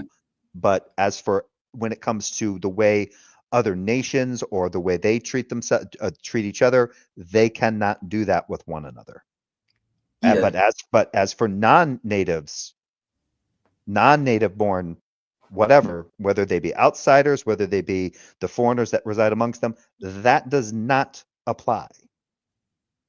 Yeah. Why are you fighting reading context, my guy? Why are you fighting against reading context? Because you don't want to know what the Bible actually says on this. No, it's because you got to read the whole Bible and pick out the bits. You don't have to read the whole Bible. We only read a few verses. And you're complaining, crying like a third grader who has to read You know, write a 5-paragraph essay. All right, just get on with it. Yeah. I mean, all right. So the point I'm trying to make here is that God can treat us however he wants to treat us. What he is telling us is that we cannot treat each other a certain way. Your claim is the Bible promotes slavery. Slavery has to do with how we treat each other, not how God sees us or treats us. Okay, so don't get distracted and say, well, God says that. Yes, but I think you were trying to make the claim that the treatment of this particular word slavery is meant to indicate that it indicates the treatment of others by charging them interest versus not charging them interest. Yeah. So I'm still trying to figure out how he's going to get around this, because I don't think I got quite this far, or I got right up to around this point, but I'm waiting to see, because I kind of wanted to leave some for a surprise when I did this, but I'm waiting to see how he makes this work once he gets to the part about purchasing foreigners or I can slaves give you a from the nations spoiler. around them. As far as I remember, it doesn't get solved. But yeah, I know what you mean. Yeah. That we're slaves, therefore the Bible is for slavery. God says that, yeah, we are his slaves. He does with us whatever he wants, but you're not going to mistreat one of my servants. You're not going to mistreat something that I created in my image, because you're not me. But can God,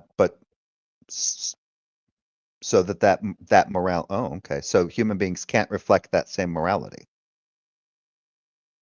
So does that mean that God can mistreat? Does that mean that God is open to mistreating human beings?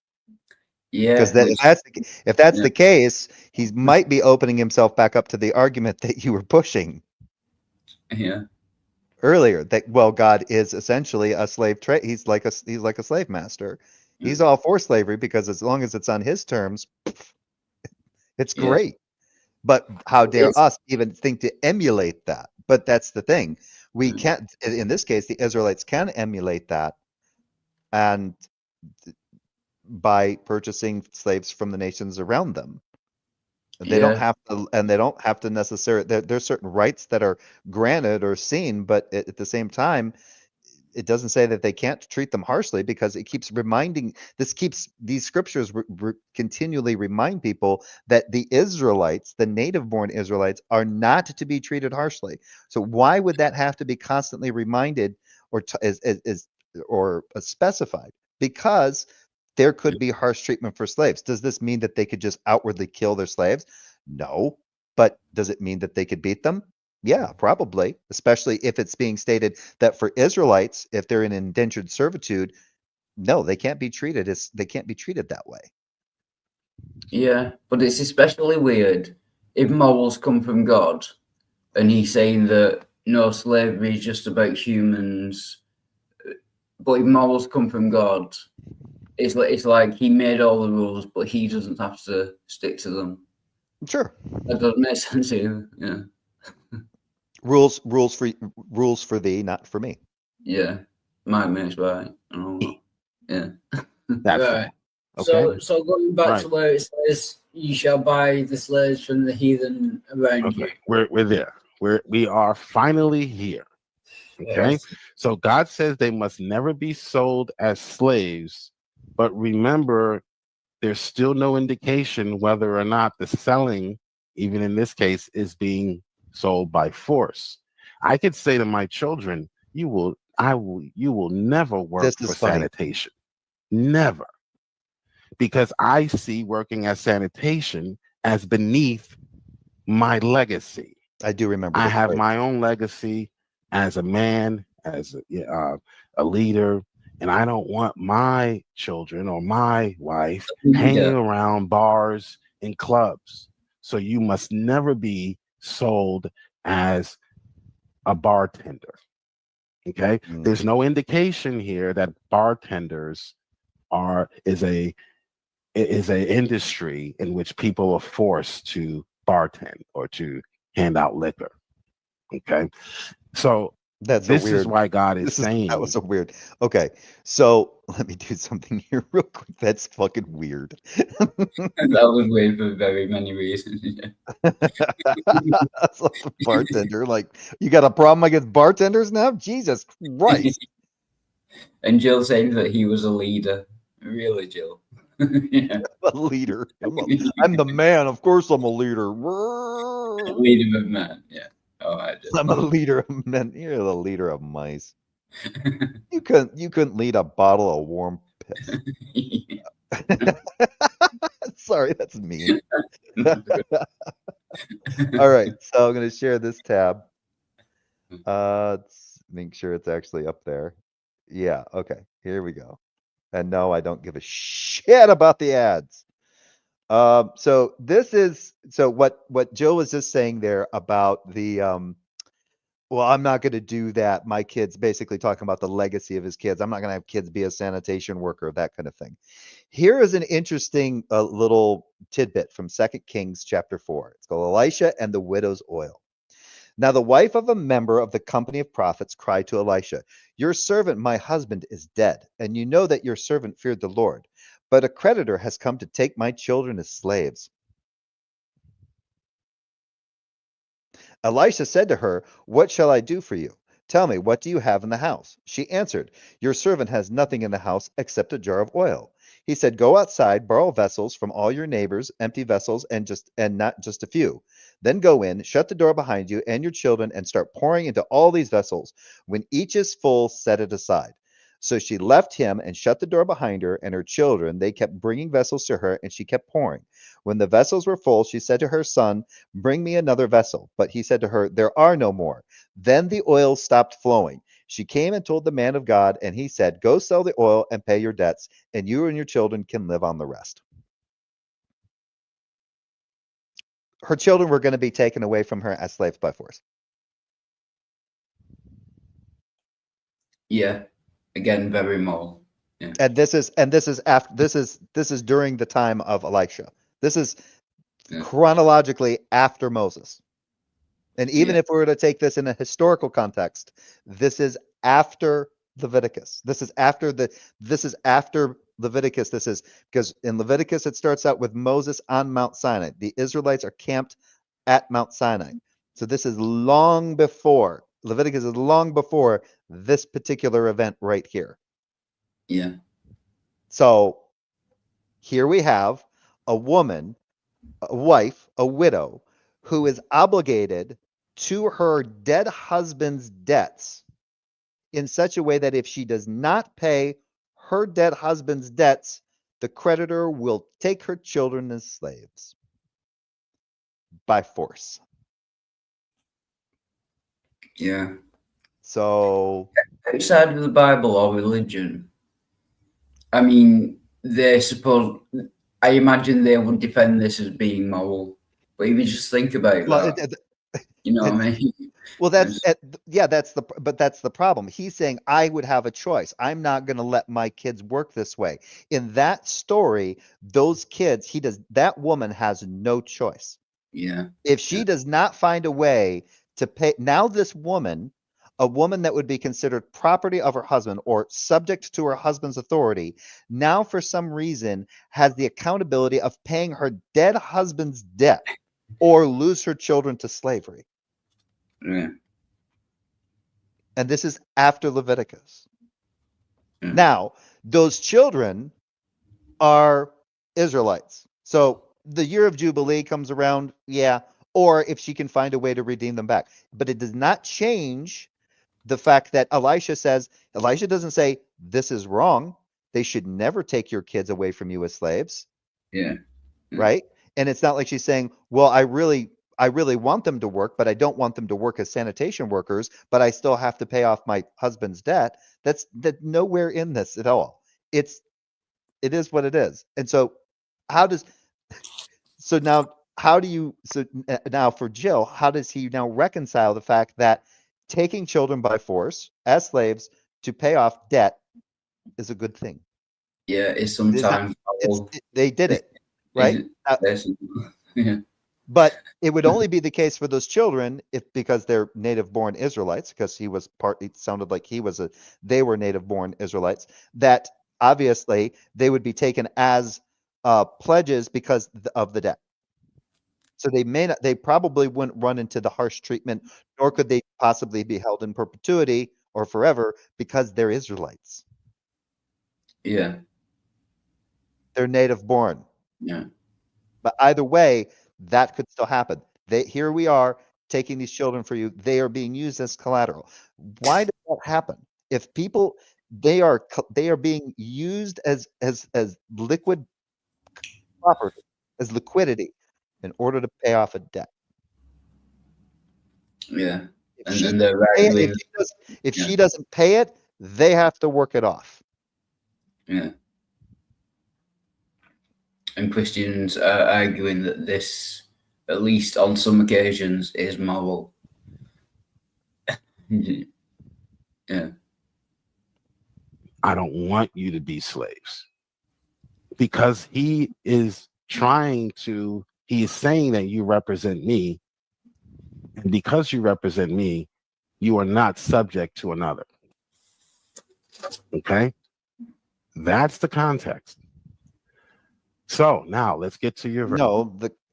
The context is instruction. You're still missing it. The context of the entire narrative is its instructions to the Israelites, and it covers a litany of things. Yeah. And in this case, it's saying, show the fear of God by not treating them harshly. Why does it say that? Because they could treat other people as harshly, but when they're now being instructed, when it comes to your fellow Israelites, you can't treat them harshly. It's pretty fucking simple. Verse 44. You may purchase male and female slaves from among the nations around you. Mm-hmm. Is there any indication in there that these and in the context that these purchased slaves from the other nations are being purchased by force? Did we read anything in the context? What? Yeah, I was wondering. Purchased by force. You don't need. They are slaves, and we don't know from the narrative how the nations around them acquired these male and female slaves. Yeah. And no one is forced. It says they may purchase male and female slaves, not that they have to get male and female slaves. So they don't have to force. Nothing is saying that the nations around them are obligated to sell them their male and female slaves. Yeah. It's allowing the fact that if the nations around them are selling male and female slaves or have male and female slaves for sale, they can purchase their male and female slaves from among them. And from the children or temporary residents who live among you, including those who have been born in your land. You may treat them as your property. Yeah. But I mean, who is being forced under that circumstance? It could be it's not the slave because they don't have a choice. Yeah. It's not the person who's paying the money because you can't. If the nation around them took their male and female slaves as plunder from conquering another nation, then they consider that basically like liquidity, right? They have them as property or cattle, right? They're movable property. They're chattel. That's what chattel means. Movable property. They now can sell them to Israelites. Those Israelites can own them in perpetuity, right? Yeah. You do not need, so in that case, force, in this case, these are conquered individuals, force applied, that's how those nations acquired those male and female slaves. Yeah. So that's how they were gained, was by force of the other nation. But when the Israelites are purchasing them, they purchase them as slaves, as of that status. Yeah. And that's when they become property. It's the purchasing that makes the difference. Yeah. And the fact that they are slaves. They are property being purchased as property. And here is how you can deal with that property. Here's how long you can have that property. And because they're not your fellow Israelites, they're not native-born Israelites, they can be kept forever and passed down as an inheritance.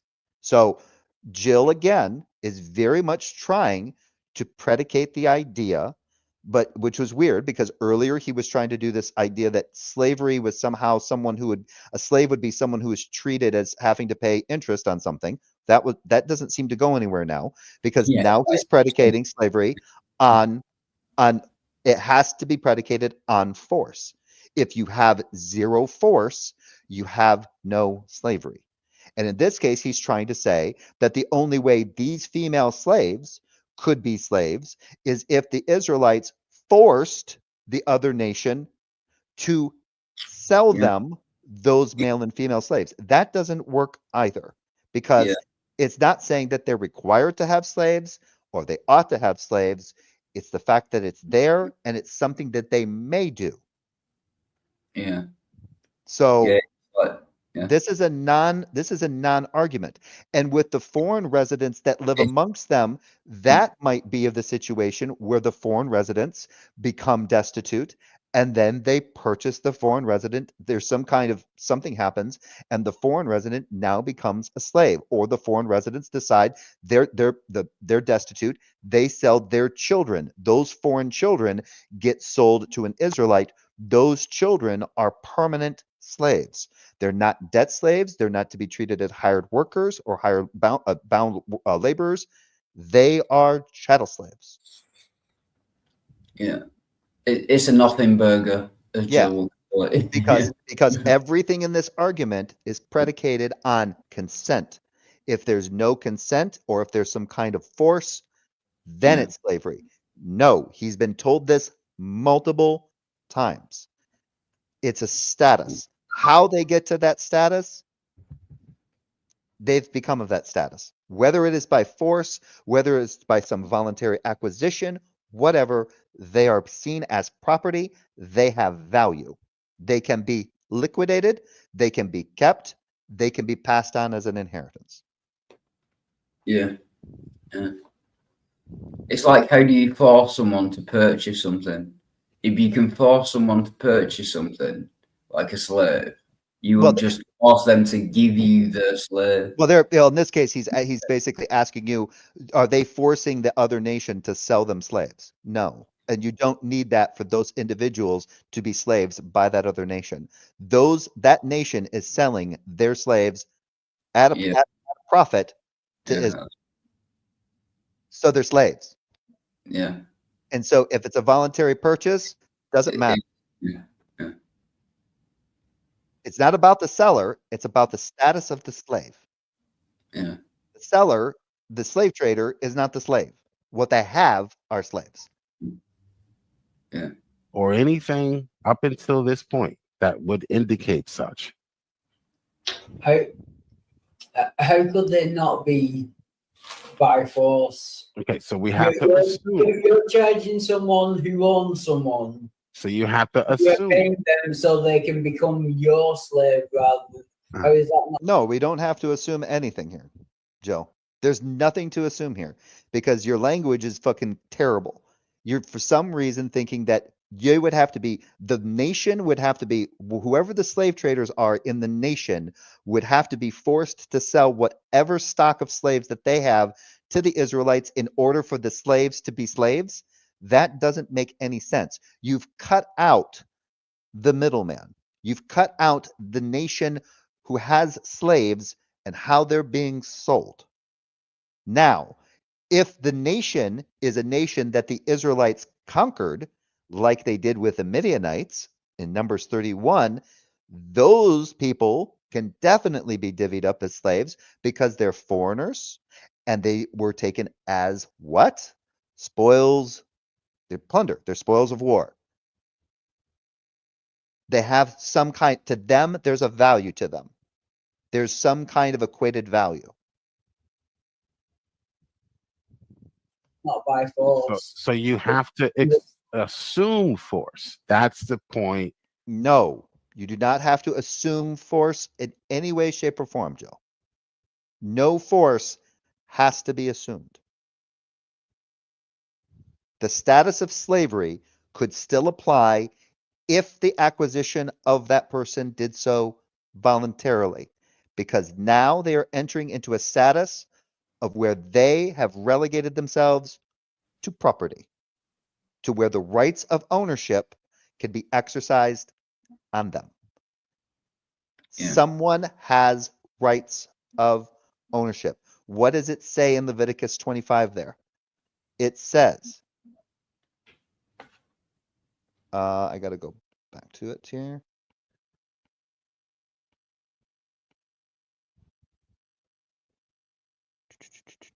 Because I don't like the translation that he's using. You may also acquire them from among the aliens residing with you. So if the aliens have slaves to sell, you may acquire them from them and from their families who are with you, who have been born in your land. They may be your property. They may be. Doesn't mean they have to be. They may be. You may keep them as a possession for your children after you, for them to inherit as property. These you may treat as slaves. But as for your fellow Israelites, no one shall rule over the other with harshness. So this implies that slaves could be treated with a level of harshness.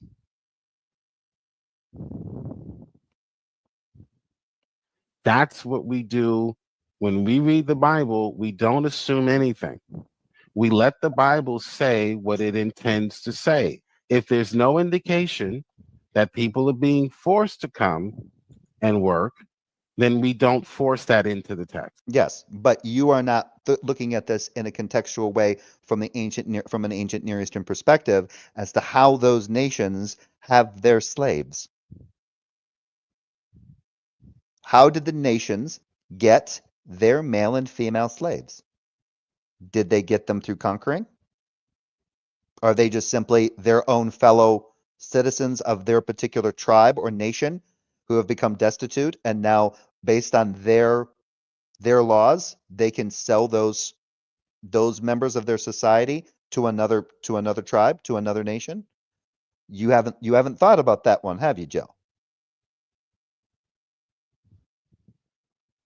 There's a much broader context that you're not looking at, and that's the ancient Near East narrative, which is weird because in the comments of the video, you told me to look at the term property based on an ancient Near Eastern context.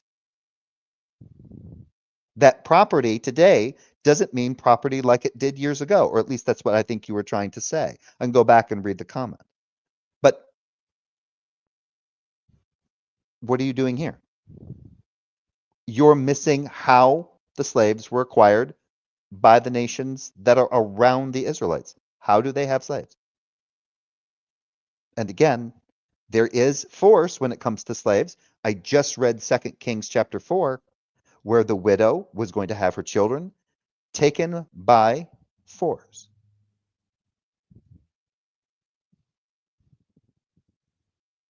And in that case, she's not a foreigner, though. At least it didn't say so. It didn't say her children were foreigners. So those children will probably be not treated as harshly.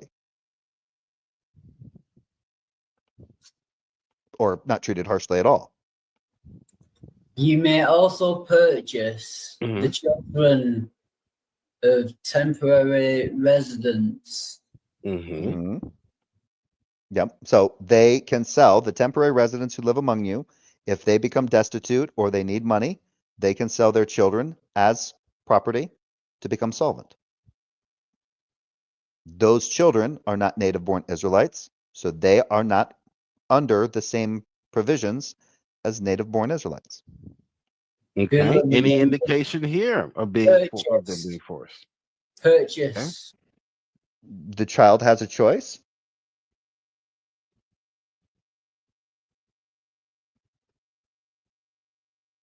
And it still doesn't matter, even if a child says, "Yeah, sure, Dad, you can sell me to that person."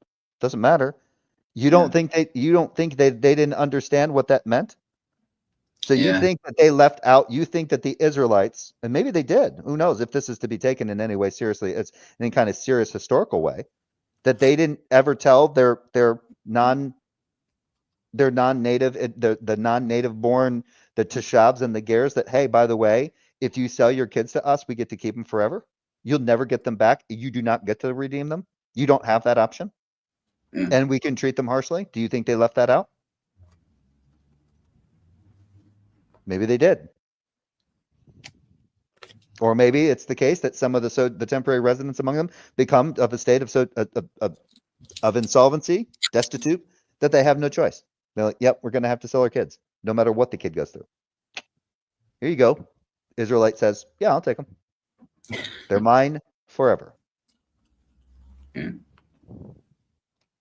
Jill's not too bright. Right? Yeah. Any indication here that these are temporary residents who live with the Israelites. Mm-hmm. Yeah. Did it say anything about them being put in chains and forced to be temporary residents? Wait, what are you doing? So you think that the only way that the children would count as slaves is if their parents, who are the temporary residents, were first shackled? How in the fuck are you doing this, Joe?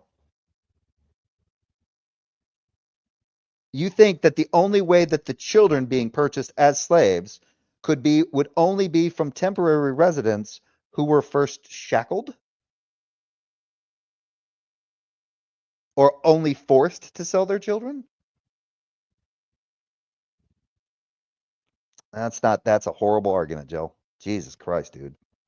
Yeah, I presume that. But again, we're not getting to the original question, which is right. 21. Does it say anything about the children or the residents being forced to be there? They live among you. Yes, and from living amongst them, they can be sold. And it doesn't matter even if they can be sold. Even if Israel, look at it this way, Joe, even if there were no temporary residents with children or without children living amongst the Israelites, where else can the Israelites go to purchase their male and female slaves? Yeah. The I was just nations going to say, Jill is in the side chat as well now. Yeah. Oh, I bet he's having fun. Yeah, so okay. Wait, because I'm critiquing you, you're going to call me gay? First comment mentions homosexuality. That is not like. That's Jill. Jesus So, Christ. That's fucking pathetic. Good God, that's the best you've got. Fucking A. Yeah. Well, you Yeah, I'm gay. I just don't act on it, Jill. My wife is for show. Yeah. That's why I've been married to her for 24 years. 24 years is because I'm still closeted. Yeah. I'm homosexual. Ask my wife. Yeah. Jill, do you know the passage which says you can take slaves from the heathens when you? This is the passage, Leviticus 25:44. We just read it. Is it? However, you may purchase male and female slaves from the nations around you. Mm-hmm. Is there anything, any indication in these two verses that anyone is being forced to live with the Israelites? No, and that doesn't need to happen in order for those children to be sold as slaves. You're basically making the argument that the temporary residents would have to first be forced to be temporary residents amongst Israel in order for the children to be purchased and then be considered slaves. That's the stupidest thing I've ever heard.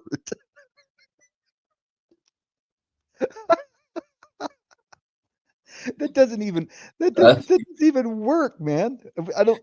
God, that's fucking hilarious. Right, so the residents, the foreigners, are already living among the Israelites. Mm-hmm. Where did they come from? How did they get there? Did they come from other nations voluntarily? Yeah, they could have.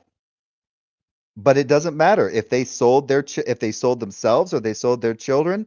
That was what happened to them under Leviticus 25. They could be treated harshly. They were our chattel slaves. The chattel, they're movable property. They are not to be considered as hired laborers or bound servants. They are slaves. The fellow Israelites, on the other hand, are not to be treated as slaves. They are not to be put under those conditions. Again, you're Jill, your ability to try to hang the entire notion that the only way slavery works is if you have some, and this one's even worse because you're just basically trying to say there has to be force or some kind of lack of consent. And so the only way that the children of the residents, the temporary residents living in Israel, could ever be considered slaves if they were sold to Israelites is if the temporary residents were shackled and forced to be temporary residents of Israel. That is not a good argument. Yeah, that's to live with the Israelites. That's a terrible argument. If that's your argument.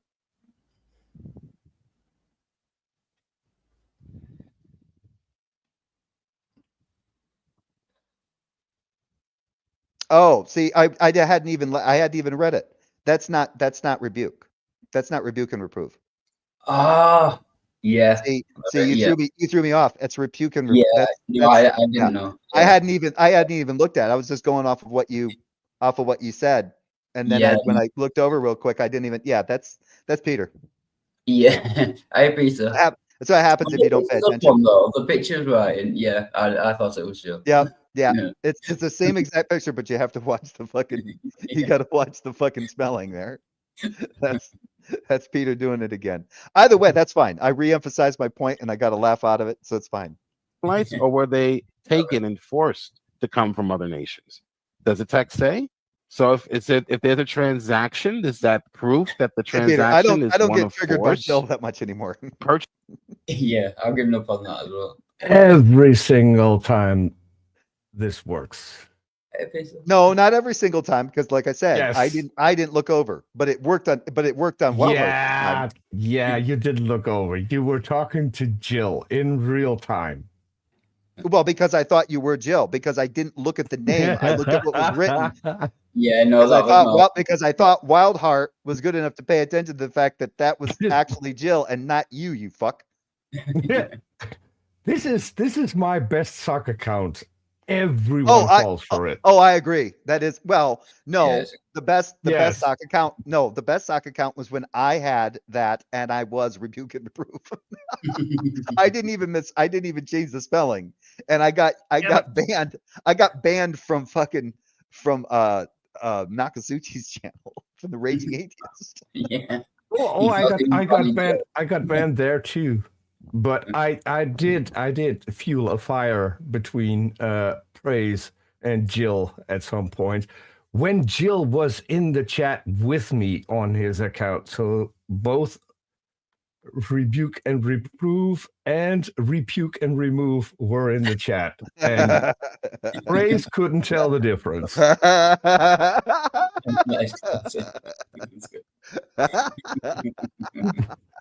So Jill, even Jill I was wondering because, but I mean, that was good though, because he used gay passing, and I was like, yeah, that sounds like that could very well be Jill, and he's just like digging in his ass for whatever shit he can throw my way. Yeah. I'm gonna call you gay passing. Well, also, good tip for everyone who's listening. If you ever get an email and Jill has tagged you into a conversation that you don't want to be part of, just send him gay porn back as a reply. Yeah. You will be taking off the mailing list very, very quick. Well, after 10 or 12 emails with gay porn, at least. Well, you know what? I bet you don't even have to go as explicit as gay porn. I bet you could just send him a picture of two guys kissing. I told him, if you're going to tag me, I'm going to send you gay porn. And he kept tagging me.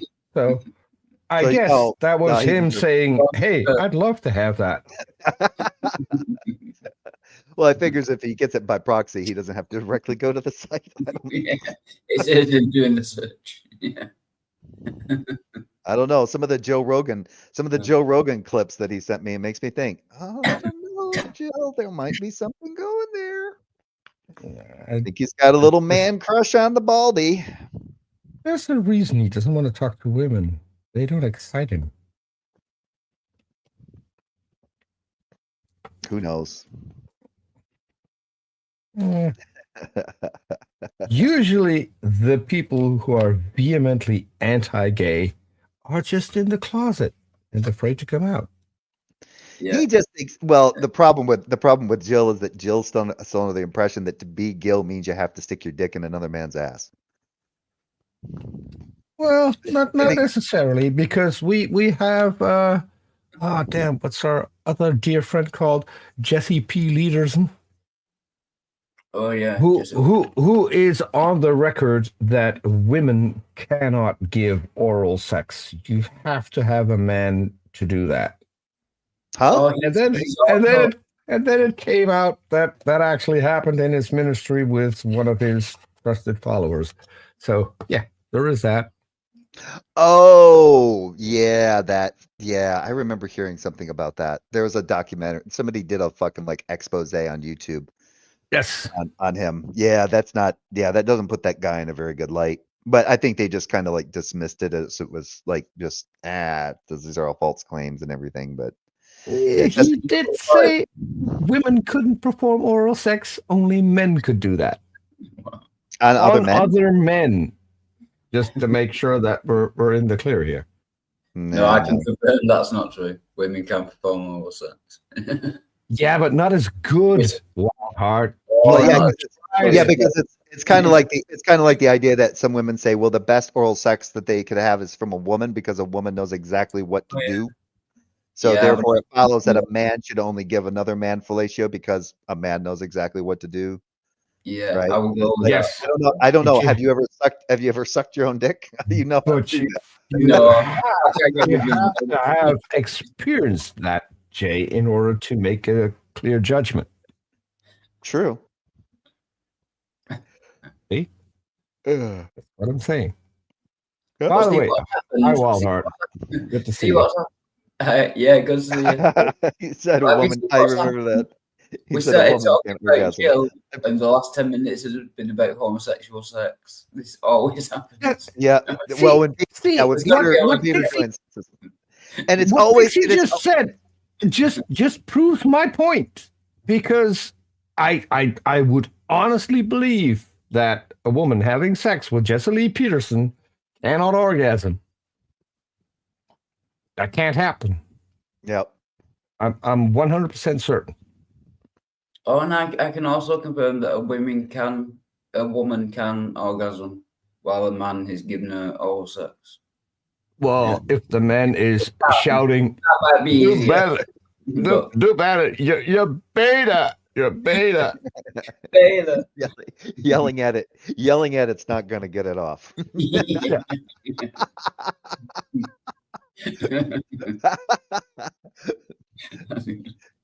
Orgasm. Tickle. No, you gotta do something there, dude. You gotta use some digits or use your mouth or something. It's not, Jesus Christ, it's not gonna do itself. If it did, man, fuck us. I only joined a few seconds ago, and already the entire conversation has devolved. I know. It happens whenever you're on. It's fucking Dutch. Yes. Ruin everything. Yes, they do. The only thing you guys successfully did was the fucking North Atlantic slave trade. You guys pulled that off without so much as just fucking perfectly. We were the best at that, yeah. Basically took what other nations were doing and said, you know what, we can improve upon that. Yes. I mean, the Americans used to tell their slaves, if you're not going to behave, we're going to sell you to the Dutch. And that usually worked. Yep. It's like that movie, Deuce Bigelow, Male Gigolo. No, or European Gigolo. It was the sequel. And then, what's that comedian's name? They're sitting in this restaurant. Oh, what's his name? And he goes, man, I tell you, the Dutch really know how to treat a black man well. You know, look at this place: fried chicken, watermelon, waffles. And then Deuce Bigelow goes, you know, the Dutch invented the slave trade, right? And he goes, those motherfuckers. Yeah. Well, I don't think they didn't invent the slave trade, but they sure as hell fucking expanded on it. Yeah, they did it the best. Yeah. We still have the best language. But remember, those were true slaves because they were actually captured and forced. Jay, but and you cannot deny we have the best language. I can deny that. I might be wrong, but I can deny it. I can't hear that, but I mean, I have heard it. It's kind of. Yeah, no, I can deny that. But yeah, not to get into language and how the English language is particularly the best ever. You missed it. You talked over it. Listen. So. Listen. Oh, Wildheart. Quiet. Listen.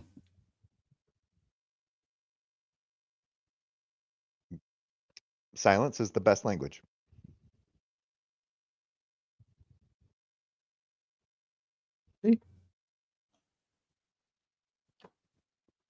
Is that it? So I don't get it. Yeah, I didn't say anything. We saw it. Wait, or is it you just didn't because have... there's no sound coming through that? No. There's no sound coming through that? Is there meant to be for the gift for the gift that you're playing? Is there meant to be sound? There is meant to be sound.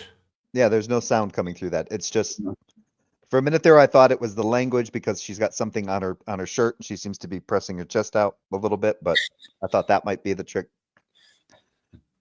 Yeah, there's no audio in that at all. Let me try again. Let me try again. Hey Google, how do you say in Dutch, pick my most beautiful side? Kies mijn mooiste kant. Kies mijn mooiste kant. Yeah, I'll give you that. Dutch is the best language. Yeah, yeah, you convinced me.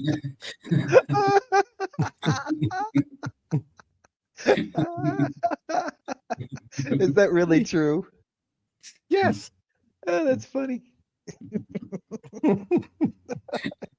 I guess my voice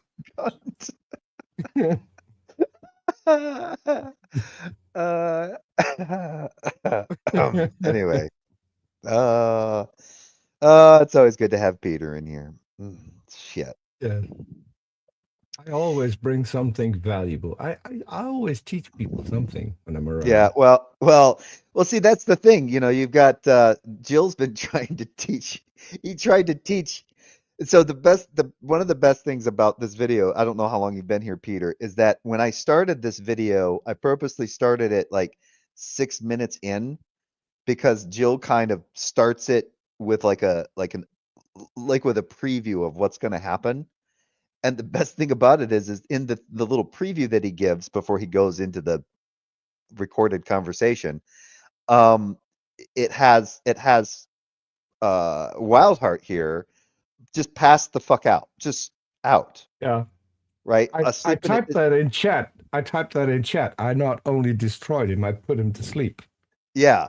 And he's knocked out, and then and then Jill added sound effects and shit like and a yawning sound or something like it was like look at how pathetic this is. I'm like, no, that's true. That's exactly what happens. And then Wildheart told me, he's like, yeah, I fell asleep for 2 hours and he just kept talking on my channel. Yeah. He did that to Brojo one time. Brojo got pissed. He was preaching and shit. And Brojo's like, that's what I do when somebody leaves their channel. I take it over and start preaching the Bible. Brojo was pissed. Yeah. But that's what he does. Yeah, I went to bed for 2 hours. He thought he was still speaking to me and spoke the whole way through it. Still thinking I was 2 hours just talking to himself. Yeah. He was hoping that it was going to be like subliminal, like he was going to talk Wildheart into Christianity subliminally. That's every conversation with Jill. He's not talking to you. He's talking because he wants to hear himself talk. Yeah, he's talking at you. Well, I mean, to be fair, he at least stops and he goes, "We'll get there. We'll get there. We'll get there." Yeah, yeah. It'll take a couple of days, but we'll get there.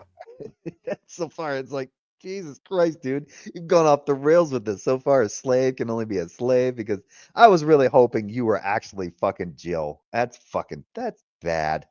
I'm fucking disappointed. I was hoping it was going to be Jill. Yeah. Instead, it's just you. And as soon as I look, it says rebuke and reprove. I'm like, fuck, it's just Peter. God damn it. Get my hopes up, and then you fucking disappoint me. God damn it. It's not even triggering it's not triggering anymore. It's just disappointing. I wanted to watch everybody just fucking dogpiling. I haven't seen that in a while. I love that shit. Jill, that fucking stupid Christian apologist. Get him. Gets it. Does he ever come to your channel anymore? Where's he supposed to come to? Where's he supposed to go to? Where's he supposed to go? He's probably here. He's probably listening. Oh yeah. The thing is though, is that not too long after this, he will do a video, quote unquote, debunking everything that I'm saying. Which is exactly what he did. And he'll be going on about how it takes him to make my channel relevant because I can't do any content without him. Yeah.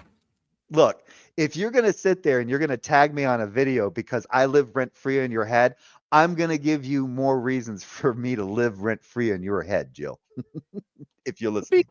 Speaking about living rent free, should we keep a minute's silence of the terrible thing that happened 4 days ago? I don't know what. Yeah. You don't know what happened on the 11th of January? No. Oh, it's such a sad story. I mean, I'm waiting for a joke. We all know the best Christian apologist on the planet, Dr. Dino Kent Hovind. Is he dead? Yeah, he lost his wife. Get it. I mean, that's terrible. Wait, she died or he lost her? No, she ran away. Walked off. He walked off as they all do. So yeah. So she was. Is Is that his third? That's the one he was having the affair with, right? That's his fourth. Oh, sorry. Oh, okay. Oh, did you see his wife died? That is actually terrible. I thought you said Kent Hovind died. Oh, it was the third one he had the affair with, or was it all of them that he had affairs with that he eventually just ended up? I can't remember with that guy. No, he wasn't married to any of the new ones, as far as I know, because they could just walk off because it was only a marriage on the compound. Excuse me. Yeah, they all got married in what's called common law, which I don't think is a valid thing anymore, not even in Alabama. Well, where is he? In Alabama? I don't think it's recognized in Alabama either, but even if it is, it's after so much time normally. It's not just something that can be declared. And can I just say thank you, Pixar. So she didn't die, she left him. Thank you. Yeah, Pixar. she did. Yeah, she didn't die. She's still alive. Okay. Which is why it's so sad for Hovind, because if she had died, I mean, at least then he could say, okay, that's too bad. But now she walked out on him, and now people are going on his live streams mentioning it. And yeah, so now his followers are thinking, what are the atheists talking about? Why Sandra left? What? Why? Yeah. I actually talked to Kent Hovind for the first time ever a few days ago. It lasted about 5 minutes. I saw you. What I was saying. Yeah, I saw you on join on one of Big Bad Mama's videos, but the Big Bad Mama only uses the parts where he talks to Hovind. So I'll have to ask where that one came from. Because I recently teamed up with Big Bad Mama. Cool. He can make these thumbnails, but it's not the face of Hovind. So Big Bad Mama makes the thumbnail, and then I Hovindize the thumbnail. I always love those trailers. Big Bad Mama 3. Is that Angie Dickinson? I have no clue. This big bad mama has a beard and a hat. Yeah, I know. Which is quite different from Angie Dickinson, who I may or may not have had a crush on when I was a young boy, and she was Sergeant Pepper.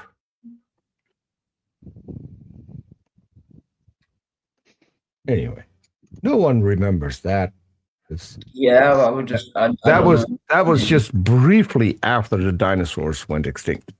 Yep. Yeah. Big Bad Mama, 1974 action comedy. Right, I'm gonna have to look up Angie Dickinson. No. Dirty Thomas says she's hot as fuck. Yeah, so I'm gonna have to look. I don't know who she is. He was Sergeant Pepper in Policewoman. Right.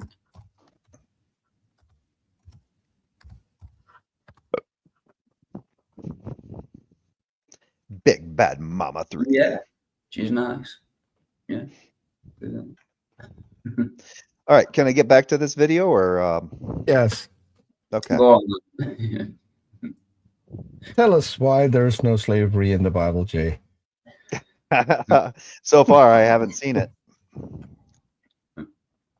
I haven't seen slavery mentioned once in the Bible. There's no slavery mentioned in the Bible. Did you already get past the point where Jill started reading and Wildheart pointed out that he needs to go read Exodus? Yeah, that was earlier.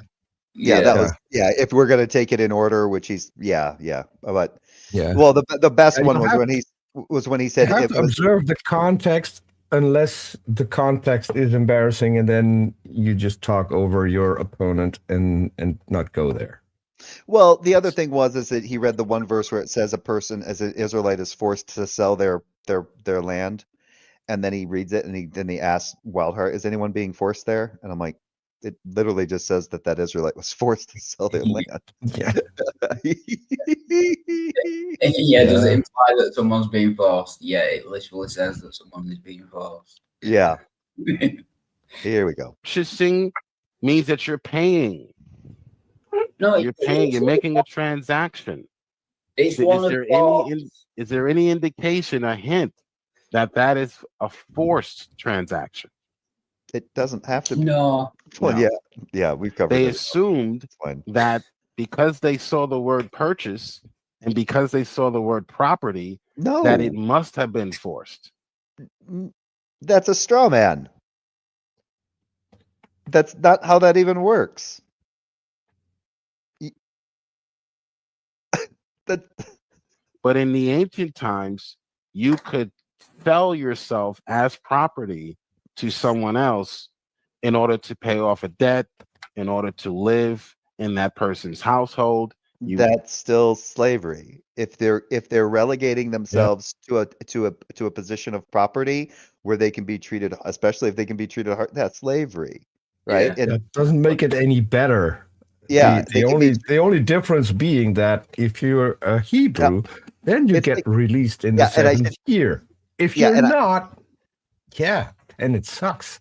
Yeah, you're in it for life. Yeah, and the thing is that the other thing is that harsh treatment isn't even required for a person to be a slave.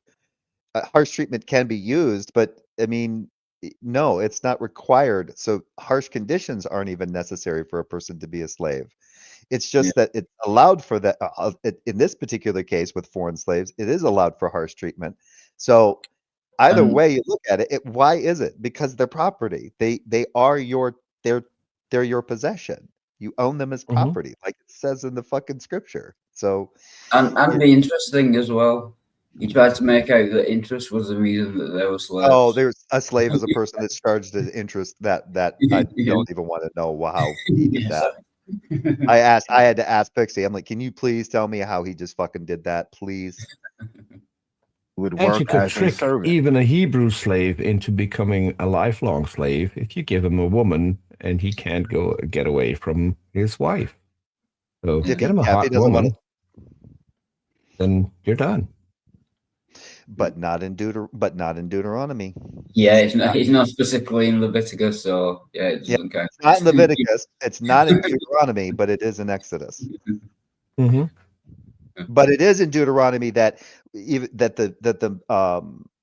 male Israelite who's sold himself to another Israelite can swear to stay with his master indefinitely or for forever. Yes. That's still in Deuteronomy, but the whole idea of the marriage thing being a motivator, yeah, that's not even not even in Deuteronomy. No, that's you an would do the Exodus. dishes. Yeah, that's in Exodus. Yeah. You would, if you were a male, you would do more of the harsh labor. Okay. No, that doesn't necessarily. Being treated harshly doesn't mean doing harsh labor or doing some kind of labor that's considered hard. This is a weird fucking equivocation. And all God is saying is that my people should never be in that lowly position of working under someone. If you see your fellow Israelite in that situation, you go purchase them and you bring them into your household because they are your brother. So just as they can't be in that position, Jill. And then there's still property. If you buy them and bring them into your household, well, they're your property. Well, nothing changed.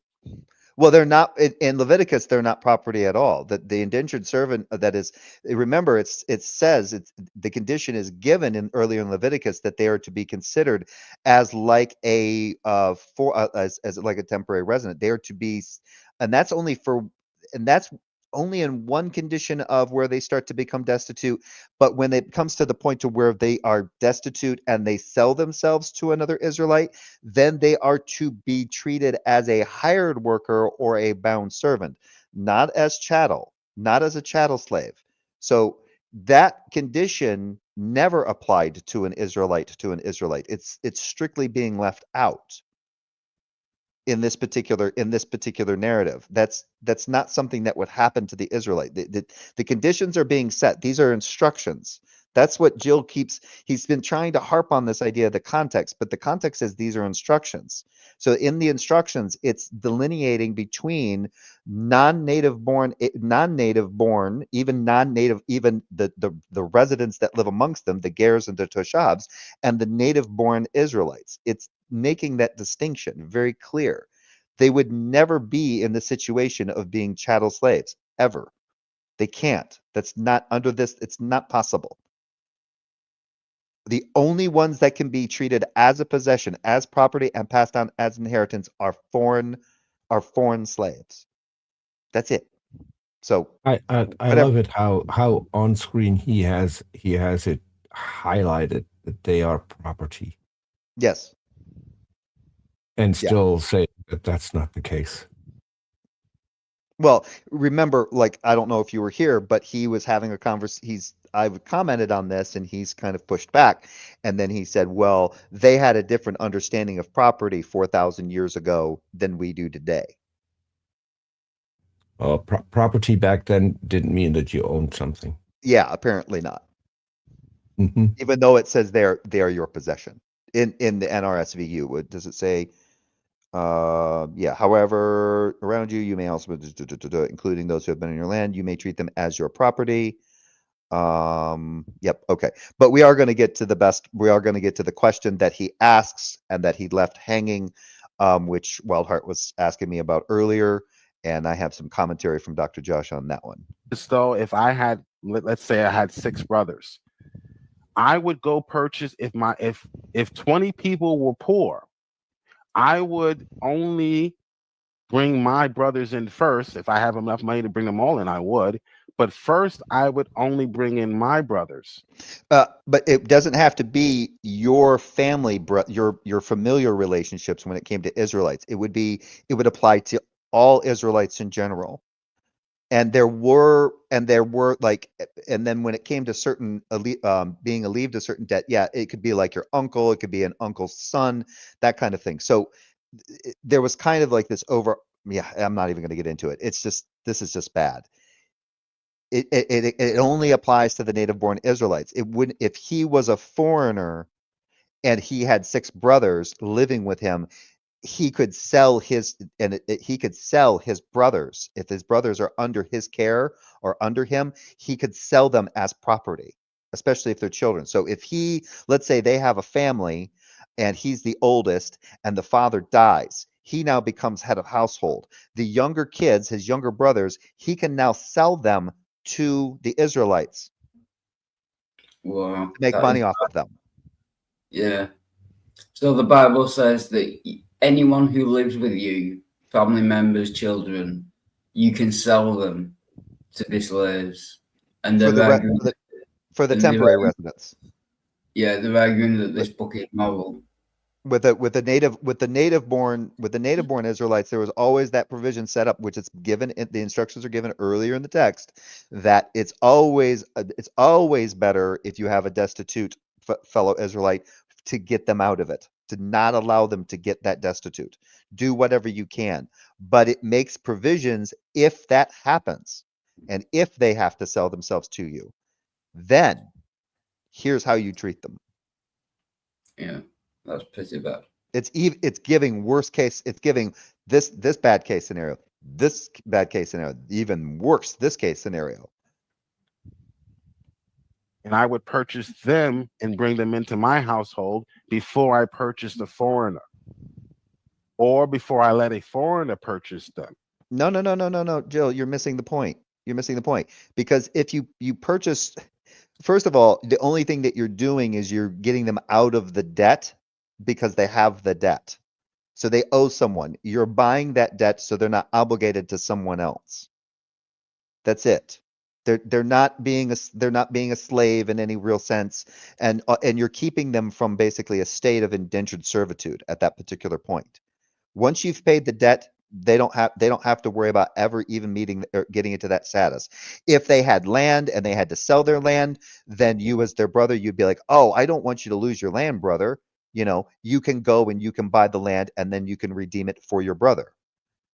Either way, if it's not redeemed, if you live long enough, or depending on the time frame, if the year of Jubilee hits, the 50th year, they're getting that land back. Because the idea is that if you're a Hebrew, Hebrews stick together. Hebrews support each other. And the Jewish people still... See, now there's another thing. Jill is now saying that they're Hebrews. So he's in disagreement with Praise now, because Praise thinks that the word Hebrew means Habibru, and Habibru is foreign Egyptians. Have this attitude today. That's why they're so successful financially, economically. When they see one of their Jewish brothers in trouble, they don't allow the government to beat them up and take them and put them in jail and put them in the system. They combine forces and they take care of their own. That's to a certain extent, but they're still afforded certain other considerations under the law, like being able to get a lawyer and possibly file for bankruptcy. You do understand that.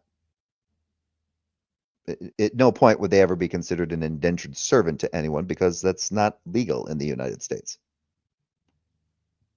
That's all God is communicating here. This has nothing to do with slavery. Yes, it does, because you're missing the fact that those are foreigners, not Hebrews. Unless you are of the position, because it didn't sound like that's the case that you were making. Because I agree, if you're talking about Hebrews being Israelites, native-born Israelites, then yes, they did come together and they made sure that they supported one another, at least best they could, unless certain conditions applied. Either way, they were never to be treated as slaves. They were never to be treated harshly. But as for the foreigners, yup, because those aren't native-born. Even if they're a Toshav or Ger, not native-born Israelites. That's the weird part about this. This has to do with an economic stability as a nation. That's why I had you read the first. Yes, and sometimes it would be more economical for you to have slaves that you could keep forever than to have your fellow Israelites as indentured servants. Because those you have to treat, and there's always the possibility that they can be redeemed. If you can purchase slaves from the nation around you that you can keep in perpetuity and pass on to your kids, that's much better for you. especially if you can breed them within your household and you have the means in which to take care of them, especially if you're using them to do what you're talking about an agrarian society, take care of livestock, pick crops, sow crops, all that shit. That's why the sabbatical release kind of made more sense, or the Sabbath release made more sense, because the Sabbath year release, you had to put the land to rest anyway. So there was really not what were you going to use? What were you going to use an indentured fellow Israelite for, or Hebrew for? They had to put the land to rest. They couldn't sow crops, and they couldn't do anything with them, right? They had to keep the land at rest. They could use what they had, but that's it for that year. Then after that year, it went right back to it. So they just released them. They gave them, yeah, you can go. Unless, like in Exodus 21, they decided to stay. Or in Deuteronomy. 40 verses to get that context, to get that what the author is talking about. Financial stability, financial responsibility amongst your own people. But in this particular case, Joe, that's not even close, dude. That's just about them being able to purchase slaves from the nations around them and from amongst the foreigners that live with them. That's it. There's nothing saying that these people are given the same considerations as your fellow Israelites or as the fellow. It's not. You may treat them as your property, but you may not treat a fellow Israel as your property. You bring them in, and you bring them in as a brother, right? You don't charge them. You don't charge them interest. That has nothing to do with being treated as property, and you know better. Or maybe you don't, but you should. So that's not slavery. That's rules. That's being an Israelite. There was an advantage to being an Israelite. So if you came to Israel as a servant, it would be in your best interest to become an Israelite, to become a citizen. So no, you're looking at that from an American perspective. They would still be a Toshav. They would not be native born. They would have no permanent access to any property. Only the native born Israelites. Nothing about the Jubilee would ever apply to those foreigners in any way, shape, or form. So that you would inherit all of these advantages. Someone who even if it's the case that the Toshavs could take land as collateral on a debt, they would only have it temporarily. They could never keep it. The consideration of the Jubilee while they're living amongst the Israelites would apply. They would lose that land. That land goes back to who it originally belonged to. refuse to become an Israelite, they don't get the same advantages. Right? So let's keep going, because it gets even clearer as you keep reading. It's even clearer than this. Okay. Passing, you may treat them as property. Okay. So treating a person as property does not in any way imply that a person is now going to be charged interest. I don't know how you're doing that. Oh, if you were property, if you were a non-Israelite, you could be passed on to the next generation as a permanent inheritance. If you were not an Israelite, you could not, or if you were an Israelite, you could not pass them down. Anything here about anyone being forced to be in these contracts? No. Possibly. Is this where I fell asleep? I think so. But yes, because you ignored the context in which, how were the native slaves? So remember, you're focusing on the non-resident. So right now, Jill is focusing on the residents that are living amongst them. The temporary residents are living, which would be foreigners. However, he's ignored their ability to go to another nation and purchase male and female slaves from the other nation. There was two things there. There was the temporary residents that live amongst them, and there were there's the nations that are around them that they could go to purchase male and female slaves. The nations around them are not the temporary residents that are living among them. You missed that completely, Jill. That's incredible. And I don't mean that in a good way. There's just different rules for Israelites. You must never treat your Israelites. You can never make your Israelite or hire your Israelite to be your slave for life. No. Okay. Are you still with me, Wildheart? Or did you go to sleep? Suppose a foreigner. Now remember. Oh, there was an edit there. I wonder what happened there. Do you still have this video, Wildheart? Or did you delete it? No, this one might be up. Yeah, I think this one should be up. How long ago was this? About 3 or 4 days, I think. Oh, because I looked at one from 5 days ago, and you weren't. Maybe I just missed this part because I never saw this King Stephen person in there. I never saw this layout when I scrolled through. So maybe in the vastness of it, because it was like 4+ hours. Because like your most recent one was from the other night, and that one was like 7+ hours, and you were never in a long sleeve shirt. You weren't, and you were wearing a hoodie pretty much the entire time. So I was like, no, it's not this one. And then I went to another one that was from like 5 or 6 days before, and I scrolled through there, and I didn't see this at all. So if it's in there, maybe I just skipped by it. Either way, because it looks like I'm curious as to what happened between that edit right there, because you jumped. Yeah. Remember, the foreigner is treated. He's given harsh labor, so he's given the harder work to do because he's not an Israelite. He doesn't get that. Exactly. Jesus. That perk. He did not want to become a citizen. He doesn't get that perk. So he's doing the harsh labor. He is also charged interest. Where are you getting the idea that he didn't want to be in? Where are you reading that in? How did you just read that into scripture? You know the intent of that person. You know the intent of a temporary resident where, oh, I just didn't want to ever be a fucking resident. I didn't want to be a permanent citizen. How the fuck did he get how the fuck did he just do that? He can be charged interest. So he isn't making as much money as he would if he would become a citizen. Okay?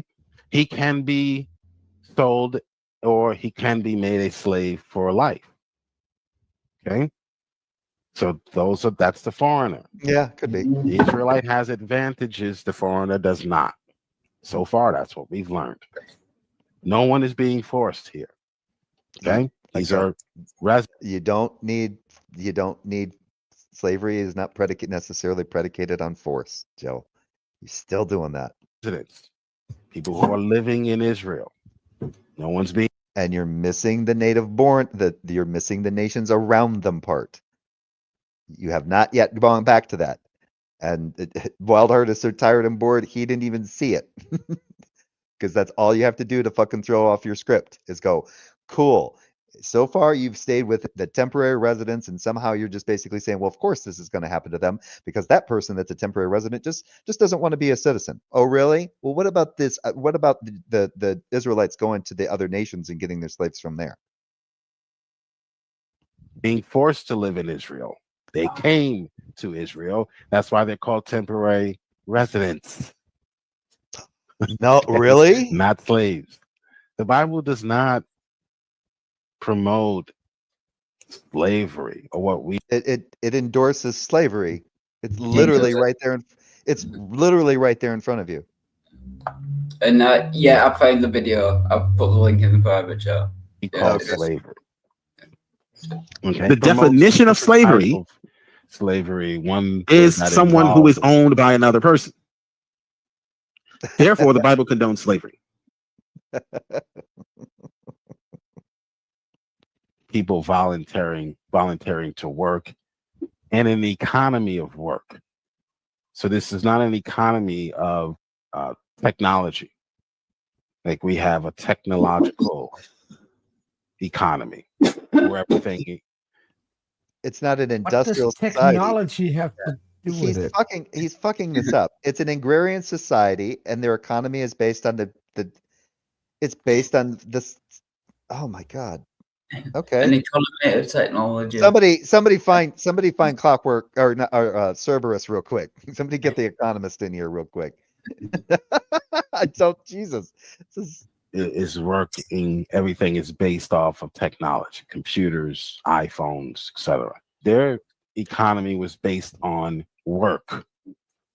So if you wanted to, that's not as opposed to our economy being based not on based work? not exactly. So nobody works in America. No, they get free iPhones. I need to apply for citizenship. Fly on over. We'll take you. You don't ever have to work. Our society's not based. Our society today isn't based on work. Hey, but will I be a temporary resident if I immigrate to the United States? For a little bit. Pixie, tell me, if you're still around, what not work are you doing to make money? Just out of curiosity. To do something. If you wanted to get ahead in life, you would work.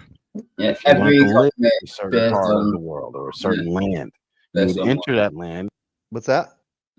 I was just saying every economy is based on work. If you didn't have work, then you wouldn't have money. Well, don't tell him.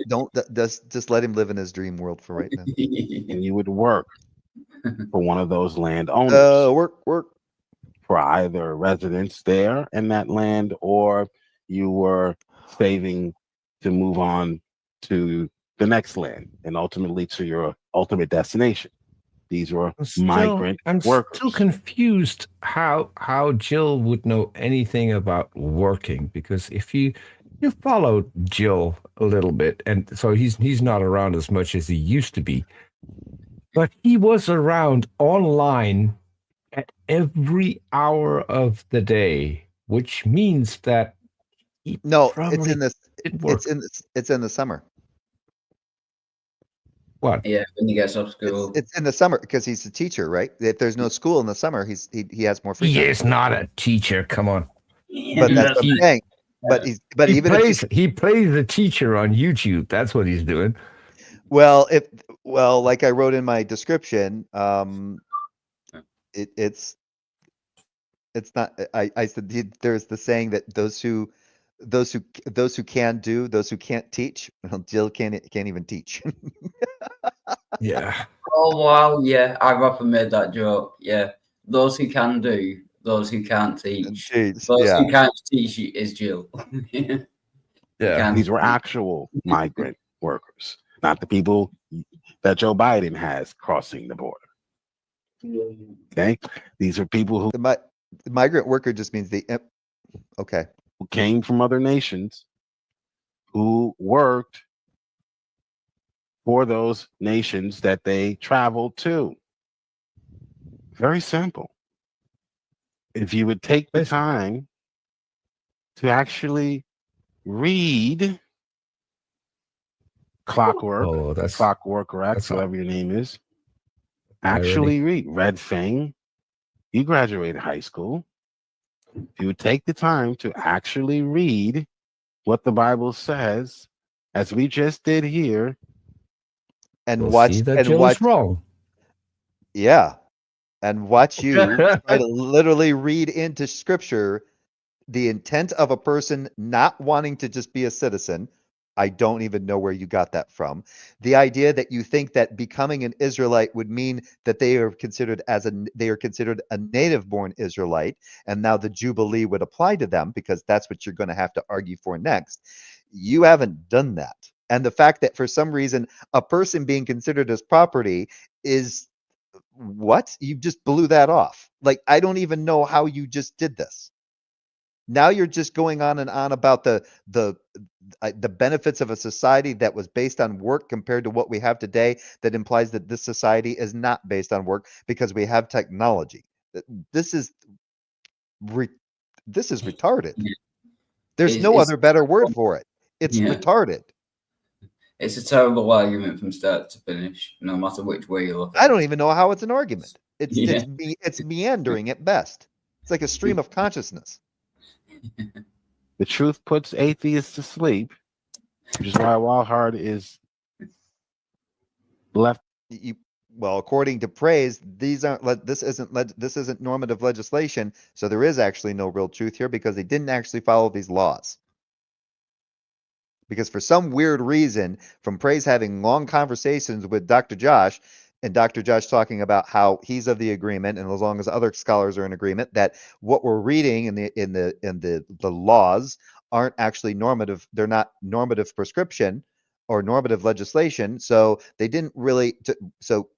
Historically, they never really used these laws. So what does Praise do? He uses that historical critique and then applies it to his theology and says, well, yeah, the only thing they ever used was just the 10 Commandments. Solved. So anything about slavery, anything about the Sabbath, or well, you can't eat. No, the Sabbath is part of that. Never mind. That's in the 10 Commandments. But any of the other laws and stuff like that, the little casuistic ones and all that kind of shit that's intermingled, the other 603 laws, none of that matters. That's been Praise's shtick for a while now. It's really bad. His own stream. The truth also shames atheists. He should be ashamed for believing what he believed for so long. This is why he probably still believes it, Jill. I don't think now you seem to be implying that you've convinced him otherwise, and he's fallen asleep in the process. That's a good one. Because your teachings are so riveting, they keep. I can hear moss growing. It's so bad. I don't trust atheists because they hold on to error for so long, even when after they're shown that it's an error. That error. That's what you're doing. What you're doing is literally in error. Because I just read Averbeck shit, and you are in, at least according to him, in error. Because their pride won't allow Pixie, them to admit that they were.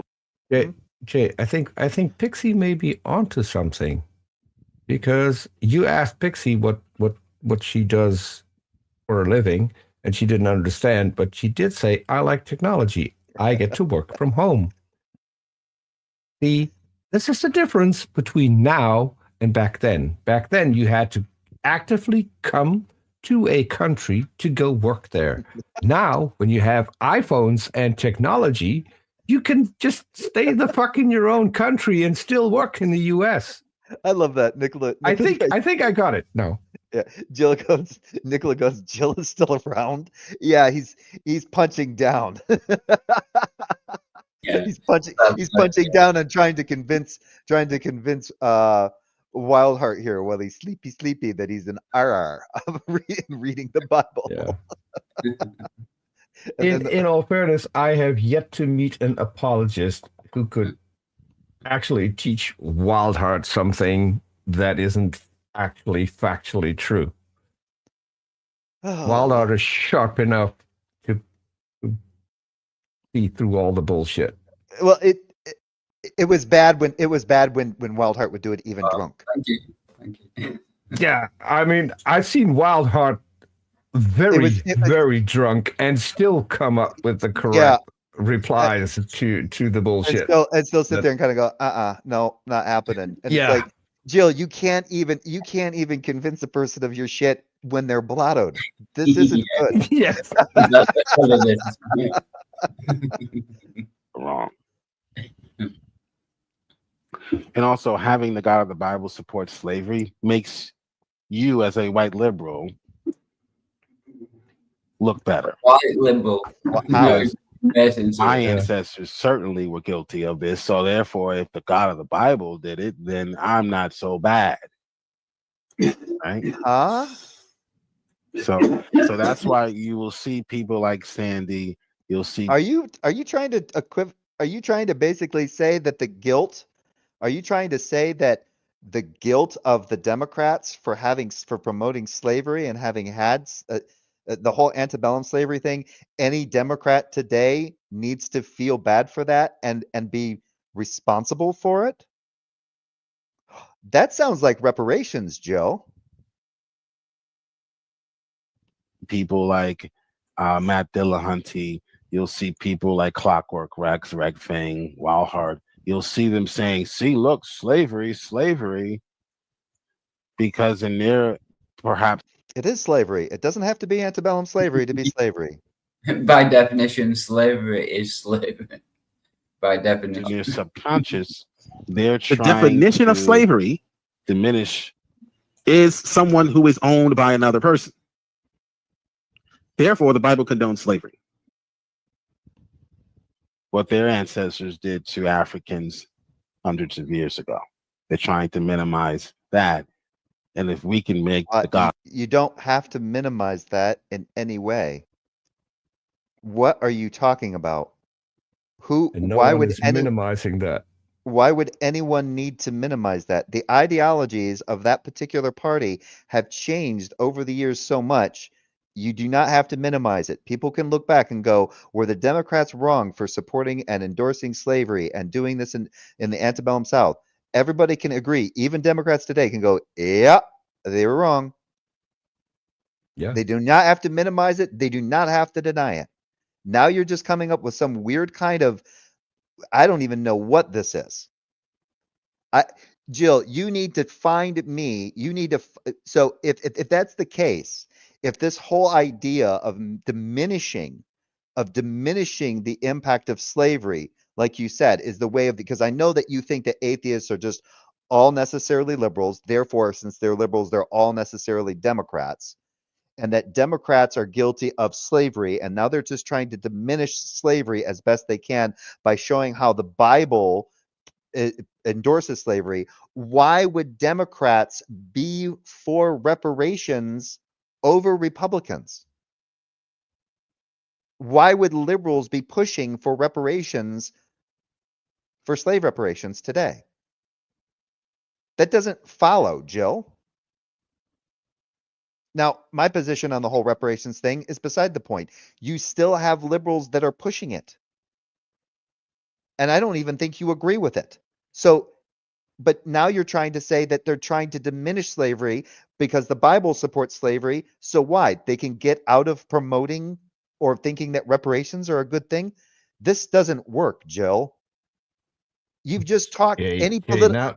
Now you're just trying to convince Jill that he needs to be both consistent and logical. That's not going to happen. Well, we both know that's not. I'm not. I know that's never going to happen. Out of the Bible condones slavery or promotes slavery, I should say. He does allow. I'm just saying, based on what he's saying here, if he sits there and badmouths liberals or Democrats for still wanting reparations or trying to get reparations passed and shit, he can't fucking do it anymore. He can't, because his position now is that all liberals are Democrats, and Democrats have just been trying to make the Bible look good or look bad so they can justify hundreds and hundreds of years of slavery. Okay. So none of those people should realistically be fucking promoting reparations in any way, shape, or form. Don't ever speak out against reparations again, Jill. Because they should be paying, because you're saying they're guilty. I'm just wondering, how many of these white liberals are Christians? None of them. How many of them are atheists? Because I think I can make a safe bet that most of them are Christians. Well, in Jill's mind, no. Even if you're a Democrat and a liberal and you identify as a Christian, you're truly an atheist. You're just playing the game. You're falsely identifying. Yeah. It's basically like being, in Jill's mind, it's like being trans. You're just lying. Now you're implying that Jill actually has a mind. Oh, he does. That's the product of a brain. It's a mind. By definition, is the product of a brain. And now you're implying that Jill has a brain. Hold on. Let me justify this. It's somewhere between a broken down Studebaker, and a hamster and a rusty wheel. Yeah, that happy ground between the two. I mean, even broken down Studebakers are worth a lot of money today. What are you talking about? Yeah, Those that may not have been those good. are That may not have highly been. sought after. Yeah, that may have been a bad analogy. Jill doesn't agree with Yeah. anything that hasn't been spoon-fed him by the right-wing think tank. Except I think now, based on what he said here, the right-wing think tanks would be after him because it now seems to be that he's justifying that Democrats, anybody who identifies as a Democrat, needs to realize how wrong they are for being a part or identifying as a group of people who had slaves. Therefore, they're guilty of promoting slavery and should therefore pay for it. Oh yeah, and can I just say hello to Maya? It's been a while. The right wing think tanks would basically tell him, no, you can't do that because you're essentially giving money possibly to individuals who never even had slaves or had family members or ancestors that were ever slaves. This is horrible. It's a horrible idea. But it sounds like one could make the argument based on Joe's position that he would say yes, because if you are identifying as a Democrat, you definitely owe for that because you're guilty of promoting it yourself. You're guilty of promoting hundreds and hundreds of years of slavery.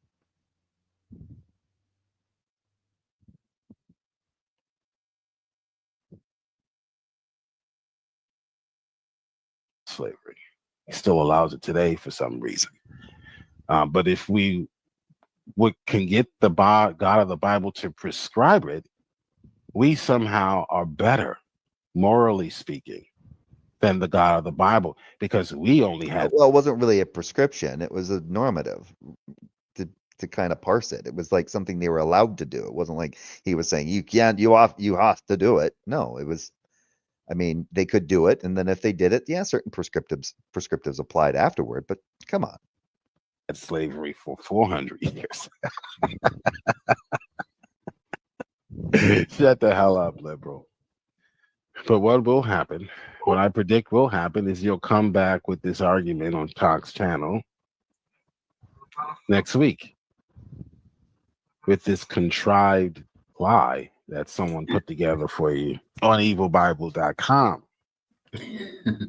What the fuck is evilbible.com? I'm not going to leave until my question is answered. Oh, okay, here it is. He's still asking. Or you kick me. He's already realized that I'm the slave, the foreigner. He's already realized temporary resident. I was just going to say, don't you think it's nice of YouTube to acknowledge Wildheart? Because when Jay just clicked on the options, it actually said sleep timer. Yeah, but I was going to say, he's already recognized he didn't get paid, which means he was probably beaten. Why don't you wait till he's done talking so that you can ask him the question, Jill, and he's actually listening to what it is that you're asking him? Yeah, he recognizes that I'm asleep and he's still asking me questions. Didn't have any rights. I don't understand. How did that foreigner become rich in Leviticus 25:47? I know the answer to that. Hold on. Wildheart, you asked why does he acknowledge that I'm asleep and is still asking me questions?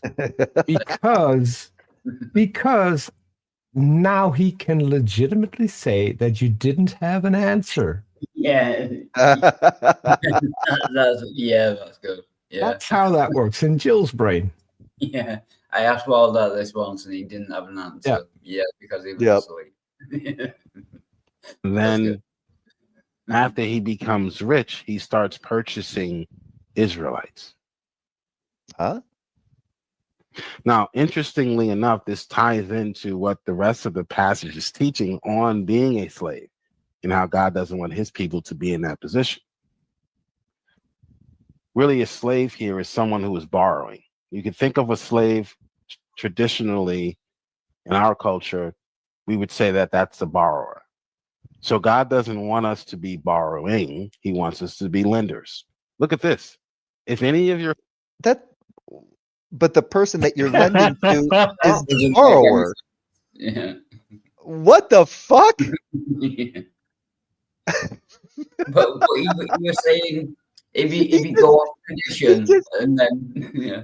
If you provide the word slavery with a new definition, it's no longer slavery, Jay. I mean, how hard is it to understand that? I mean, it's a modal collapse, automatic. It's just incredible.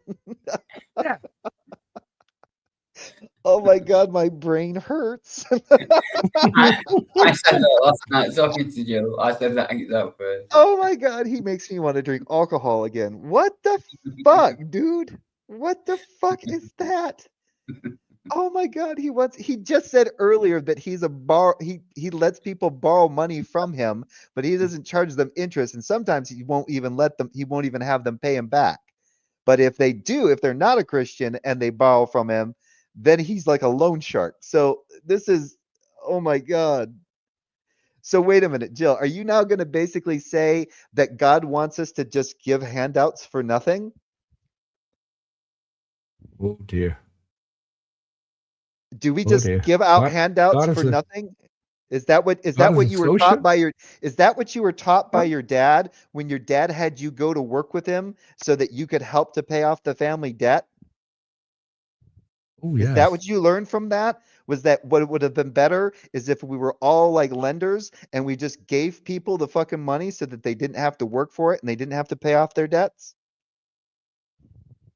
Jay, didn't you know that the Bible promotes socialism? Even Jill promotes socialism now. Nothing in the scripture says that they can borrow, that an Israelite can borrow from another Israelite. They can't do it at interest. So yeah, they can lend them money. They can an Israelite can come to another Israelite, ask for a loan, that they can say, yep, here's your loan, but they can't charge them at interest. So they pay it back. They do not pay interest. However, with foreigners, that has to be paid. They can charge them whatever interest they want. That's there. That's in the scripture. Yeah. Yeah. But now he's basically saying that those borrowers, those foreigners, would just be slaves. Yeah. Oh my God, this is so bad. Your fellow Israelites fall into poverty. Again, this is speaking of economic. This is what Trump is trying to do for America, bringing back economic stability to our country and not being reliant on other countries. So in God's oh my God, economy, the Israelites were not to be financially relied upon because God knows where that leads. Anyone with sense knows, any leader of a country knows what happens when you become financially dependent upon another. They start telling you what to do.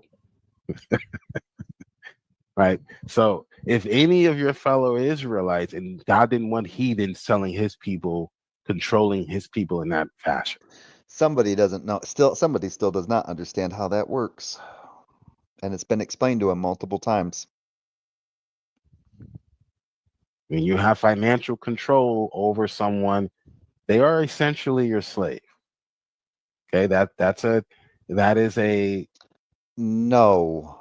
That is the doofiest fucking equivocation I have ever fucking heard.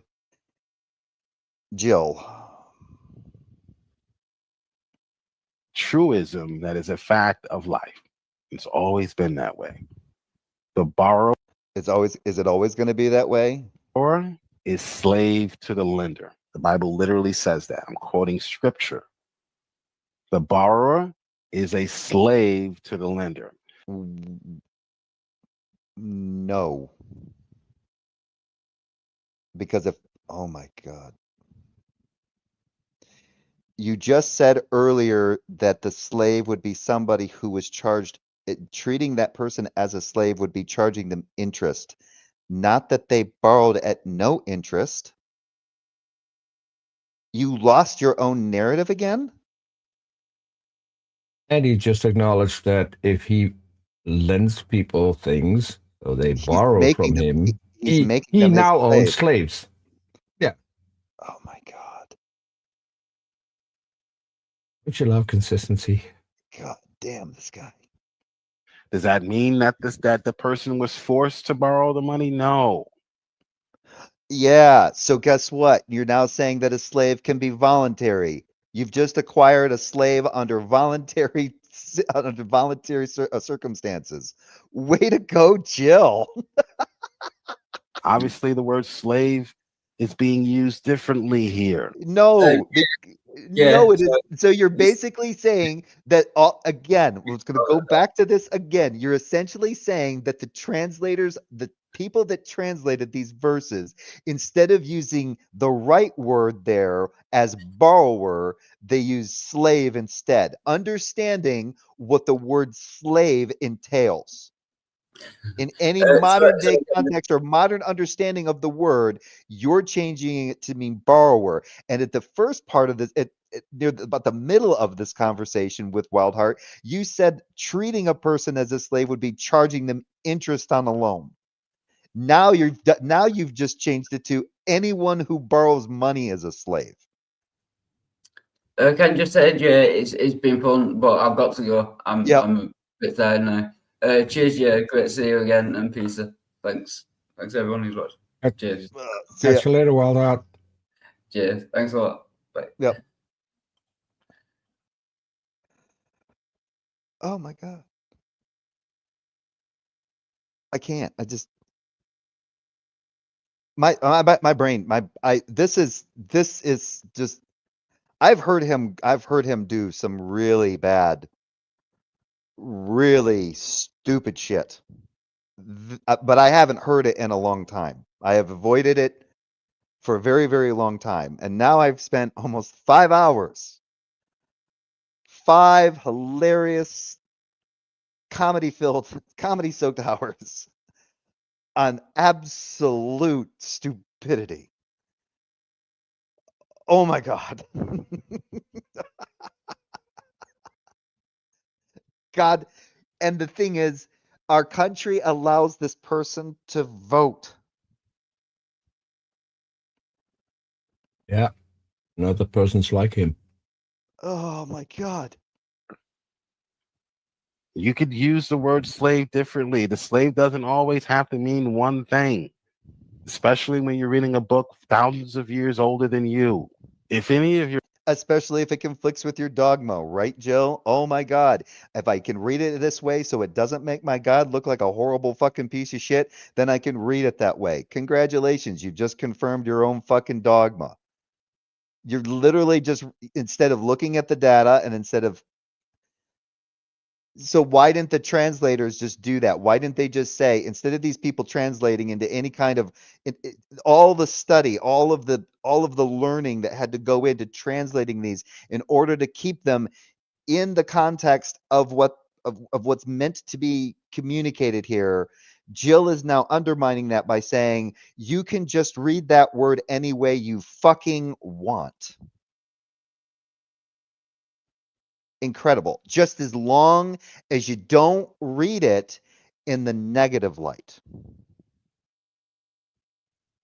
Your fellow Israelites fall into poverty and are forced to sell themselves to such a foreigner. What do you mean he's forced? Well, he's forced financially.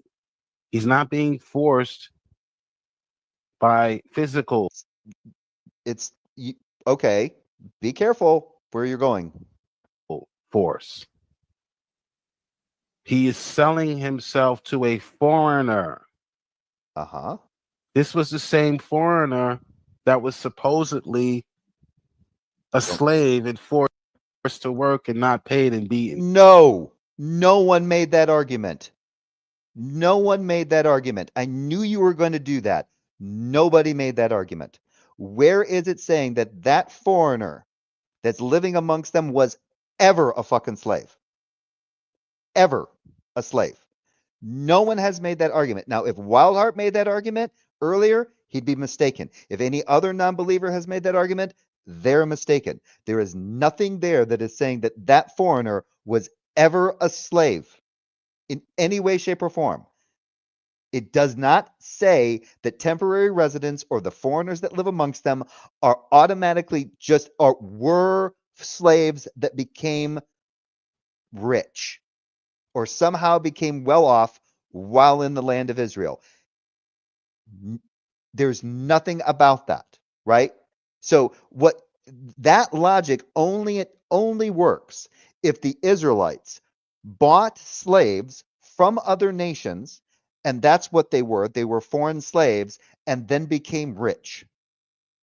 But what you're saying is, oh no, that's not possible for a slave to do. Why not? Well, because slaves don't get paid. Slaves don't get paid. They're evids, and in this case, they're owned forever, right? So they couldn't ever become rich. That's the wrong reasoning. Not every foreign resident was ever a slave. You're forgetting something. Back then, Israel had a wall built around it, something similar to what Trump's want to do. And then you can't have any foreigners coming to your country other than being slaves, Jay. At this time, these laws are being written for when they settle, but at this particular time, any foreigners coming into the land would have been even the foreigners that they were dealing with while they were on the move. Remember, these were unless Jill wants to say that these rules didn't apply. These rules would never apply until they got settled and established their nation state in the land of Canaan. Right? And so if they're in the land of Canaan and they've got their nation state set up and their neighboring nations are around them that they haven't conquered, that they don't need to conquer, that they're somewhat friendly with, right? That whole suzerain treaty thing that Praise likes to fucking talk about, that they can go to those other nations, and from those other nations, they can purchase slaves from those other nations. Something that so that would be the situation if these laws were only to apply once the nation state was established. If it's the case that these laws even apply to them while they're moving or while they're camped out and getting ready to move to Canaan, then any foreigners that were coming and having dealings with the Israelites at this time, Jill seems to be thinking those would only have ever been slaves, right? That's the only way it works. They could have only ever been slaves. Because it's not possible for a foreigner to have lived amongst if it's possible in any way that a foreigner could have become rich while living amongst the Israelites, that just debunks slavery right there. I don't even know how Praise does this same thing. I have no idea how they thought that up. No idea. So what I'm going to do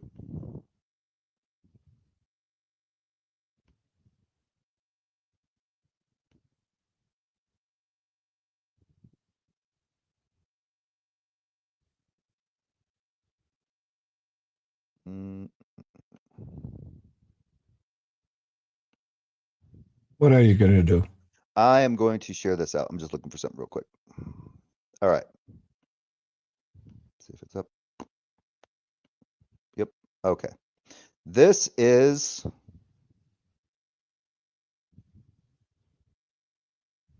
from Dr. Josh. This is from the Old Testament Endorse Slavery, 2nd edition. So objection number 3, slaves could become rich. Doesn't Leviticus 25:47-55 show that the tenant foreigner, Hebrew Toshav, that became a slave in the verse 45 now becomes very wealthy? Doesn't that mean that slaves could become very wealthy and therefore not really slaves as we understand the term? As we have seen, Leviticus 25 contains stipulations for the redemption of property by the individual or by their family members in order that the Israelites would not become destitute and have their land end up in the hands of only the wealthy few in the nation. Every 50th year, the year of Jubilee, property and people were to be returned and all debts of Israelites were to be forgiven. However, this left open the question of a poor Israelite who sold himself to a foreigner who had means enough to purchase him. In this case, the Toshav, tenant foreigner, had become wealthy enough to lend money to an Israelite who could no longer pay it back and had therefore sold himself into debt slavery. A relative of the Israelite was to redeem him back from the foreigner. This is Leviticus 25:47-55. The question is, who is this tenant foreigner, Toshav?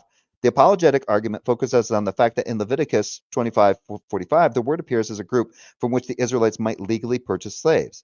The rationale is that if one of these enslaved tenant foreigners, Toshav, can become wealthy enough to be able to afford to purchase his own slaves, then how can they be actual slaves? Slaves can't amass any wealth like that. The problem is not in the language, but in the logic of the passage. Leviticus 25:44-46 stipulates who can be taken as proper slaves by the Israelites. They could purchase slaves from the nations around them, verse 44, and they could also purchase slaves from a group of people living in the land of Israel, the tenant foreigners, Toshav, amongst others. Thus, the text is picturing a group of people living in Israel who are renting out land from the Israelites. Because foreigners were not allowed to own property in the land of Israel, these tenant farmers had to pay the Israelite landowners for use a portion of their property. This situation could go on from at least two ways. First, the tenant farmer could fail to grow enough produce to make enough money to pay off their rent and any debt that was owed to the Israelites, or perhaps someone else to whom they had become indebted. In this case, it may have become necessary for the tenant farmer to sell himself into slavery to pay off a debt, or perhaps simply to receive basic living requirements and to survive. In this case, the law allowed the Israelites to take these foreigners as proper slaves. Another possibility, however, would be that the tenant farmer working the land that they were renting from an Israelite would do well. They could have good crop years, sell large amounts of produce, and make a lot of money.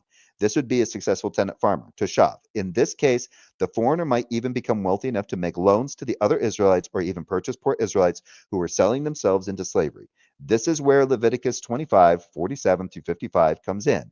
The law has laid out that is supposed to happen if an Israelite sells himself to another Israelite as a slave. But what if the Israelite sells himself to a tenant farmer?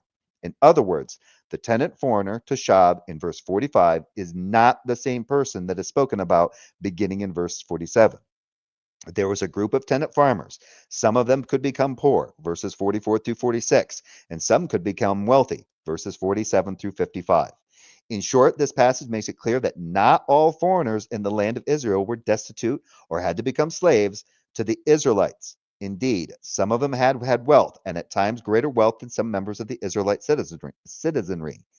This neither negates the existence of foreign slaves nor the laws concerning foreign slaves seen just a few verses earlier. It only indicates that tenant foreigners could establish wealth in the land, which is in no way unexpected.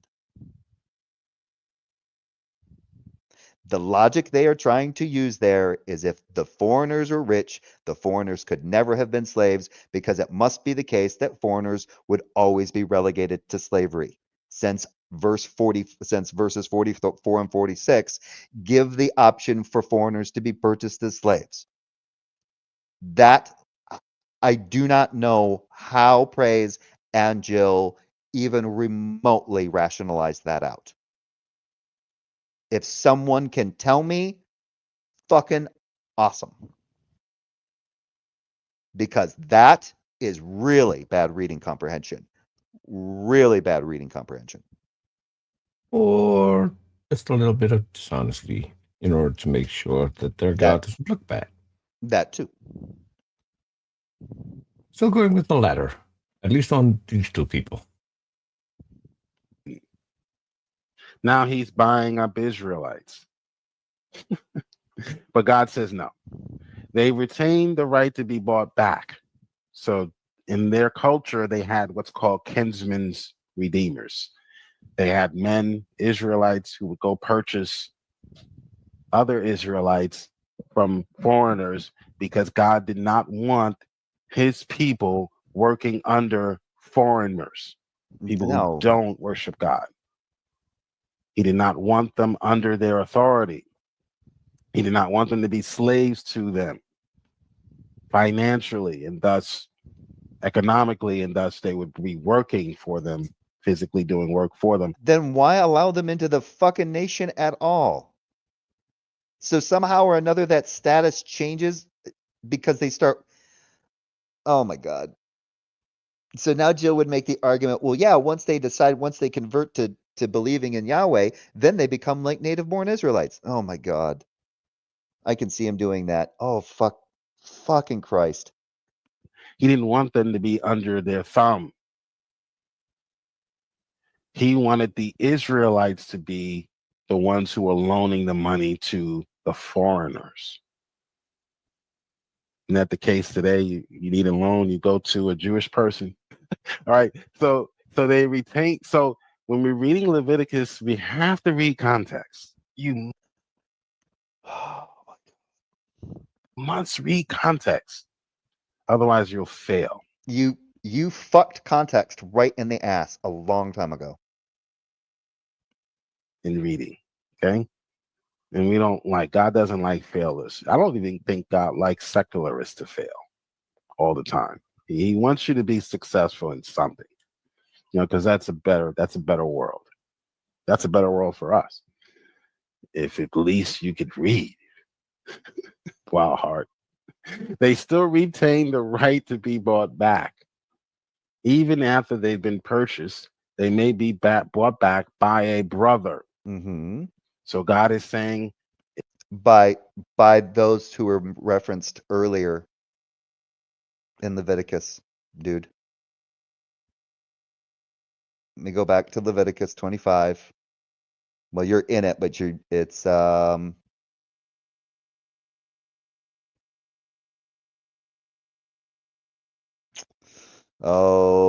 yep. I'm looking here. Of your kin. Okay, yep. If any one of your kin fails in difficulty and sells a piece of property, then the next kin shall come in and redeem what the relative has sold. If the person has no one to redeem it, but they prosper and find sufficient means to do so, the years since it was shall blah blah blah blah blah blah blah blah.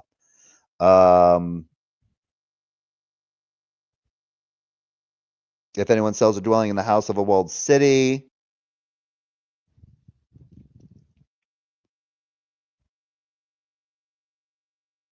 Yep. If any of you can fall into difficulty and become dependent on you, you shall support them. They shall live with you as though resident aliens. Do not take interest in advance or otherwise make profit from them, but fear your God, let them live with you. You shall not lend them your money at interest, taken in advance, or provide them food at profit. I am the Lord your God who brought you. Okay. Then it says, if any of you are dependent and become impoverished, if they sell themselves to you, you shall not make them serve as slaves. They remain with you as hired or bound laborers. Yep. Where does it say? It's for the male and female slaves. Nope. There was another. Where was that one passage at? We talked about like you can.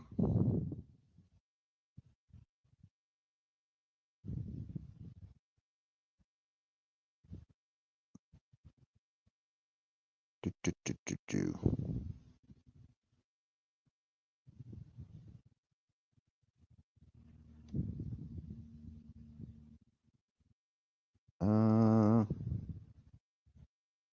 Yeah, I can't remember where that's at. It said something about like your who can redeem you back. I'm missing it for some reason. Yeah, I'm starting to get tired. Anyway, let's finish this up. If you see your fellow brother working for a heathen, go purchase him from the heathen. God did not want his people working under. It's not saying there's no ought there, Joe. You're reading an ought in there that's not there. They still retain the right to be bought back, even after they have been purchased. They may be bought back by a brother. There's no ought there. You're reading an ought into a maybe. They're not obligated to buy back that brother. Need heathens because it was seemed beneath the God of the Bible. The God of the Bible's ego is as big as all of the egos combined. Financially, a financial slave is someone who is in debt to another. He does not want that. It's not a good look, basically. All right. So they may be bought. It didn't matter. No loans were in perpetuity. If it was like 10 years before the Jubilee and you were doing a loan, at the time of the Jubilee, everything was forgiven, Joe. In fact, it even talks about that, how they had to make computations based on that.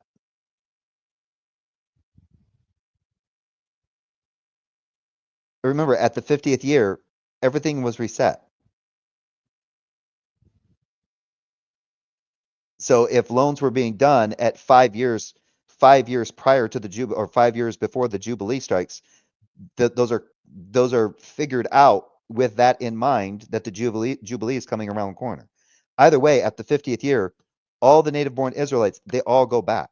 Everybody gets reset. So even if you have a family that lost their property to another family or whatever, and then their kids are there and their kids are living somewhere else or whatever, at the 50th year, they're gone. They go right back to the land that they had. Everything resets.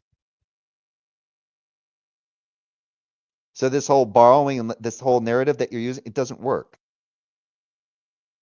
No one is ultimately a slave to financing because everything gets reset on the 50th year. Did you already forget about that? And the other thing that you've failed to understand or failed to even bring up is the fact that in Deuteronomy and Exodus, there's a 7th year release, and you're not even focused on the 50th year release. The 50th release. Why is it all of a sudden that in Leviticus 25, indentured Israelites go out? The only time they're obligated to be released is on the 50th year. But in Exodus and Deuteronomy, it's on the 7th year.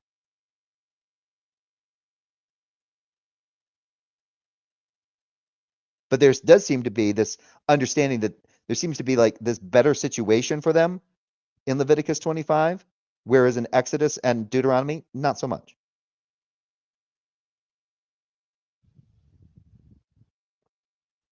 Back by a brother, an Israelite, and maybe it's more of an improvement on Exodus and not Deuteronomy. I forget. Uncle or cousin, someone who's related to you. Okay? In fact, let me find that part.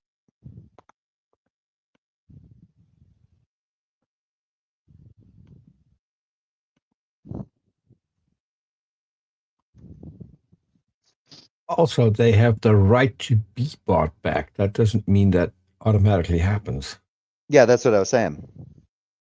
It says they may be bought. They reserve the right. There is the right, and they may be bought back. It doesn't mean they ought. He was making it. He was making it as they have to be bought back. No, there's no ought. There's no ought there. He just read an ought into that. There is no ought in that scripture in any way, shape, or form. No one is obligated to buy that brother back. Why? Probably because the conditions in which that Israelite will be serving as an indentured servant to that Toshav is going to be the same as if he was an indentured servant to a fellow Israelite. Why? Because that Toshav resides with the Israelites.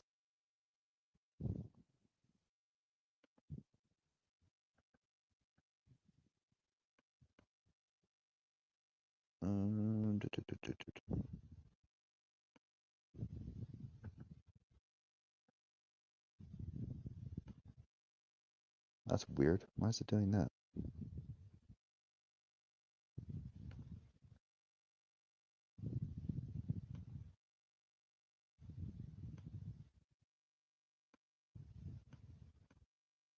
Huh. That's kind of sloppy.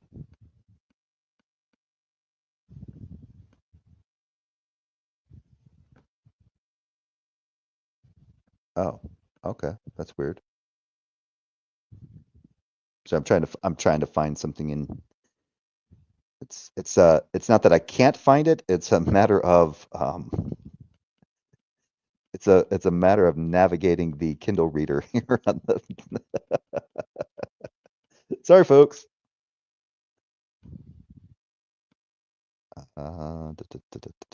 Contents.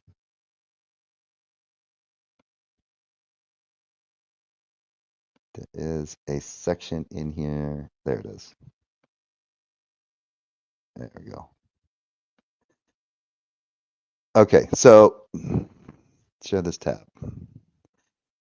Perhaps no other chapter concerning slavery in the Hebrew Bible is as cited or debated as Leviticus 25, particularly verses 44 through 46.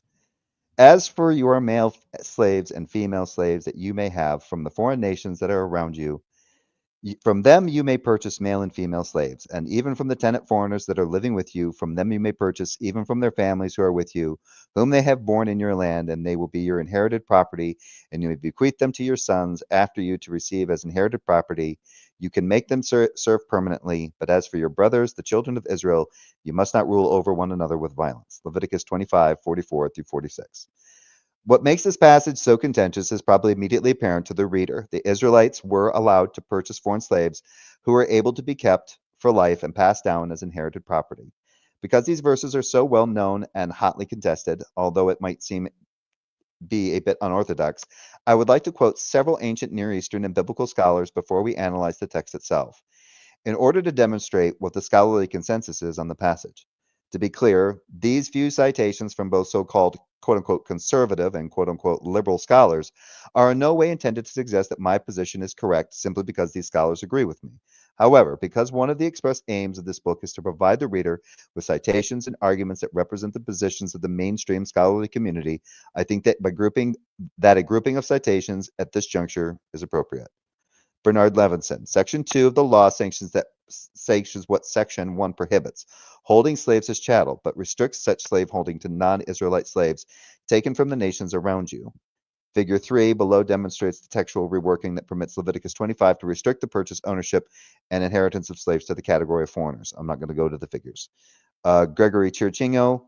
The reference to foreign slaves in Leviticus 25, 44 through 45 indicates clearly that these slaves were the permanent property of their owners. Gene Haas.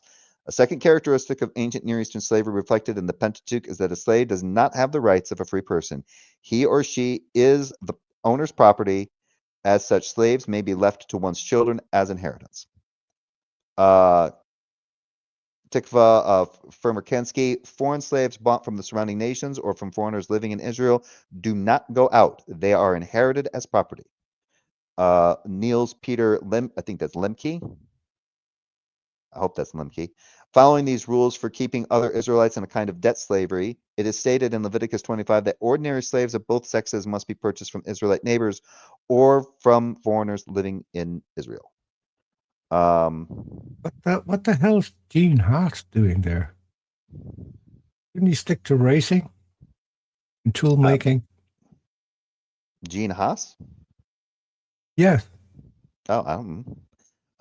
Jan Houston, according to 25. Gene Haas owns several racing teams, including a Formula One racing team, and he owns a very big tool company, which is basically the sponsor of the racing team. Is it the same? Don't know who Gene Haas is? What kind of illiterate person are you? Not knowing anything about motorsports. I don't watch motorsports. See, what's wrong with you?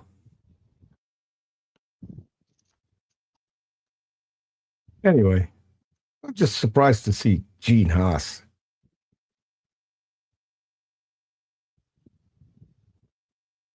Mm-hmm. And by the way, the next one is pronounced Jan Joosten. Yolston? Okay. Mm-hmm. Israelite slaves must go free at the Jubilee, but the sons of the sojourners may be enslaved for life. Kenneth Kitchen, foreign slaves, unlike Hebrew slaves, these could be enslaved permanently and handed on with other family property. R.K. Harrison.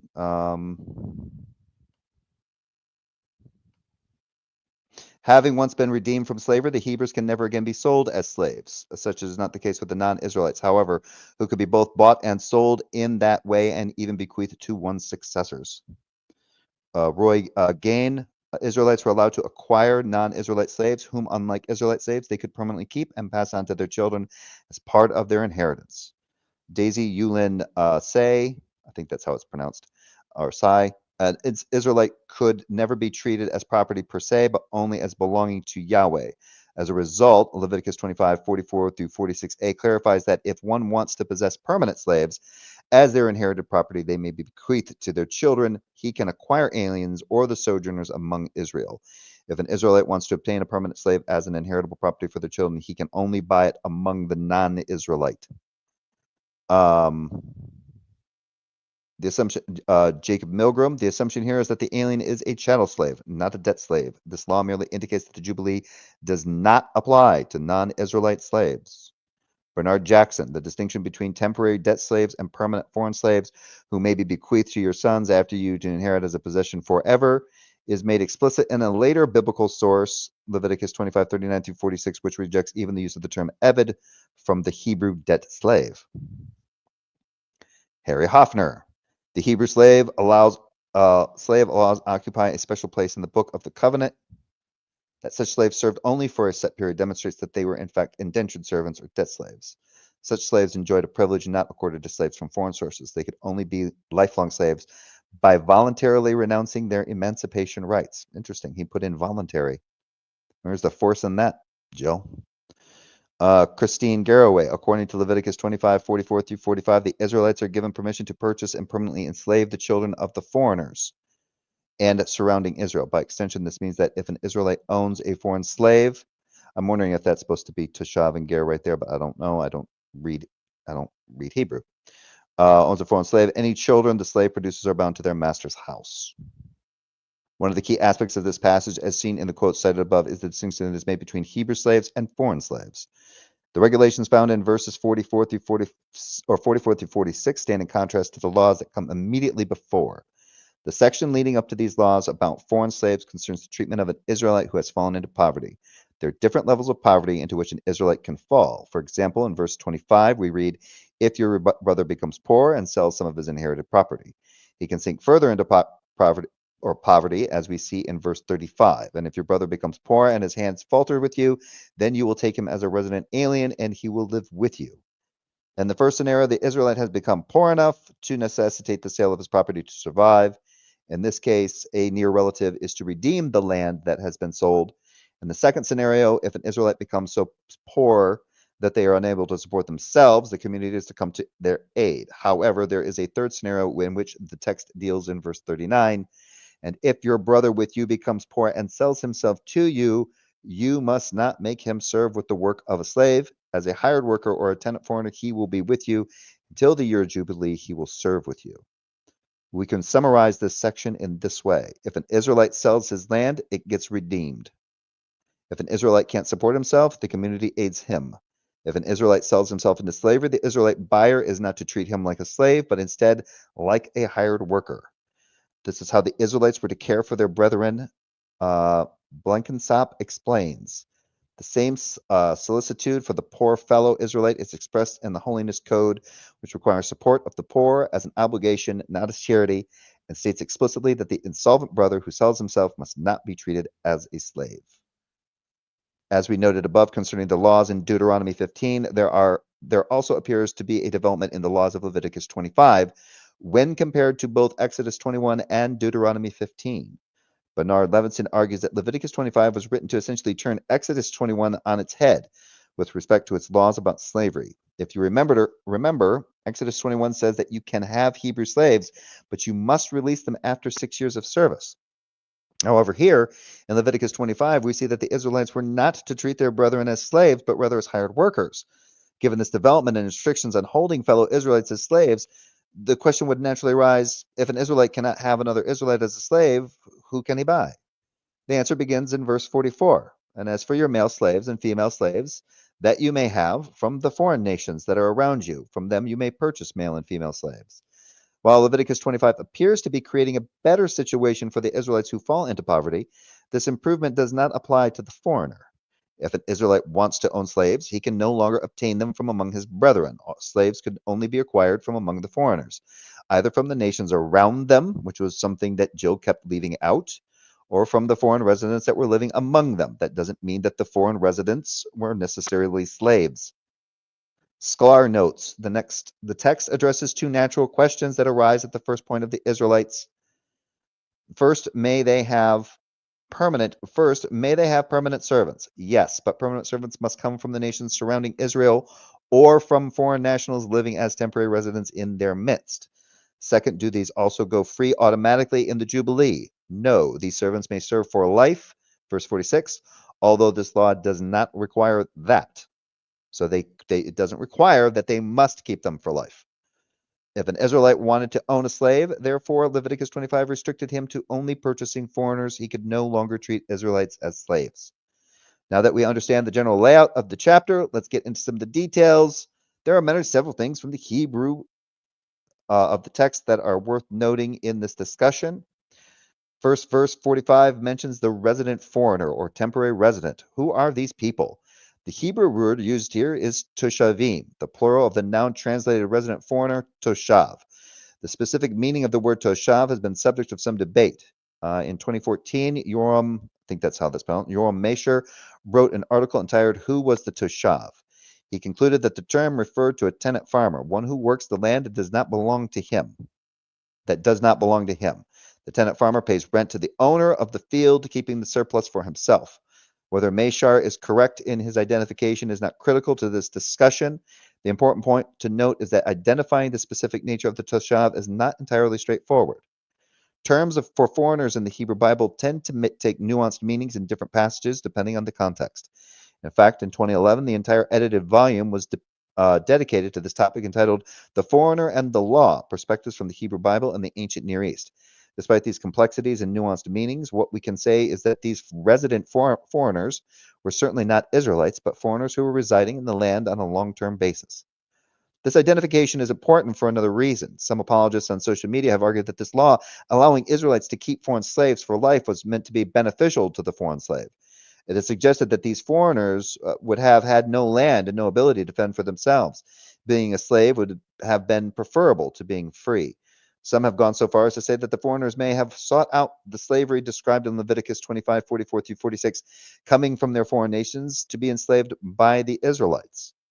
The idea that the foreigners from the nations around Israel, as well as the resident aliens or tenant farmers living in the land, would have had no land to return to after their release is simply inaccurate. The reality is that biblical law allowed the Israelites to purchase slaves from these foreign nations, who were often debt slaves that had fallen into the hands of their foreign creditors, who then had the right to sell them. It is also quite likely that the text has in mind foreign tenant farmers living in the land of Israel who had fallen into debt slavery. These, as opposed to the Israelites, could be kept indefinitely, as the law did not require their release. Furthermore, the idea that the foreigner in Leviticus 25:44-46 would want to come to Israel to serve as a permanent slave, or would want to leave their free resident alien status to become a slave, is not only absent from the text, but goes against the very nature of the laws themselves. The entire point of Leviticus 25 is to emphasize that making someone a slave, eved, and keeping them indefinitely is an undesirable situation. The Israelites were no longer allowed to treat their fellow Israelites in this manner. The text says essentially that they cannot treat their own people in this way. If they wanted slaves, they would have to get them from the people who were not their brethren. Slavery was not a sought-after position, and the laws of release built into the legal system were in support of the enslaved, as we would expect. Thus, when we examine the context of Leviticus 25:44-46, we see several things. First, Leviticus 25 focuses on the year of Jubilee and the release of property and individuals after a set period. In this context, the text describes an Israelite who falls into poverty and how other Israelites are to treat and support him. If the destitute Israelite must sell himself to another, his master must not treat him as an eved, but instead as a hired worker.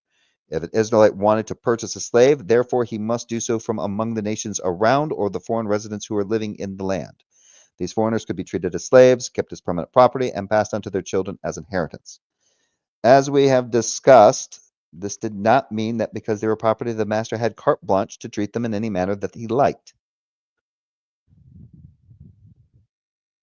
Property.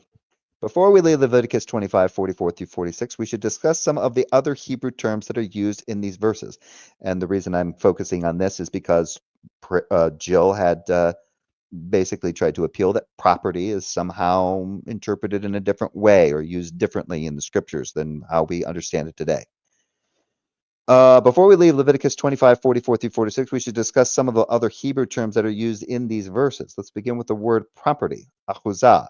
In various discussions and presentations on social media, many have argued that this term does not indicate that the person is owned, but simply refers to the labor output of an individual. If correct, this interpretation would soften the tone of the passage, leaving the master merely owning the work or labor of the slave rather than their personhood. As we saw above, slaves were commonly bought and sold, just as they are in this passage. Does this purchasing therefore simply refer to the buying or selling of labor output? The word akuzah appears many times in Leviticus 25, almost exclusively referring to portions of land that were allotted to the Israelites. It is also used in passages like Genesis 47:11, where Joseph gives his land family an akuzah in Egypt. So Joseph settled his father and his brothers in Egypt and gave them landed property, akuzah, and the best part of the land in the land of Ramesses.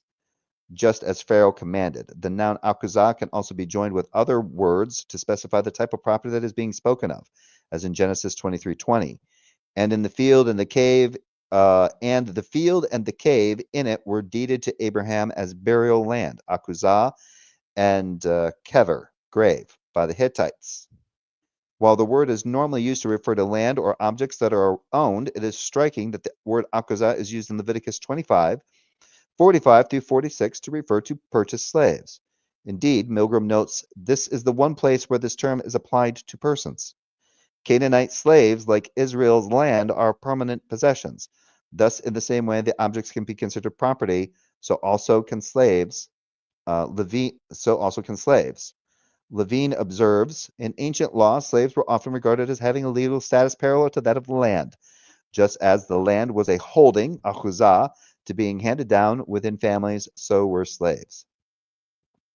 Nevertheless, some have turned to the verses that follow this passage to demonstrate that the term property should only be equated with labor output.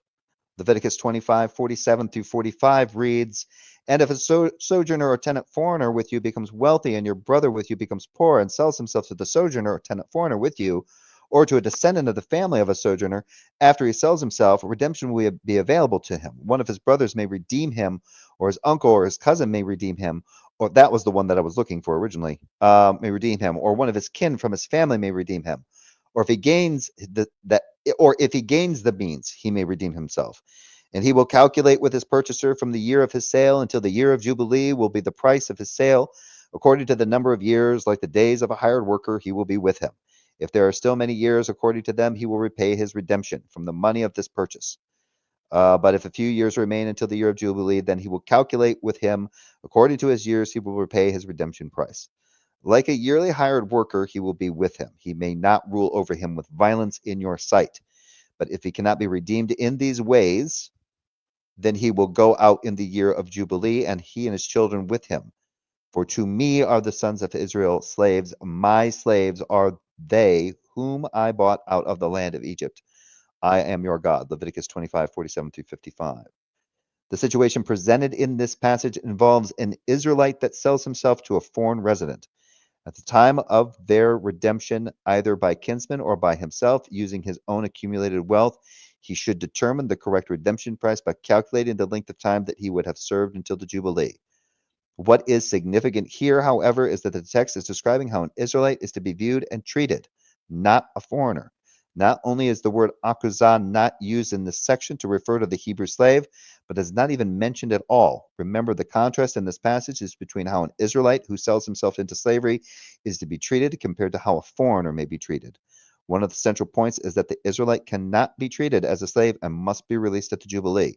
The foreigner, on the other hand, need not be released and may be treated as a slave.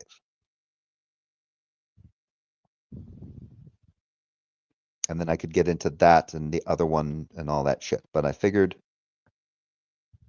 I would go there. And with that, how many viewers did I lose?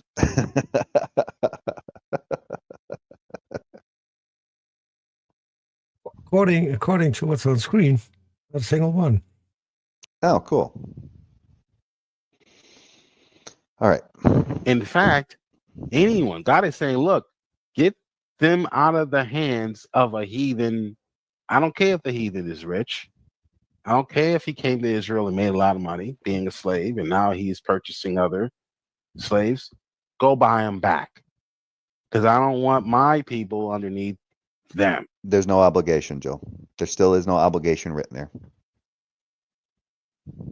They have fake gods. They have their gods don't exist, right? The foreigner, no, that's wrong too. Got to be careful about that. There's some scripture there that would say otherwise, but we're not going to get into that. When it talks about their fake gods kind of thing. What was I going to say? Yeah, I was going to reiterate that, but I already reiterated. There's no obligation there. There was something I wanted to say, but my brain just drew a blank.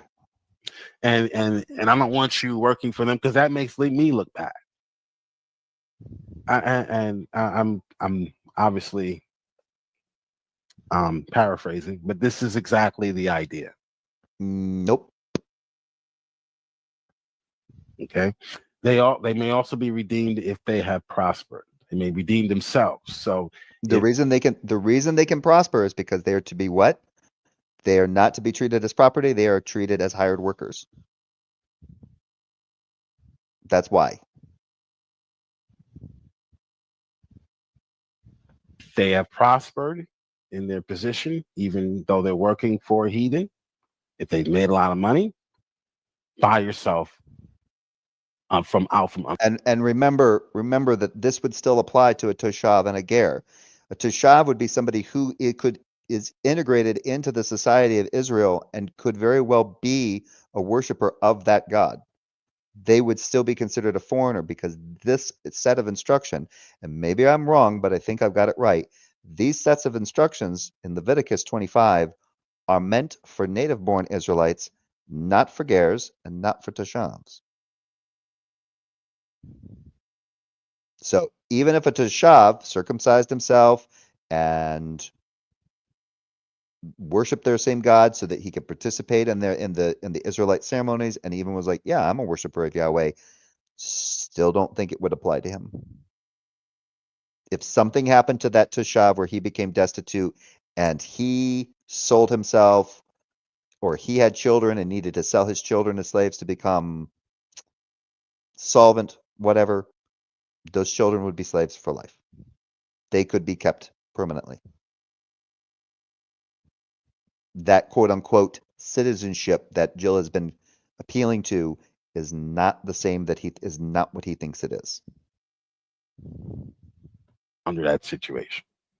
Not because anyone's being forced. I have to keep going back there. Because when it's the Israelite doing it to the foreigner, all of a sudden somebody's being forced. But where are you getting? They don't have to necessarily be forced, Jill. That's another straw man argument. Again, you're the one that's predicating slavery on force. That's what you're doing. No one else is doing that. If other people are doing it, then they're mistaken, and I'm sorry you have to talk to them. But I've had to tell you I have told you multiple times. Slavery does not require kidnapping. It does not require force. It does not require a lack of consent. Seeing that from? Your hatred of the Israelite people? Your anti-Semitism, perhaps? Why is it that when the Israelite purchases foreigners, he's practicing enslavement? He's enslaving them. But when they're considered property. When the foreigner is purchasing Israelites. Yes, because it's a condition, because the foreigner is a resident in their land. An outside foreigner can't purchase an Israelite. So another nation can't purchase an Israelite from a neighboring nation. This would only apply to a resident alien that's living amongst the Israelites. And since they're integrated into that society, they're basically, the considerations is that they follow are like an Israelite on Israelite relationship in that sense. If you haven't figured this one out, Joe, you haven't figured it out. It's not forced. So this is why I call Dr. Josh an anti-Semite. When he was reading Leviticus 25 and try to trick people into thinking that the Israelites are here. That does not make a person an anti-Semite. An anti-Semite would be someone who is looking at a group of, would be like looking at Semites in a lesser way. Looking at their history or looking at Semitic writings and saying, it looks to me that these Semitic writings, in this case, the Old Testament, seems to endorse slavery. Now, Dr. Josh is of the, if I remember correctly, unless Dr. Josh has changed his position, Dr. Josh does not take any of these things as normative legislation. So from a historical context, Dr. Josh doesn't think that this was like an actual law code that these people actually used. That's from a historical side, right? So you need to be very careful about who you're calling an anti-Semite. That only applies, the whole anti-Semitic thing would only apply where somebody goes, well, yeah, you see this? These verses are historically accurate to this society, and that means these Israelites are lesser people because of what they did thousands of years ago, owning slaves like this. And that makes them lesser somehow, or makes them whatever. But pointing out that they have writings that seem to be promoting slavery or endorsing slavery doesn't mean that they actually endorse slavery. We don't even know historically how they treated their slaves. At least not that I know of. Just that we have these writings. So, yeah, that whole anti-Semite slur that you like to throw around, Jill, that's you appealing to racism, which you have said long time ago does not exist. You used to constantly tell people racism doesn't exist, and yet here you are appealing to anti-Semitism, which is racism. So again, you have not even been consistent with your own positions on anything.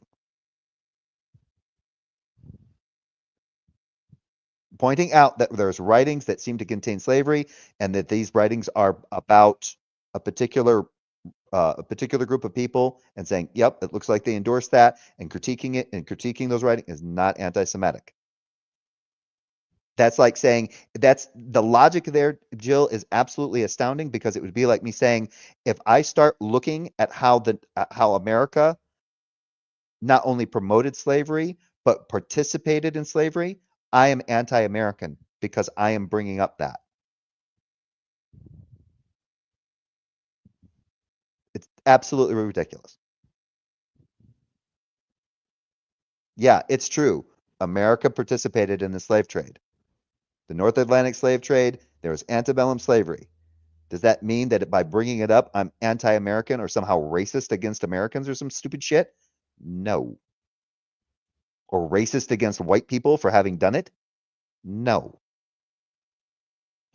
You're an idiot. They're doing something nefarious. And that's not meant as an insult. That's meant as a fact. It's disgusting. They will negotiate a price of their freedom. Okay? So you negotiated a price. Again, no one is being forced here. Then why is freedom being appealed to? How do they not have freedom? Are you just going to equivocate and say it's freedom from the debt? Freedom from the loan? But again, you're still predicating it on force.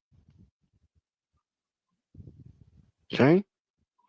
The foreigner must treat them as hired workers on a yearly basis.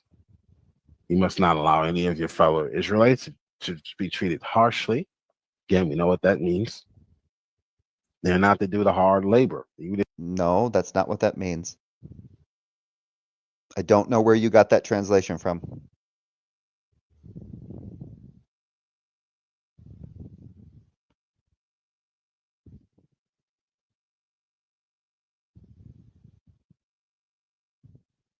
It says, these you may treat as slaves, but as for your fellow Israelites, no one shall rule over the other with harshness.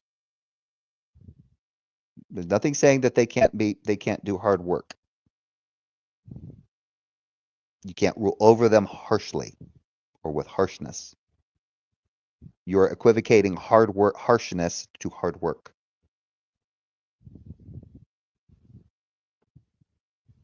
If you were to interpret it as hard labor is still not forced labor. It doesn't have to be forced labor. You're appealing to force again. Hard labor, harsh labor is still not forced labor. If any Israelites have not been bought back by the time of Jubilee arrives, they must be set free. Mm-hmm. For the people of Israel belong to me.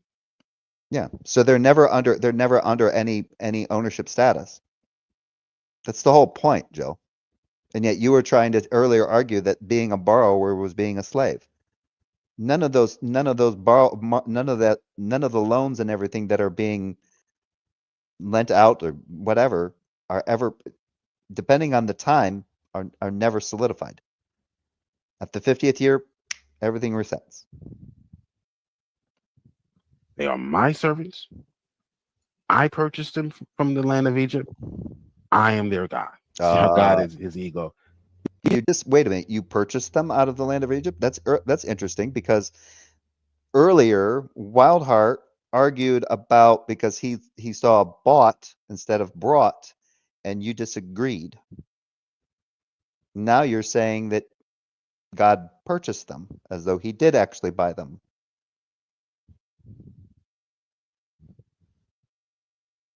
These are my people. They don't work for anyone but me.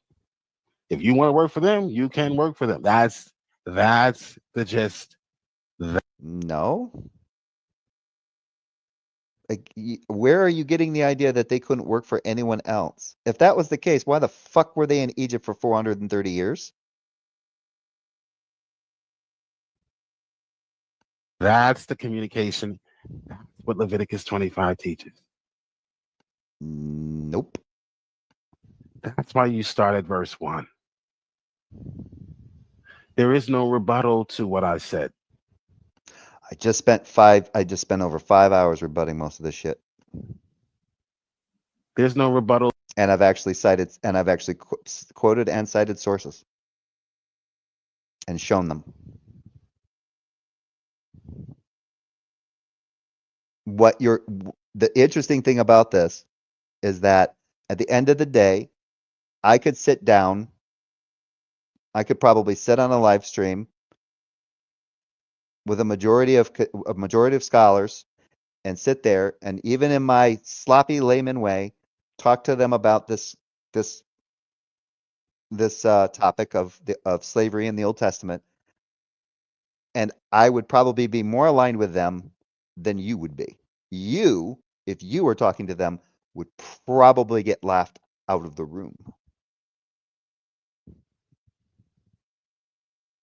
Because you have demonstrated Isn't that you he always? Yeah, Jill even demonstrated here where he read a portion and thought that there was an obligation on the part of an Israelite to buy his fellow Israelite from the foreigner. And the foreigner is not a foreigner in another land, it's a foreigner living amongst the Israelites who must consider the Israelite as though that foreigner is like an Israelite. The whole thing about akuzah, the idea of the concept of property, an owned piece of something owned, does not apply to the Israelite, but it does apply to the foreign slaves. In the chat, there's no rebuttal from liberal scholarship. I just gave you some. There's no rebuttal from Dan McClellan.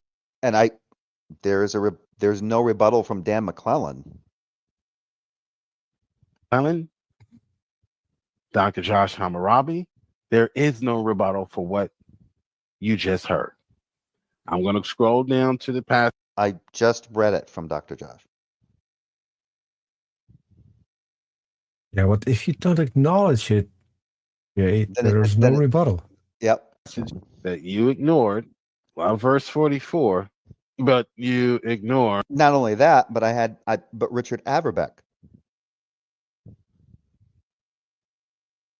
is not in agreement with us. And he's a Christian theologian. Verse 47. So I'm going to keep it right there and see how long Wildheart plays this game. But the God of the Bible says, no. You have to redeem the Israelite, because it was seemed, even though it was seemed as sort of a lowly position, especially if you're Yahweh and you are holy. So your people don't work for anyone. You're the head and not the tail. That's for all Christians. Stop borrowing money from the bank. People should be coming to you to borrow money. You're supposed. No, your money is better insured with the banks than it is with individual people, Jill. That's absolutely retarded. Money you borrow from a bank is insured. Supposed to be the head and not the tail. There's nothing to do with your race, buddy. What the fuck? Just be financially responsible as the Bible teaches, and you won't be any. So Jill doesn't have a bank account.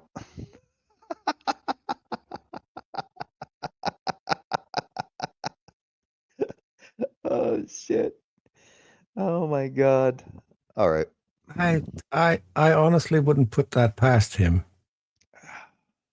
Not have a bank account, I mean. Yeah, he just cashes his. I don't even how would he cash a check? He doesn't trust anyone. He doesn't trust anyone. So I would. He trusts praise. He trusts praise to an extent, but not enough. But not enough to actually agree with him.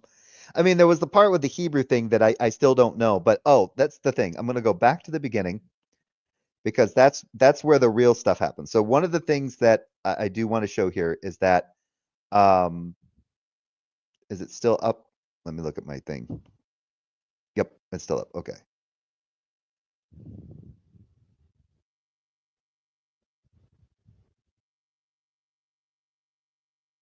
Imagine my surprise when I read the Bible and it tells me that ancient people have a hierarchical society.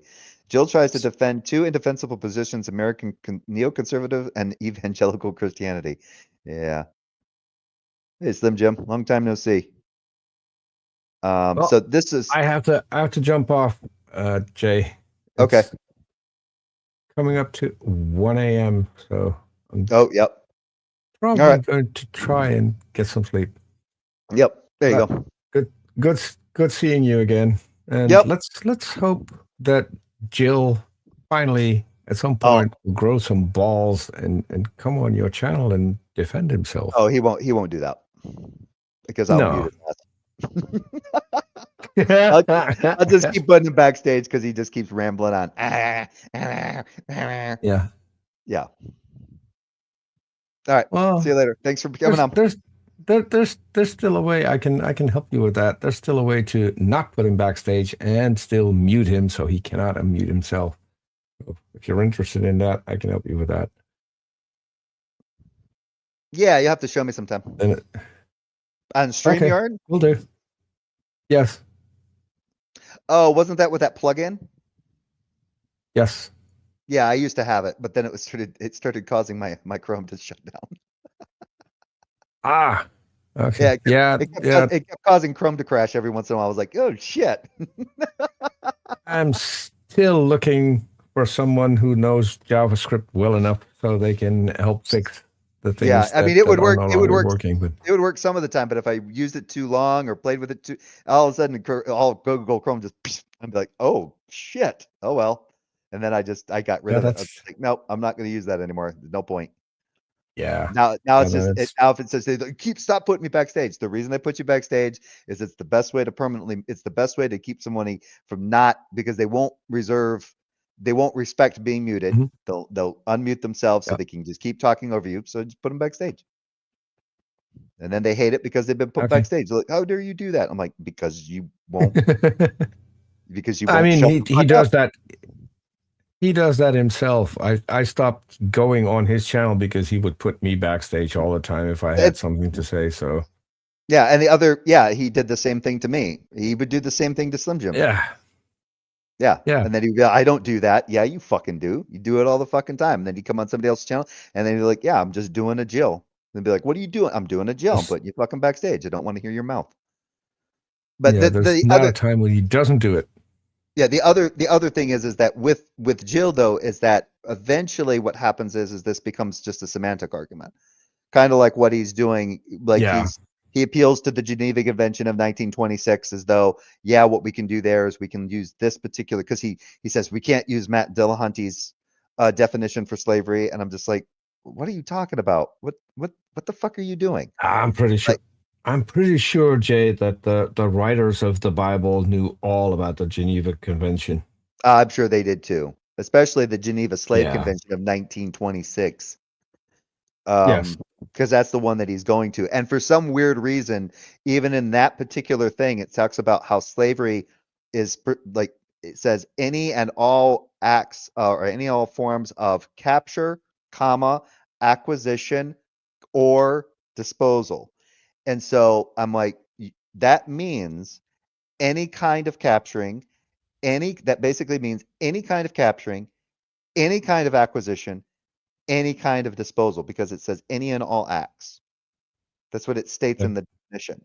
And for some weird reason, he still thinks that that means force.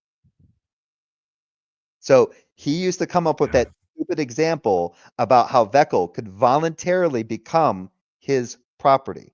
Veckel's destitute, or he's got a lot of debt, so he comes to Jill, and Jill goes, "Hey, what you doing?" He goes, "Hey, man, I'm in debt, or I'm in trouble. If you want, you can purchase me as property." And then Jill would go through this whole thing, like he writes out a contract and shit of like what his duties are going to be since he's now his property, and we're like. And he was trying to tell this to me and Cerberus Hex. And Cerberus is just sitting there like, what the fuck? There's no, and he goes, tell me. And then he's like challenging, like, how is this wrong? Tell me any law that forbids this. And then Cerberus Hex was just like, I don't really know of one, but show me a law that would honor that fucking contract. Yeah. How do you do that? I mean, you pay for someone's debt, you pay off someone's debt, and in response to that, that person becomes kind of like your slave or your indentured servant until they pay off the balance of whatever you've paid for them. Now, first of all, now it seems that Jill would just give Veckel that money since Veckel's a fellow Christian, and he wouldn't expect Veckel to even pay it back. But that's beside the point. That was earlier in the video. Either way, the problem is that the Geneva Convention of 1926 defeats that challenge from years ago, where he said, show me where it's illegal. Right there in the Geneva Convention of the Geneva Slavery Convention of 1926. Any and all forms of capturing or acquisition or disposal. So that means even voluntary acquisition would not be allowed. And it goes right over Jill's head, because once he thinks he's got someone on something, he runs with it, and he runs himself right into a fucking wall. He does it all the fucking time. And you always know when he's running wild with it, because when you challenge him on it and he responds to you, he responds in some long ass winded way, telling you how you're a fucking liberal cuck, and there's a bunch of laughy faces and emoticons all over the fucking place. That's when you know he's running into the wall with whatever it is that he's doing, because his responses are insane. The definition of slavery is someone who is owned by another person. Therefore, the Bible condones slavery. There you go. There you go. Gary, did you want to say something?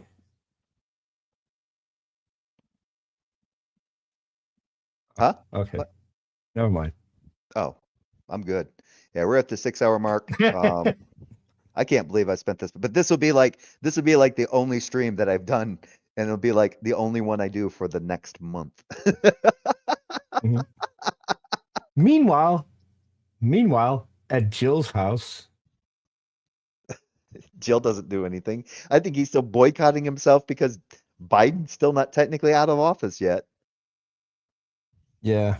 He was boycotting his own channel because until Biden got out of office or somebody removed him from office, he wasn't going to do any videos on his channel.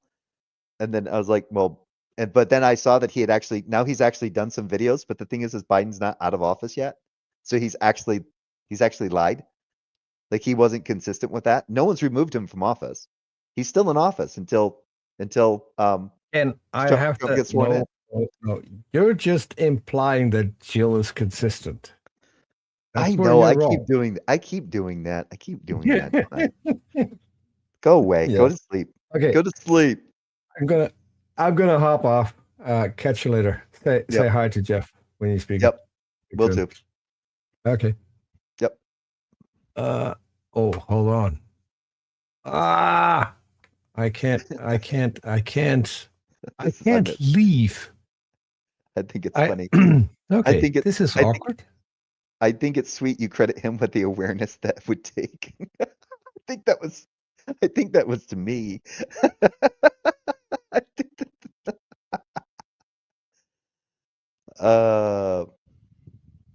Okay, now how the hell do I get a mouse on my other computer? You do know you're still on here. Yes, because I can't leave. I can't. So I'm on two computers at the same time, but my mouse is running on the other computer, and then I can switch over between computers with just one mouse. But I did an update. I could just while kick you you. were live. I can just kick you if you want. Yeah, but then I still don't have a mouse on my computer, and I forgot what the software is called. Yeah, but we don't have to hear you try to figure it out. Oh, I can shut up while figuring it out. That's not going to be a problem. I have the ability to shut up at times. Oh, wait a minute. Wait a minute. Wait a minute. Hold on a second. Praise found a new strongman, and it's amazing. Are you referring to the dude, or is this someone that I don't know about? Because if you're referring to that guy that goes by the dude or whatever, yeah, he's a fucking renob. I recently was stupid enough to click on one of Praise's streams, and apparently they now are all dudes. They are not aware, and I know this because I am an official dudist minister. A dudist minister? Yes. I have the certificate. Yes. Yeah. I can marry people in the US. I can't marry people in the Netherlands because here Dudism isn't recognized as an actual religion. But yeah, I am an ordained Dudist minister. And so Praise does not know that Dudism was created to mock Christianity. And now they're all wearing glasses with dude on it. I mean, neat. Someone yeah, should tell Praise that. Yeah, he's got this. So yeah, the two of them get together, and that dude guy, he got on me like at one point they were almost like they were hinting at universalism, because some guy goes by the name Jack Smack was talking about, oh, what was he? He did a video speaking out against a Calvinist, because this Calvinist was basically talking about, or maybe the guy's not I think the guy's a Calvinist, but the guy was basically he was talking about his problems with free grace, and how to him it just seemed like a kind of like a step, like free grace seemed like one of those, like it could just, if you argued it just right, you wouldn't even need repentance with the way free grace is being set up. And so Jack Smack is, of course, he's railing on this guy for even how dare he critique free grace soteriology, and of course calls him a heathen and a servant of Satan and all this other shit. And there's the dude, and there's Praise like, amen, brother, amen, brother, amen, brother. And I'm sitting there in the live chat, and I go, wait a minute, what do you guys? And he goes, yeah, and he goes, Jesus is everything just everything Jesus did.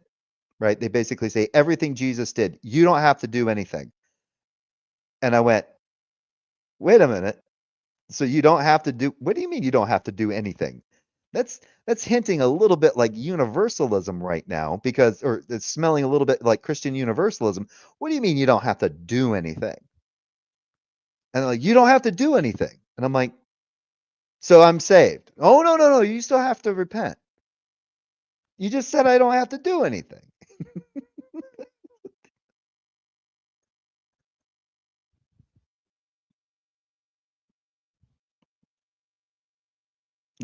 Praise likes dude so much he let him bang his sister. All right. Oh.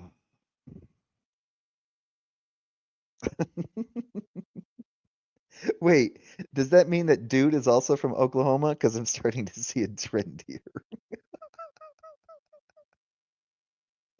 Oh shit.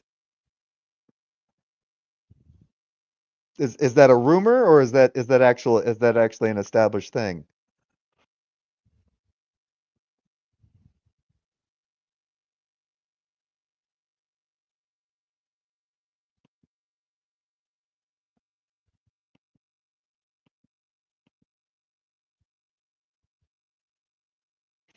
All right. So I think there's just no reason to give people that kind of mental image. That's just torturing people. I was gonna make a really bad joke, but I didn't.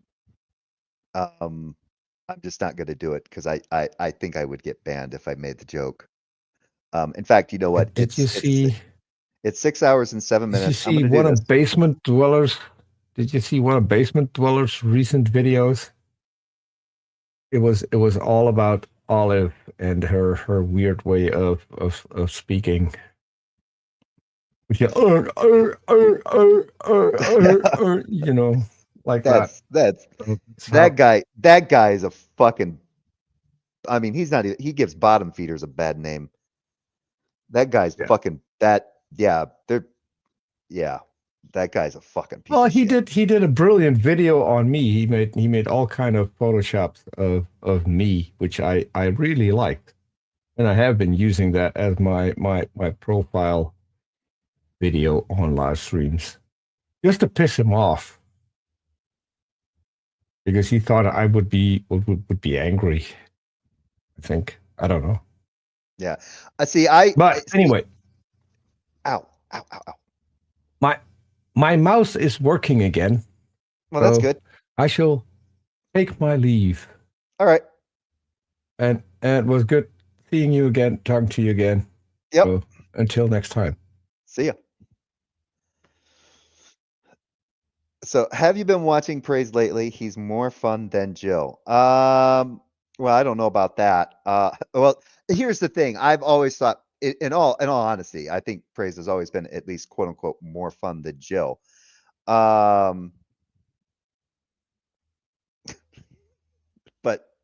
yeah, I remember seeing the dude on there. I remember when he became kind of the next. It always seems to run, right? Like with Praise, he never lacks a sidekick.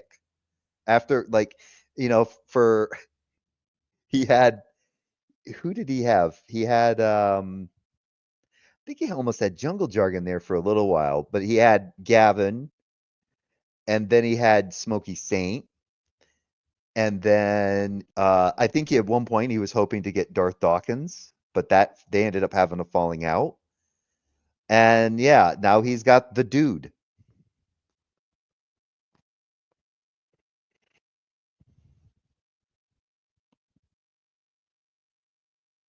Olive talks like she's trying to speak around something in her mouth. I'll let the audience decide what that means. I think we all know what that means, or what you're implying. Olive basically broke up with the Sparrow for dude.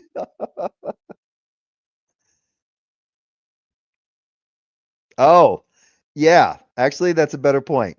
Jay Praise is the sidekick. He just finds new heroes. So when dude leaves, that we can. Oh, that would be funny. There goes my hero. Every time Praise loses one of his heroes, you can play that song. Oh, I'm starting to get fucking loopy. Oh, shit. Where was that at?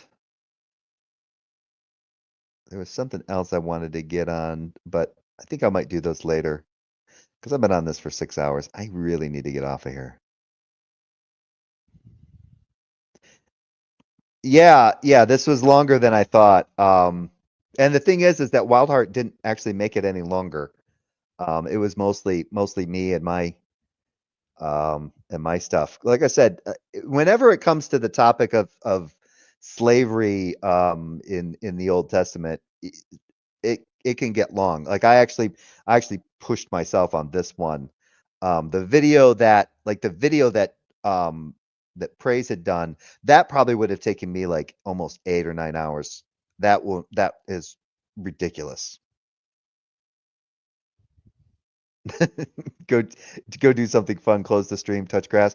I'm actually probably going to turn on my mom sent me a 4K copy of The Last Starfighter, so I might actually turn that on the new home theater, on the upgraded home theater system. I've got a new subwoofer that shoots through schools. So yeah, I've actually replaced four of my original surrounds with bigger speakers, and then took what was originally my main left and right speakers and made those rear surrounds, and now I got a bigger subwoofer, 500-watt sub. So, yeah. That's why I'm hardly ever on. It's like, do I want to, on my day off, do I want to, when I don't have chores to do or something like that, do I want to do a live stream or do I want to watch a movie? Normally, I just watch a movie. It's more entertaining. Like this is thoroughly. This has been actually kind of fun though, because I sometimes when the mood hits me, Jill is hilarious because he is so bad at this shit, so bad at it. In fact, I think I will leave with that. Where is that one?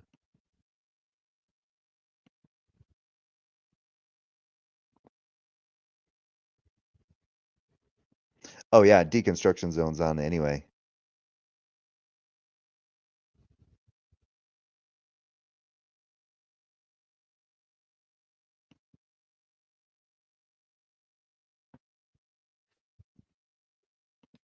Yeah.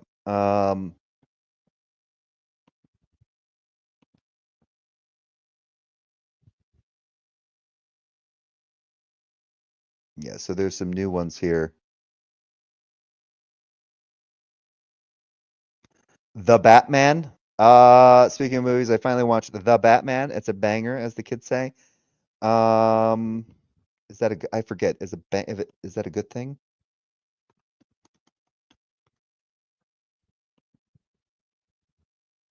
Oh, something is very good, exciting. I wouldn't say it was exciting or energetic. I liked it though. It's dark. Yeah, the Lions are actually having a good year. Well, last year was actually pretty good for them too, except there was there were some issues, but yeah, they've been doing better. They don't seem to suck as hard as they used to. Yeah, I'm not going to bore people with these. I will probably go through these later. Oh yeah, there's a lot of meanderings here. Anyway, well, wait a minute. What was that last one that he responded to me with? I'll just address that one now because I don't even know what it's in relation to. Okay, it's on his.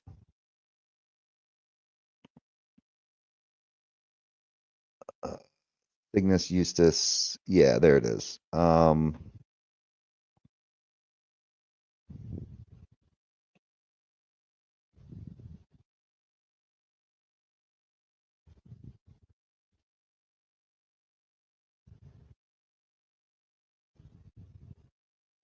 Okay.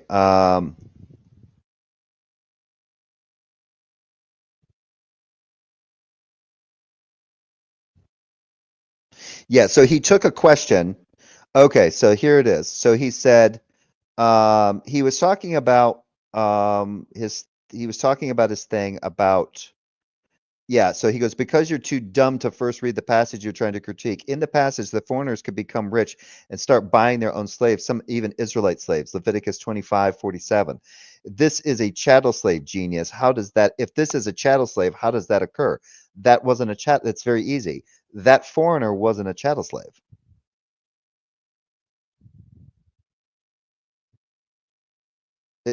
Not all the foreigners living amongst the Israelites were chattel slaves.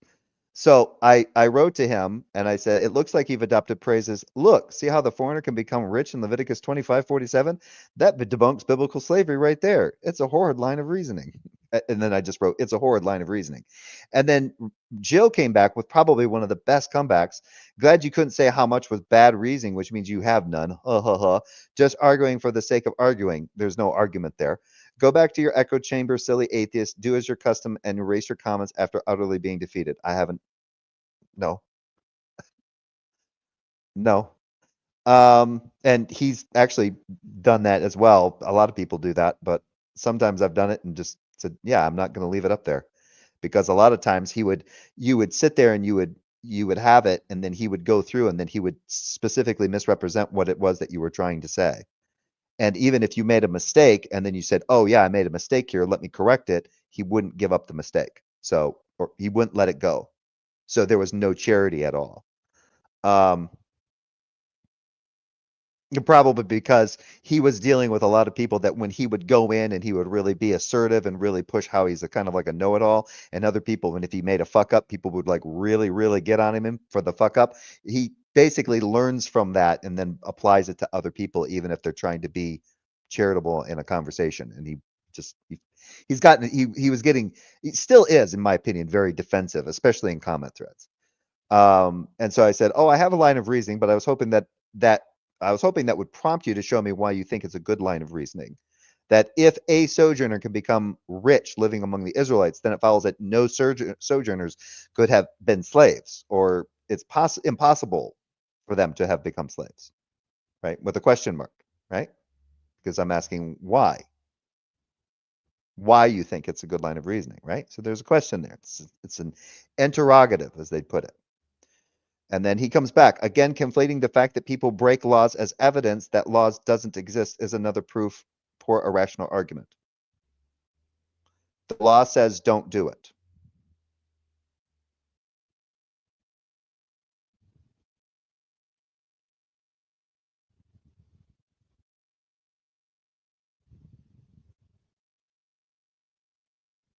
I never said anything about anyone breaking a law.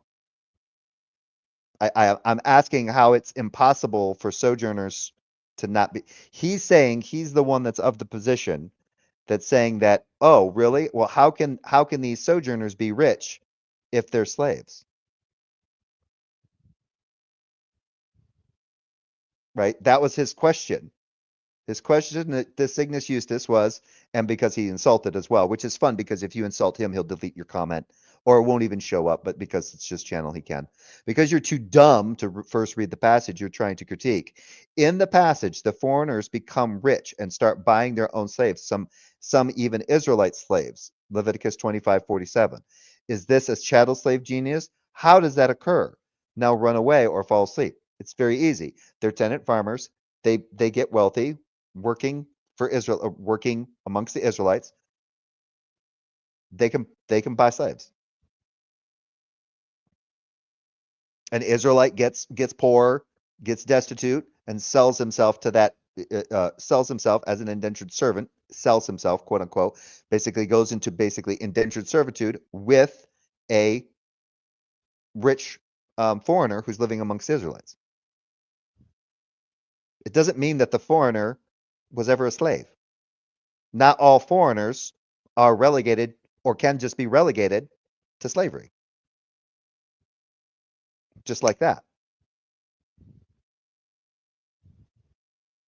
So if that's what Jill's thinking, he's fucking wrong.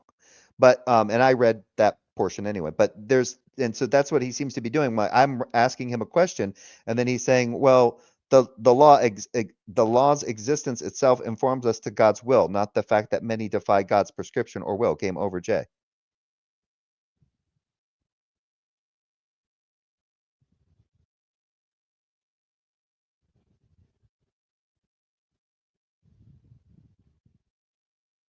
I never said anything about people breaking laws. That's the weird thing. Again, conflating the fact that people break laws as evidence the law doesn't exist is another poor. I never said that. I don't know what he's even referring to. What breaking what law? He's the one that seems to be implying that it would be impossible for slavery for foreigners to even be slaves if it's the case that foreigners can become rich amongst the Israelites. How could this be the case? The law doesn't say don't do it.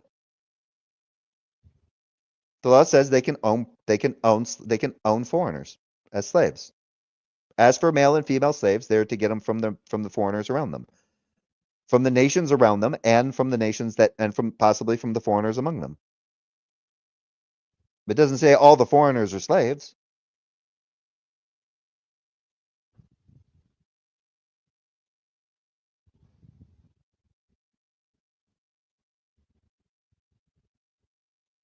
Unless because that was from 3 hours ago. Might be, yeah.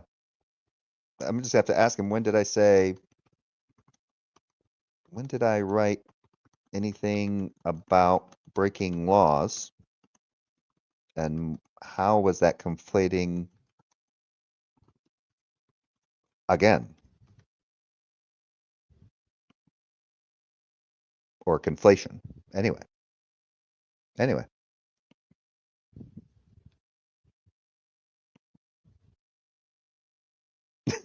Yeah, so what a goof. Yeah, I don't.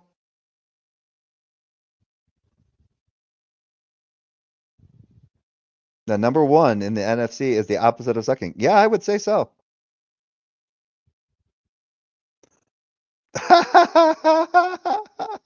Laughing my fucking ass off. Praise is taking on Catholicism tonight. I'll be sure to miss it. $10 says they talk about necromancy. $10 says they talk about necromancy. Yeah, look at this shit. This intercessory prayer shit. This is necromancy. I loved having that conversation. Like I was just playing devil's advocate with Roman Catholicism. With Roman Catholicism, and I was having this conversation with Echo, and I was sitting there, and he almost got dumbfounded when I told him. I said, "Why do you keep telling me they're dead?" And he was like, "What are you talking about? Of course they're dead." I'm like, "Why do you think the saints are dead?" And he went, "Of course they're dead." And I'm like, "No, they're not. Why do you think people in heaven are dead?" And he got even more frustrated. Dude, they're dead. They're dead. They were physically alive, and now they're dead. No Christian truly dies, right? And and it was fucking hilarious. I went on. Well, that's because I'm already a broke ass. That's because you've had too many children. Get a tubal ligation. or get your tubes tied. Tubal ligation, that's for women.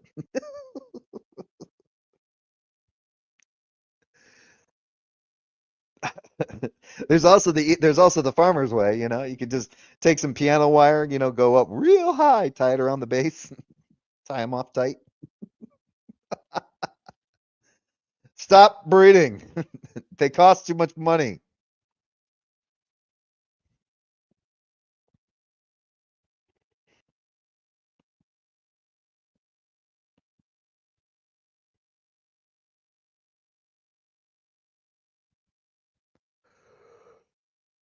Yeah.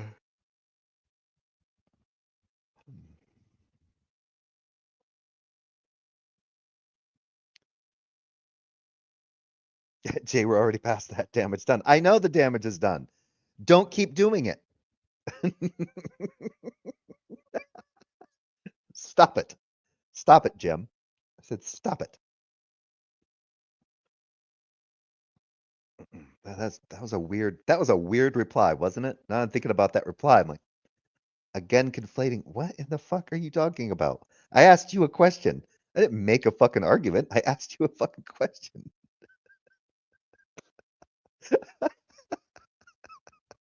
He does that all the time. He did that with Wildheart. He's like, no, you're not. And I'm like, you asked him like 2 questions, and he comes back. He's like, wrong argument. I'm like, questions aren't arguments, buddy. I'm gonna walk off these tacos. Yeah, I'm waiting for the wife to get home so that we can do the same thing. I need to take the beast for a W. All right, I've been on 6.5 hours, almost 6.5 hours. I'm out of here, folks. Thanks for joining. Have a good night.